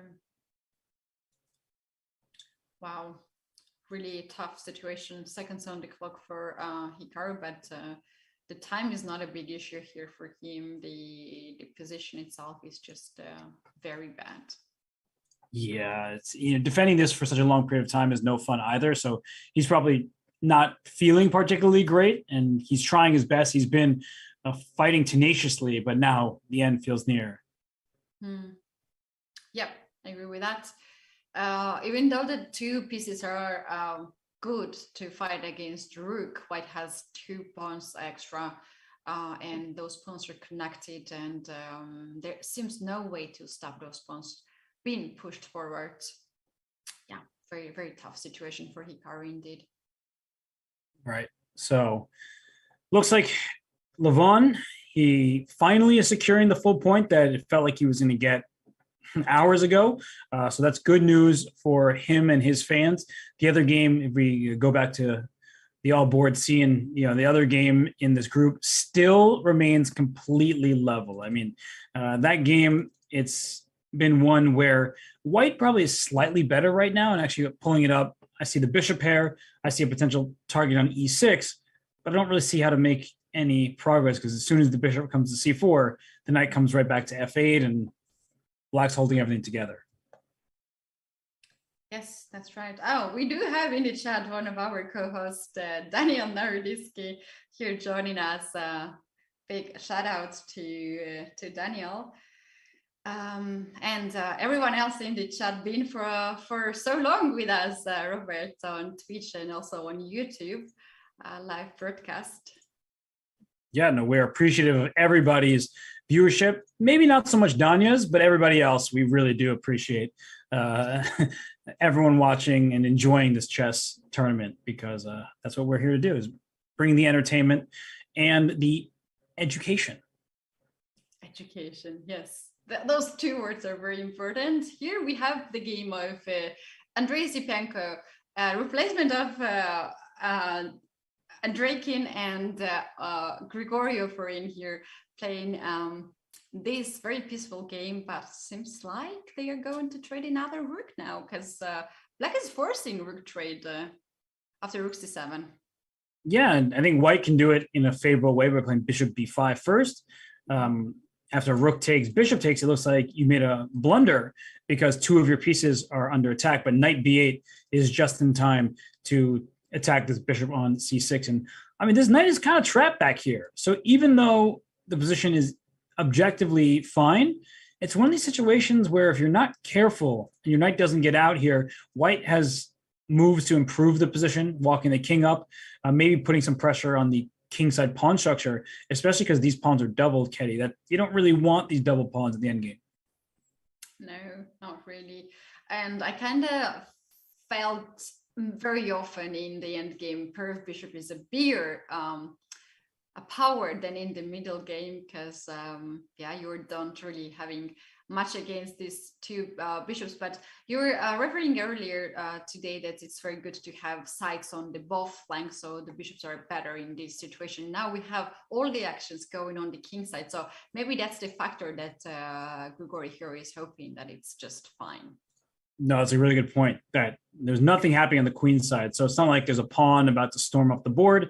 The knight doesn't need to do anything necessarily. And the king can come to e7, the knight can come to d7, and that might be a way to get that knight out of there. So yeah, should be all right for black. It's just clearly slightly better for white. And this is actually the live position on the board. Yeah, we do have this on the board. Bishop b5 can be played. There was a move that has been played, but yeah, this knight will not be trapped there, right? Bishop d6, king e7, king d7 can be happened. So, right. Yep, looks. Yeah, this is very peaceful game indeed. It's been peaceful the whole time. Yeah, I don't know these two players. They're just playing evenly matched game, unlike the other two games that we have remaining. Yeah, that is true. Let's once again bring bird's eye view. All right, so we have just the 3 games remaining. It looks like Vityugov still with that active king compared to Tabatabai. He's going to win that. He's got that technique down in the end game, and Levon's king marching up the board feels like he's well on his way to victory. Yeah, that's right. And in the other game here, Vityugov and Tabatabai. White is going to go for G pawn from G5. Is that what white is doing here? In Vityugov, yeah. I mean, the king is just going to come up to G5 in the near future. So that's in the bottom right-hand side of the screen. So it's looking really good for him. So yeah, good chances for Nikita to score a point in this first game. Yes, indeed. So let's very quickly take a short break and wait for the moves to come to us as the players are taking a little bit more time for the final moves. So you guys don't go anywhere because we'll be back soon and you don't want to miss the final actions of the first round of the Grand Prix. Hikaru Nakamura is playing for the win, even though his opponent has a pawn one step away from becoming a new queen. It's sensational the amount of risks Hikaru is taking here. It seems like Black is making some progress, finally, and... Well, he just made the decision to trade off everything. He did get a draw, but that could very easily have been a win. It looks like it should be winning for BB Sara. I mean, Black only has that one queen in the attack, and White has an extra piece and lots of pawns. I think we're going to see a little bit of an upset in this game. And Muzichuk ends up losing on time, and Asobayeva confirms her excellent form by winning that matchup. This is incredible.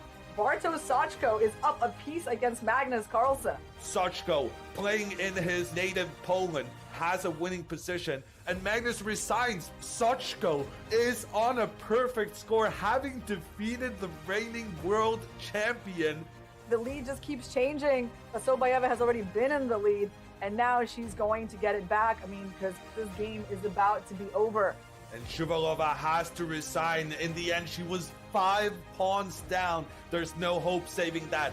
We got Sindarov and Fedoseev is actually the battle of the leaders on 7 points out of 8. There's a pawn endgame now, only pawns remaining, and Sindarov is going for the win! Sindarov is going for the win! Fedoseev rushes his king back into defense, and the guys agree to a draw. Oh my gosh, and both of these players remain in the lead. Aronian with an extra pawn in the rook endgame, and Fedoseev, he's unable to do anything about the white pawns in conjunction with the white king just making their way up the board. It's over! Levon Aronian taking the lead in the tournament. Aronian rushing his king over to the left-hand side, trying to get rid of Black's rook. The king is now coming to the aid of the pawn that's only 2 squares away from becoming a new queen. And Aronian is making very good progress here. And Anish Giri resigns the game. Levon Aronian, 13 points. Fantastic result. He's playing so confidently. Hikaru Nakamura is not on the list. He tested positive for COVID and had to withdraw from the tournament. BB Sara has a 1.5 point lead. She's gonna win it if she wins this one. Look at this. BB Sara with her queen can go for the queen trade. If the queens are traded, she's gonna win this game, and she does go for it. The queens are traded off the board. The bishop coming in against the white king to give a check, and Goryachkina resigns. Asobayeva is the world champion. A lot of credit to our women's world blitz champion, the young player from Kazakhstan, making her name known to the whole world. Maxim making his calculations. Can he stop that black pawn in time? And he thinks he can do that after lots of captures. It's Aronian who's down by a pawn, but Aronian's king is unable to assist against the white king making its way forward, and Aronian now will resign the game. And what a stunning turnaround there. He made a couple of mistakes, and the Frenchman capitalizes on that. Dubov trying to get his pieces pointing in towards Black's king, but Olivreza has a pawn 1 step away from becoming a new queen. And he has made a queen, and he knows that he can always sack that queen for the bishop, and that is the end of the game. And we're almost certainly guaranteed a tie for first place after the final game. He's using his queen to help out. That pawn is moving forward, and Aronian now, he's gonna have to resign. The pawn is becoming a new queen. Aronian does keep on playing, but there's no hope. He resigns the game. Was that the championship for Alireza Firouzja? Actually, it's definitely not the championship because Jan Krzysztof Duda has managed to win his game, so there will be a tie. The question is whether or not Maxim Vachier-Lagrave will be able to join them, and Vachier-Lagrave has beaten Magnus Carlsen. Jan Krzysztof Duda and Maxim Vachier-Lagrave will be playing for the gold medal. It's less than 30 seconds on the clock for Duda, who needs to figure out this endgame. And he chooses to push his pawn forward. Exactly. He chose to protect it with this rook b4, not going in for that trade where he might lose a pawn. Yeah, the pawns are just getting exchanged off, and the guys agree to a draw. The handshake there, a solid game from Duda. Duda is actually giving away his bishop. A strange decision from the Polish player there. He chooses to move the one knight, losing the other. I'm not thrilled about where White took this position because certainly he's not better at all in this endgame. Duda is going to have to play for a draw. Yeah, certainly I don't see any danger at all for Black. They just agreed to a draw. Now, to find the victor of this tournament, we're going to play one game at a time. And if someone wins, that is the world champion. Maxim Vachier-Lagrave now in the end game. Duda trying to use his king to stop White's king from getting into the game. But here, Maxim Vachier-Lagrave is able to capture another pawn on the side of the board. 2 extra pawns for him. Now Duda resides Maxim Vachier-Lagrave, the world champion in 2021. And here we see Maxim Vachier-Lagrave being congratulated. He is the world Blitz champion.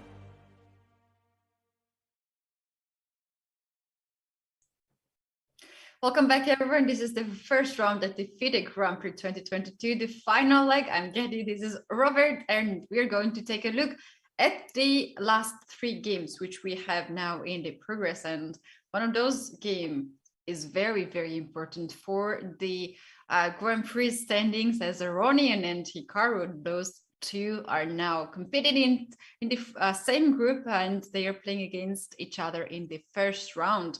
And Robert, look at this. White already advanced the king on h6, and he's threatening to take the pawn on h7 anytime. It's free to take. Yeah, this pawn on h7 looks like it's about to go down. And I see that the evaluation has really skyrocketed. It's at +10, which means that there's a knockout here. And so my first question is, can I play rook takes e4 check? And the bar didn't go get mad at me. It didn't move, which means that it's there. And I'm only thinking that way because the bar is so high. And the point is that after bishop takes e4, king takes h7, there's no knight to take my pawn. If you try to bring your king to get my pawns, I'm going to push, and so on. My pawns are getting to the other side. So you take this one, I push, you have to stop it. I push this one, and thank you very much. I'm going to queen. No, that's not good. That's not good for Black here indeed. And we're saying very often that the bishop is equal to 3 pawns, but not always, and not in all the positions here in this situation. It is just enough to sacrifice that exchange and get the pawn on h7, and those pawns, they will be simply unstoppable, and there's no way actually Black can just avoid this kind of end. No, I mean, no matter how you take on e4, it's the same fate. You're just taking on h7, starting to push the pawns. There are 3 of them. It cannot be stopped. So rook takes e4 is kind of a funny move to play. You don't necessarily need to make that move, but king takes h7, then there is the problem with knight takes g5. And look at this, like this game continues and the evaluation has gone down because these pawns can't make easy progress, and Black can actually start threatening these pawns and trying to sacrifice one of the minor pieces for the 2 pawns. Yes, and this can get closer to the scenario as Black was hoping for, just to trade as much pawns as possible and then even to give up the piece. But do you think Aronian is going to play rook a4 here? He will go for this move, or he will choose something like rook b7 and he will pick up this pawn by the rook? Yeah, rook b7 looks pretty good. Instead of going for these kind of tactics, rook b7 looks like you can't complain about that. If the king comes to f4, trying to win this pawn on g5, that's where it becomes interesting, because you take this pawn on h7, you lose g5, and all of a sudden Black once again is in the territory of sacrificing that last piece. Yeah, I think now maybe g6 can be considered to be played as White can create a pass pawn here on g6, like g6, h6, g6, f takes g6, and that's going to be another task for Black to stop the pass pawn on g5. Yeah, no, the pawns are going to be pushed, and they're going to queen, even the f pawn going up. So it's hard for Black to really do anything. Levon now thinking, just trying to make this conversion as easy as possible. Hikaru's already put up great defense. Levon kind of had to win this game multiple times at this point, but he still has a winning position, and he does not want to let that go. Yes, and to me, Rookie 4 seems the clearest way to go there, and giving no much of the chances to Black. But look at this, the king is still on e5, so if Black resigns, this might be fixed as Black's victory for a little bit. You guys, if you say that Black gets a point in here, don't panic. Don't get too excited because it's going to be just a 1 minute error, seconds error. They will fix it. But yeah, Rookie 4 seems just straightforward. So move to me. Indeed. So it can end the game on the spot because of these passed pawns. We'll see if Levon does that. The other games still going. Hikaru down just to a minute left, but Vityugov, I mean, he's the one who is in the driver's seat in Group D. Anish Giri at first looked like he had a good position. Then when the draw was agreed to, he was in a shaky spot, but that game ended in a draw by agreement. We can sort of clamor all we want about how we don't like the draw first, but in that last game there, Nikita Vityugov, he's obviously offering no draws because he is just trying to win this game with his extra pawn and with his active king. Agree with that. And here we have this position on the board. Very often we're saying that a rook endgame, even without a pawn, when you're losing a pawn, can be a draw. But this is not this situation, as White's king is extremely active and Black's king is very passive. And yeah, White has just very clear plan here just to get another pawn, create another pass pawn here, and slowly but surely win the endgame. And the problem for Black is, you know, if we trade, your king needs to pick a side, and your king will probably step in front of the pawn, but you'll lose this g6 pawn, and then we'll build that bridge that we showed before. Let's say you play king to d7. The king can come up to e5 and try to go into the f6 square over here. Rook c6 is a pretty strong move in of itself, just going straight for the pawn. So even if you get this d5 pawn, let's say you give a bunch of checks, you give a check, and win this pawn over here, you've lost this g pawn. Your king is cut off. Your king needs to be defending over here. It's not getting there. Rook takes d5. Any move is winning, but your king is too far away. And once it comes back here, I can check you, force you back. And we showed this earlier. The king on the long side is the wrong side, and this pawn is coming up, and the king will help the pawn to the other side. Mm-hmm. Yeah, that's the really wrong side to have the king here in this position. And yeah, that's it. Let's once again bring the bird's eye view here and check out if we have any updates in the game of Aronian and Hikaru. Aronian is thinking quite a lot here. Yeah, what's the reason for that? Like, if you see him move like Rookie 4 here, you just go and take it right away. You don't really calculate too much of the things, right? I think he's triple checking, quadruple checking. He wants to make sure that it ends the game, because the last thing you want to do is make a decision like that and then regret it because it allows the opponent a draw. And I've made that mistake myself where, I'm just going to trade off pieces. I have a winning end game. And then I get there, I'm like, it's actually not winning. That was bad calculation by me. So Levon just being extra careful because he knows he's won, but he doesn't want to make that careless mistake. Mm-hmm. Yeah, that's right. And here, just to win the game is a big advantage, right? Because at this level, it's for these players, it's quite easy to find the opening when you can be very solid and not to lose a game. And after, if you score 1 win or 2 wins, then you can be very, very solid. Like it was in the second leg when Anish Giri made 2 points out of 2, and then he made all the draws all the way and got out from the elimination stage. It looks like Levon actually has already won. So the game has concluded. Levon has won this game. So he moves to 1-0 in the group. Hikaru, of course, he lost the game. They're going head to head, but that's bad news for Hikaru fans because, losing this game here to Levon, it's bad. They're fighting head to head for that second place in the candidates. Yeah. Quite upset for Hikaru, but very good start for Levon. here, and yeah, indeed, this group. I think none of the players were happy to see these pairings when we had to know who will play in which group. I'm sure that both of them were just very unhappy.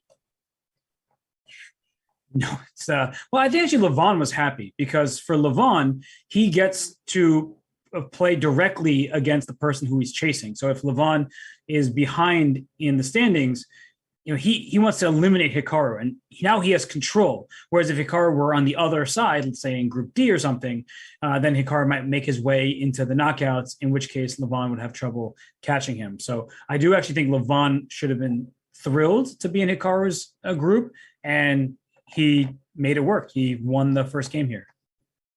Yeah, I agree. And we do have here the updates in the news. Let's see how this happened. Did he capture the knight on e4 or not? He did. He took on e4, and then after king h7, king f4, king h6, we talked about this exact variation. The game concluded because king takes g4, f6, only way to stop the pawn is with the bishop, and then the second pawn comes, and there goes f7, and then there goes f8. Wow. That's a big win here for Hikaru, for Aronian, and a big lose for Hikaru. But yeah, that's just the start, and anything can happen, as we're still gonna have 5 more rounds here at this stage. But yeah, absolutely, Aronian is now in a better situation than anyone else in the group. Yes, no, he's 1-0, and now Yesipenko and Oparin, they're still going at it, but the zeros in the clock, that obviously is not right. So either Oparin has Yesipenko, he's waiting to make his next move, or it can't be getting 30 more minutes, right? At this point, I guess he technically could be. Maybe he's just getting down to using his first allotment of time, and he'll gain an additional 30 minutes. But either way, Ketty, at this stage here, 4 pawns per side, 2 minor pieces, no real targets. It looks like Oparin is holding. Yes. Seems like he's holding this. Yeah, I'm really curious what happened on the clock. Maybe this game has already finished. We're gonna learn about that very soon, or we're gonna have the next move.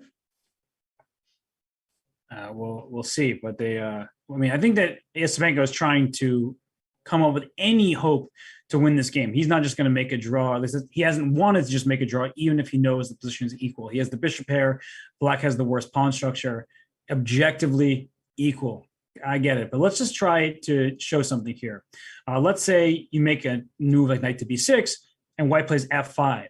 All of a sudden, you start taking this pawn, thinking, I'll make an easy draw. There's this outside pass pawn that you have to deal with. And then there's this pair of bishops. And a knight is very bad at chasing down a pawn on the other side of the board. So while this position still should be a draw, this is how mistakes happen. If you get a bit careless, if you just stop really thinking, and now there's a passed pawn you have to deal with, that's where trouble can ensue. Yeah, I agree with that. It can get some complicated here in this position. So it means that we now have at least 2 games in progress. Of the game of Aronian and Hikaru is down to. So we're getting very close to the end today in the first round. You guys, we're taking a very, very short break. Don't go anywhere, because we'll be back soon with some of the updates. So see you.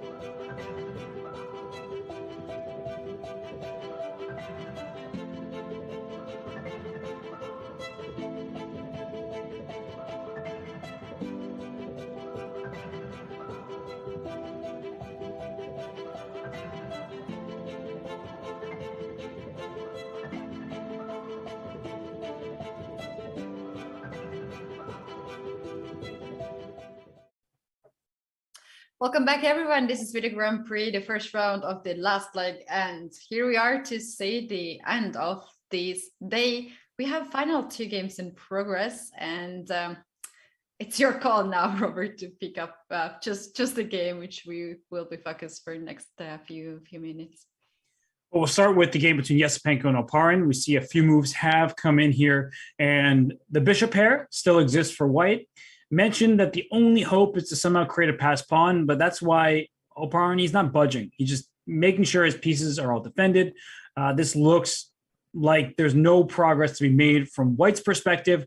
Black, of course, has no realistic shot of winning this game and hasn't all day, but white still looking for a way in. It's just not going to happen. F5 has been played. From Black, he wants to trade more pawns here, but what happens if white goes with e5 and keeps more pieces on the board? Can that change anything? Nah, just knight c8, knight e7, keep everything protected. And the only way to win would be if his king got to d7 and bishop to c4. Like, that's the way that white would win. So I'm actually just going to show how something like that could happen. Ignore all the moves that are being made because I'm going to give away pieces. That's not what I care about. But if this king gets here and the bishop gets to c4, that would be the only way to possibly win this game. But obviously, black's not going to allow that. This knight could still even go to d5 even once this happens. But yeah, if you waste one more turn, then you see bishop c4 wins because you're getting this pawn here. And knight d5, you just can take and push this pawn to e6. So I gave you the one and only path to victory, and it requires black to do absolutely nothing but shuffle back and forth and allow white to get everything that he wants. Yeah, that's not going to happen indeed in this game.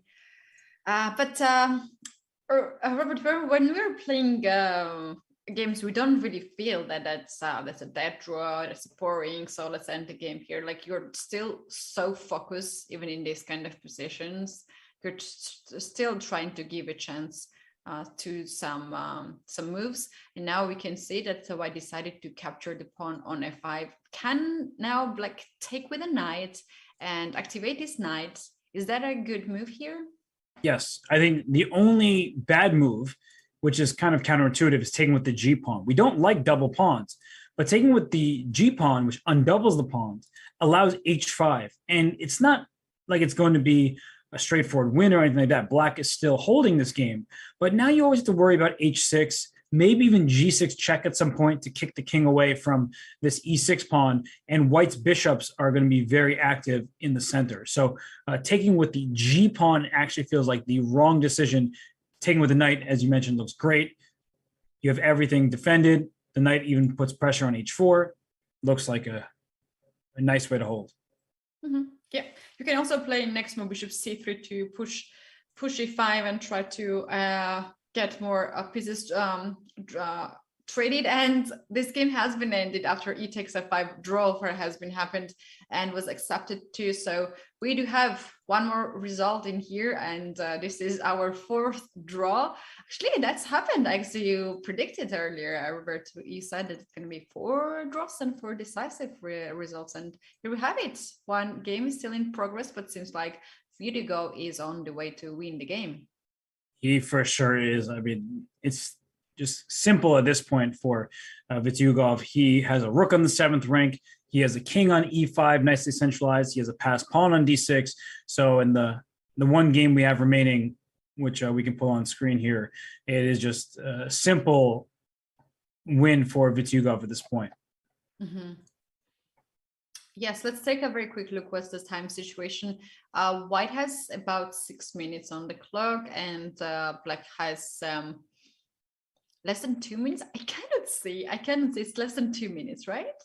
That's correct. Under 2 minutes. So here, black is facing king f6, king e6. This pawn on h4 is in trouble. And so if you play move like g5 to defend this pawn to free up the rook, the king still comes to f6. And after, say, with like rook f1 going for this pawn, we continue to have the same issue no matter the variation. Where once I take, and I take on h4 here, even with the rook, your king may win this pawn, but it doesn't matter because your king is cut off once I bring my rook around, and then I push my pawn to the other side. Yes, and this is very important to have some distance between the pawn and the king, and white can go something like rook h1 and rook e1 and just win that end game peacefully. So here we have a check. King f6 has been played, rook f1. They started to play really fast, and king g6 makes here sense. It's actually the same position. King g6, rook f3, and white can take another pawn on h4. Yeah, it just goes to the variations we've been talking about, and then the G pawn goes up the board for white. So if he's going to build a bridge, he's going to win the king and pawn versus king, pawn, and rook versus king and rook endgame. And great technique from Vityugov in this endgame. It's been a really nice game from his perspective. And for Tabatabai, he was struggling earlier. I would say he was worse, but the way Vityugov converted, that was kind of a masterclass. It was, and this is the player that we have not heard much about him. Even his rating is 27, 26, and he's 22 in the world by his ranking. He's 34 years old, and he has won several national tournaments, but he wasn't not those players who was shining at the edge of the youth or the junior tournaments, but seems like he was quite successful in the national tournaments. And now here we have him showing his best technique in the end game. Yeah, he's a great player, somebody who's been towards the top of the world of chess for so long now, and he has won a national championship, as you mentioned. He has been on the national team for many years, and here he's trying to win this game, and he doesn't just want to win one game. You know, this is the type of player who can win his entire group. So Vityugov, he is now up a pawn, about to capture the second and go for the winning path that we've been discussing for a while now, where sure, this king wins his pawn, but after this sequence of events, the rook can come to e4 to cut the king off, and you can also even bring your king to h7 or things at first, but cutting the king off makes perfect sense. It is a winning endgame. Mm-hmm. It is, absolutely. And just remember that Nikita Vityugov was the player who put up such a fight in the previous leg, as he had a chance at the last round, in the sixth round, to get into the semifinals against Anish Giri. He was in must-win situation.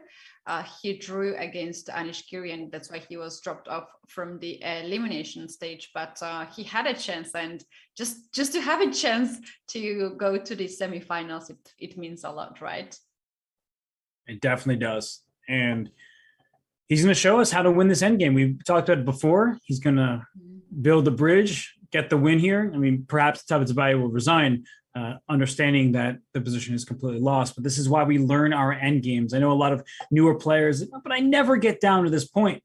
As you grow stronger, as the competition gets stiffer, and even in your own games, you may find that there will be an end game. If you don't know how to win, then you're going to leave points on the table. So king g7, pawn coming to g6, the king can go to g8, pawn to g7, and then the bridge is already ready here with the rook on e4. It's already ready. Yeah, that's very funny approach of some players that some beginners maybe, that they don't like to look at the end game, any kind of end game, because they think they cannot survive so long to reach any end game. But by the time you can have some practice, you can survive and go to the rook end game. And the rook end game is one of the most common end games we have in the chess game. And here we have a beautiful technique. This is one of the first things we're learning when we study chess. It's really funny because the engine initially is like, it went down a little bit and then it started growing in depth, and it was like, nope, completely winning. Let's not change there. And it's because the rook helps build the bridge that we have been mentioning. If the king comes up to d5, the rook can go to h4, the king can go to h8, and we're ready to promote this way. So it's a pretty terrible situation for black, because you think you're stopping this pawn. You have two pieces covering the square. Rook f4 check, kicks the king away. Then you promote, the rook has to take, and then it's a rook and king versus king, winning for white. It is win for the white, but it's very important to kick first the king from the e file to next file, d file, and the rook's already on the 4th rank. And now all white gonna do is to go king on f file or h file. It depends where black replaces the rook. If rook goes to f1, then white will go to h7. If rook goes to h1, then white will go to f7. And the path is very simple: f7, g6, f5, and then just cover this file by the rook, and that's the game over. Yep, I've drawn the arrows that are needed. This is the formation. You just bring your king around and then block with the rook, as Ketty was talking about. So this black rook is going to stay on these 3 files over here, f1, g1, h1, and there's just nothing you can do. So this game is winning for white. It is winning for white. We might have here resignation as well. I don't know if Tabatabai wants to go up to that point where Nikita Vityukov covers the checks by the rook g4. Do you think Tabatabai will resign here, or he will make some more moves? He might have already resigned. It's possible, but the game is just over. There's not a single way to even make this difficult for white. If you bring your rook to f1, it doesn't matter. You mentioned the rook h4, king h8, pawn g8. Very simple. You can also build the bridge, where you come here. You need to stay attached to the pawn, so you make a move like king to f6. And if black waits with a move like rook to g4 here, then you can kick the king to an even more distant file, but you'd want to make this move rook e8 work to promote, but now check and you're back to where you came from because the king can't run away. So you need to like figure out the way that your king can escape from in front of the pawn. This is where you have not made progress. That's why it's important to know that in a situation, if we go back to the game, it looks like king d5 was played, bringing the rook over, bringing the king over. That way your king can get out of the pawn's path so you can promote. Yeah, that's a very good point. Rook h4 is right now on the board. He goes this way, that he wants to play king to h8 or h7 and then promote the pawn, and black's king cannot really catch the pawn. King e6, king f7 makes not really big sense, as it can't change much. No, it can't change much. No, as soon as the king gets to f7, the rook comes to f4 to check, and then you promote. So the king cannot help the rook stop the pawn. This game is winning for white. So Nikita Vityukov, I mean, the game's officially over. He wins this game in Group D, and that means he is the sole leader because Anish Giri and Yu Yangyi drew their game. Yeah, let's very quickly take a look at the situation here. And we do have an information that it was the game has been ended, that black resigned. Yeah, that makes Vityukov the leader in the group, as you mentioned. And Dominguez in the Group B is a leader. Aronian is the leader in Group A, and Pretka is the leader in Group C. Wow, we have the leaders in all the groups. This is the first time ever happened that we have the sole leaders in all the groups. And Ketty, do you remember how many games I said would be decisive and how many would be drawn? Yes, you're right. I appreciate you saying it out loud, so I'd have to say it for myself. But 4 decisive games. I knew I had to say it, so I said it very, very fast. Well, it was a very fighting day. So the players, they earned their full points, those of them who were able to get them. Yeah, well, all the games has been done. We're going to take a very short break to put things together and come back with a final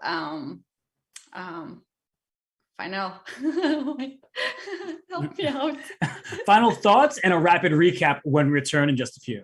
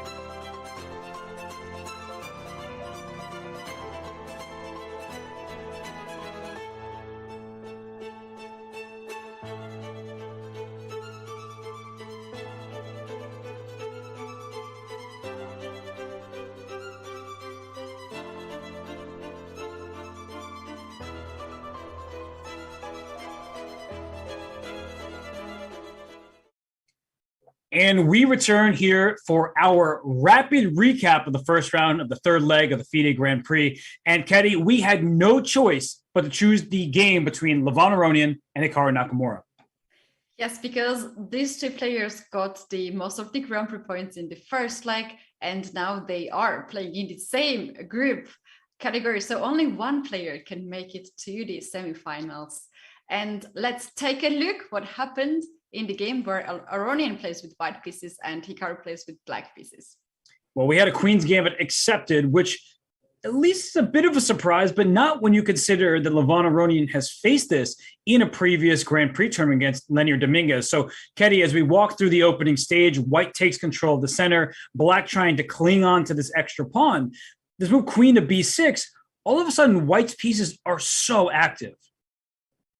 Yes, and what we creates a lot of threats now. Queen is hanging, queen goes back on b7. Queen has to keep the eye on c7 squares. There will be very unpleasant pin coming there. So bishop f4 was played here. White still wants to play knight c7, and black goes with e5, just like this, sacrifice on a pawn. White accepts this sacrifice. And now the things goes really, really complicated. We have seen already this kind of position and opening in the other game for Aronian played against Dominguez. So you guys also can take a look at that rapid recap and try to find what is the same and what's the difference between these two games. It's always nice to have a video to show everybody what happened in a previous game. But knight d7 was that move. It stops knight c7 check for the moment because this bishop is loose on e5. And importantly, this knight is covering b4 because the bishop would love to swoop in. So bishop f4 first, knight to f6, now knight c7 check, king d8, and knight takes a8. And very importantly, if this bishop were to come to b4 with check, that this bishop can drop back to d2 so the king doesn't have to move. So queen e4 check, knight e2, queen takes a8, and here, Ketty, was where the game deviated from the predecessor of Aronian Dominguez. Yes, and we were expecting here that there was a home preparation of Hikaru Nakamura, as he knew the earliest game of Aronian, where, by the way, Aronian was blitzing out, and he played their f3 move. Then we had something like knight d5, and all this kind of strange-looking moves. There, the bishop went back on d2, and it's very, very beautiful game. You guys have to check it out. But today, Aronian went something different, and he decided not to play f3, but to go to queen to d2.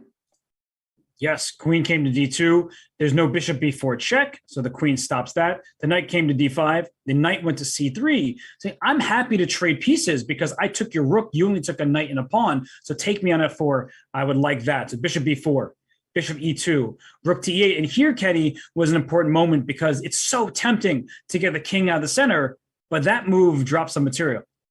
Oh yeah, I don't want to do that because after a castle, you lose the control and the guard on e2 bishop. So black will take the knight on c3 first, and then take the bishop on f4. When queen takes this knight back, then e2 bishop will be hanging, so you don't really need to do that.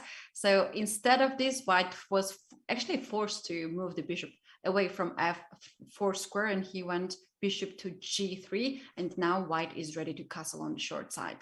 That's right. So black went knight to f6, trying to get another piece active and go for the pressure on the pinned piece, and castle kingside, knight to e4, and the queen slides to c2. So at this moment, Hikaru decided to play bishop f5, but knight takes c3, pawn takes c3, and then taking back with the bishop on c3. If you take back with the knight on c3, you're about to see the evaluation go very high here, because after bishop f3, this queen is not very happily placed in the corner with the bishop slicing across the board. This pawn on h7 is also hanging, so white's pieces come to life. That's not good news. So the bishop would have to take on c3. The game remains very complex. But Ketty, in the game, instead of going for this, we saw bishop f5, and after bishop h4 check, f6, bishop f3 was played, and now there are all sorts of pins in every direction.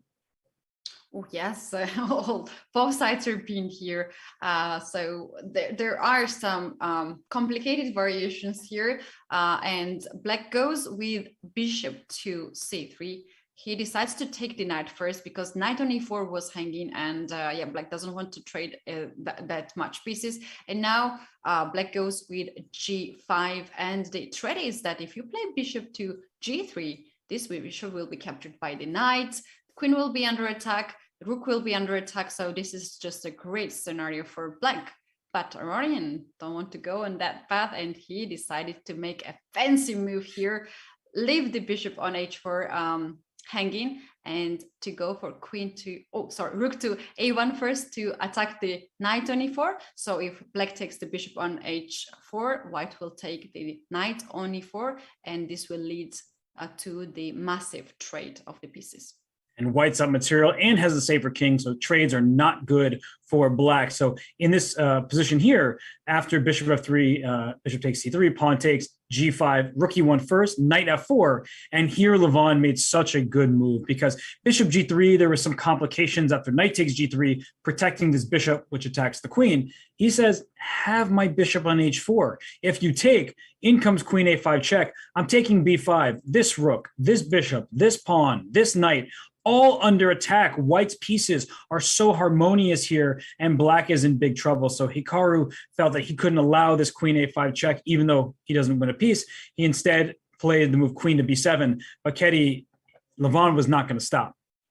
No. With this move, queen b7, Hikaru wanted to guard b5 pawn. So after queen a5 check, the king can go to a d7 or c8, and the b5 pawn is not hanging with the check, and then the bishop is not hanging. But unfortunately for black, a7 pawn is hanging, and Levon went for the queen a7, and any kind of queen trade or piece trade is just better for white because white has an extra exchange. That's right. And it still looks like the bishop is hanging on h4. But after pawn takes, you throw in this move rook a8 check. And once I take on e8, I've removed the defender of your knight. If you block, you also remove the defender and lose the knight on e4. So white would remain in exchange ahead and in good shape. So in the game continuation, rook e6 was played, and Hikaru played this part of the game very well. He kept as many pieces on the board as possible.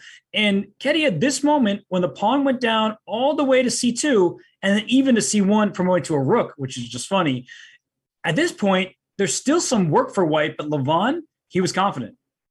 Oh, he was very confident here, and he was very sure that this end game is risk-free for him, as we do have two pieces for black, rook for white, and extra 2 pawns. And those 2 pawns Aronian used to get all the attention to the queen side. So he has a plan here, and let's take a look. What is his plan? Well, he starts pushing the outside pass pawn because the black king will be distracted. The king went over, pawn b6, the king came over again, and then d5, pushing them both. If black does not hurry this knight back to stop the pawn, let's say make him play h6, here comes d6. And you can't play king c8 because rook c7 will win this knight down here. And otherwise, I'm just going to play d7, and you have to sacrifice your bishop. So after the move d5, the knight comes back. And this move, Ketty, g4, it made sure that black's pieces were not on comfortable squares. Yes, now if bishop goes to g6, this allows white to push d pawn, and you can see the bar goes all the way up for white. Next is d7. Knight cannot stop this pawn being pushed forward. Knight e5 will be met by d7 anyway, and then knight f7 will be met by rook to c7. The idea is now to play rook c8 and then promote the pawn to queen, and this endgame is winning for white, as white has extra material here. So bishop to g6 is impossible to be played. Black has to play this bishop on c8, and this drops the pawn on h7, or white can also go to f6 pawn, rook f7, and rook f6 looks very nice too.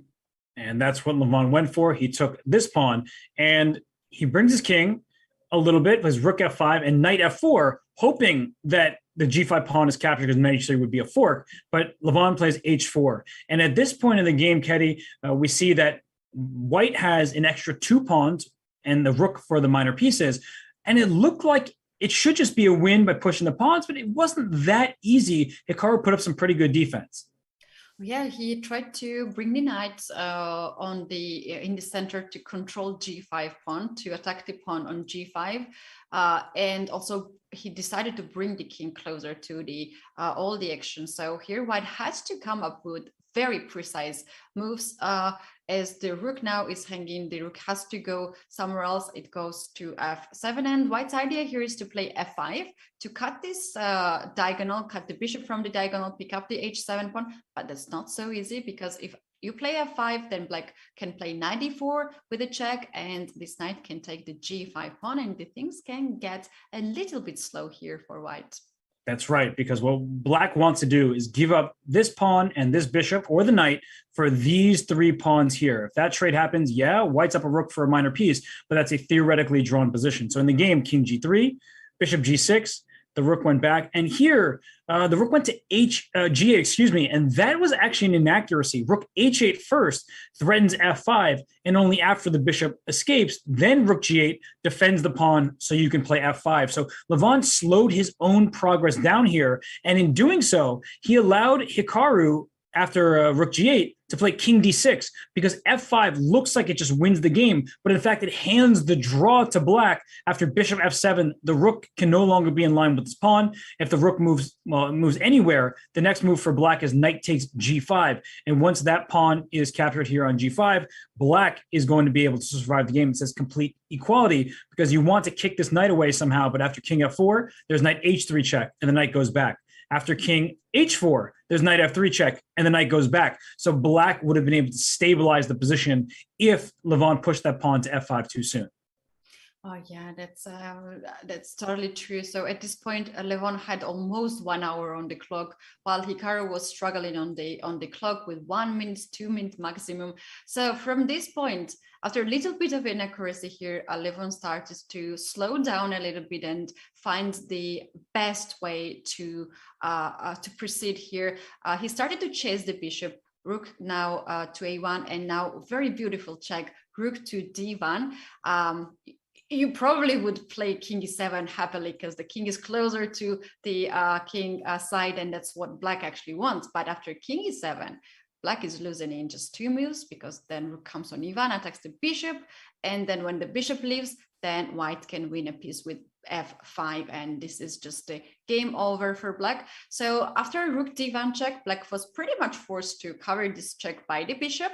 And now we have this pin, and white has some time here to make next moves, and rook d2 was played here.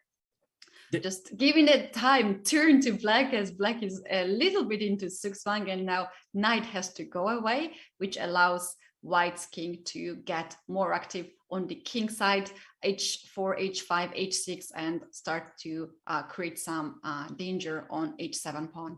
Yeah, a quiet move like rook d2 is so nice here, because it also allows the rook to go to h2 and put pressure on this h7 pawn while black is frozen. So knight went to c7, king h4, and now it's too late. So the knight went back to e6, the pawn goes to f5, the king protects his pawn on g5, and after knight c5, the king went up. And here the final touch of this game was quite nice. Rook takes e4 check, giving up a rook for just a knight. But the point was, after king takes h7, knight takes g5 check. And all of a sudden, black is actually going to be able to hold this game. White looks to be in good shape, but white is having to watch out for the sacrifice of the piece for the 2 pawns. If you play king g7, bishop e2, already threatening bishop takes g4, followed by king takes f5 with the draw on the table. So that was what Levon wanted to avoid.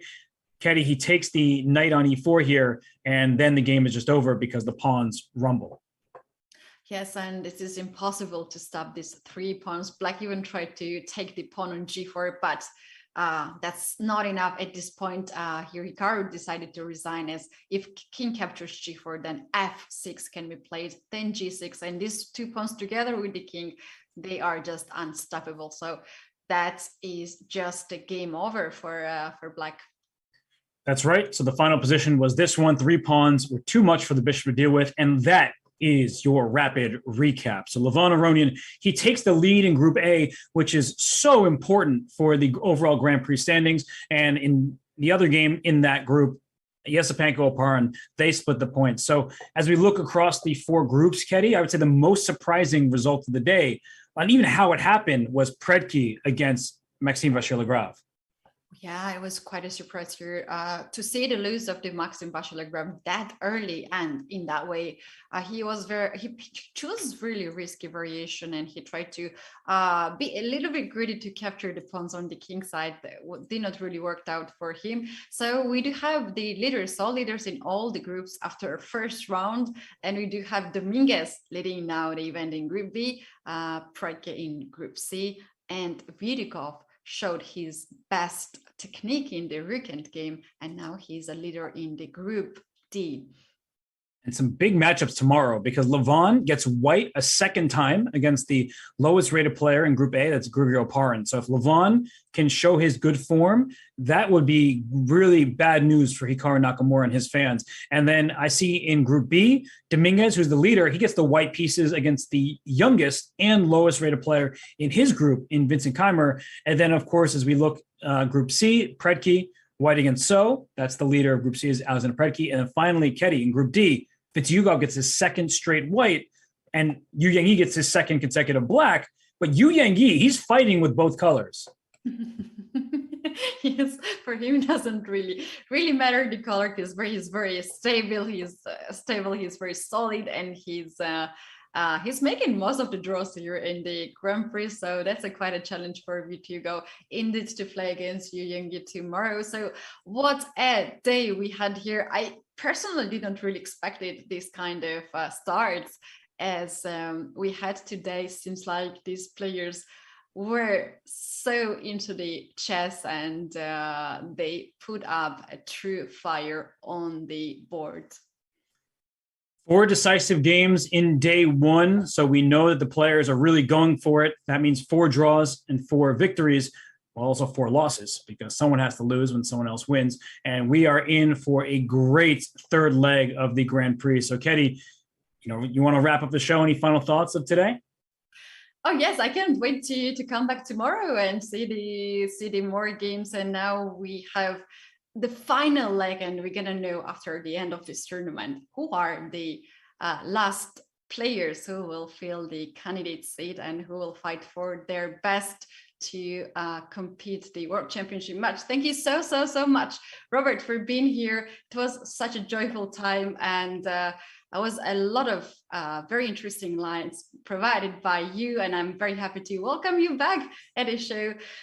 Big thanks to our chat on YouTube and also Twitch for being here with us, being so supportive and very active, and also big thanks to our producer Big and the whole Chess.com team to put this show together. So your words now, you can finalize. Wow, you said it all, Ketty. It was an absolute pleasure to rejoin you for this broadcast. Thanks, everybody, as always, for tuning in. I may ignore you throughout the show, but I still do appreciate you. Both can be true at the same time. But it was a great day one. Thanks to the players for giving it their all. It just means we're in for an equally exciting, if not more so, day 2 tomorrow. So we'll be back tomorrow, same time, same place here on chess.com. See you, everybody. Bye.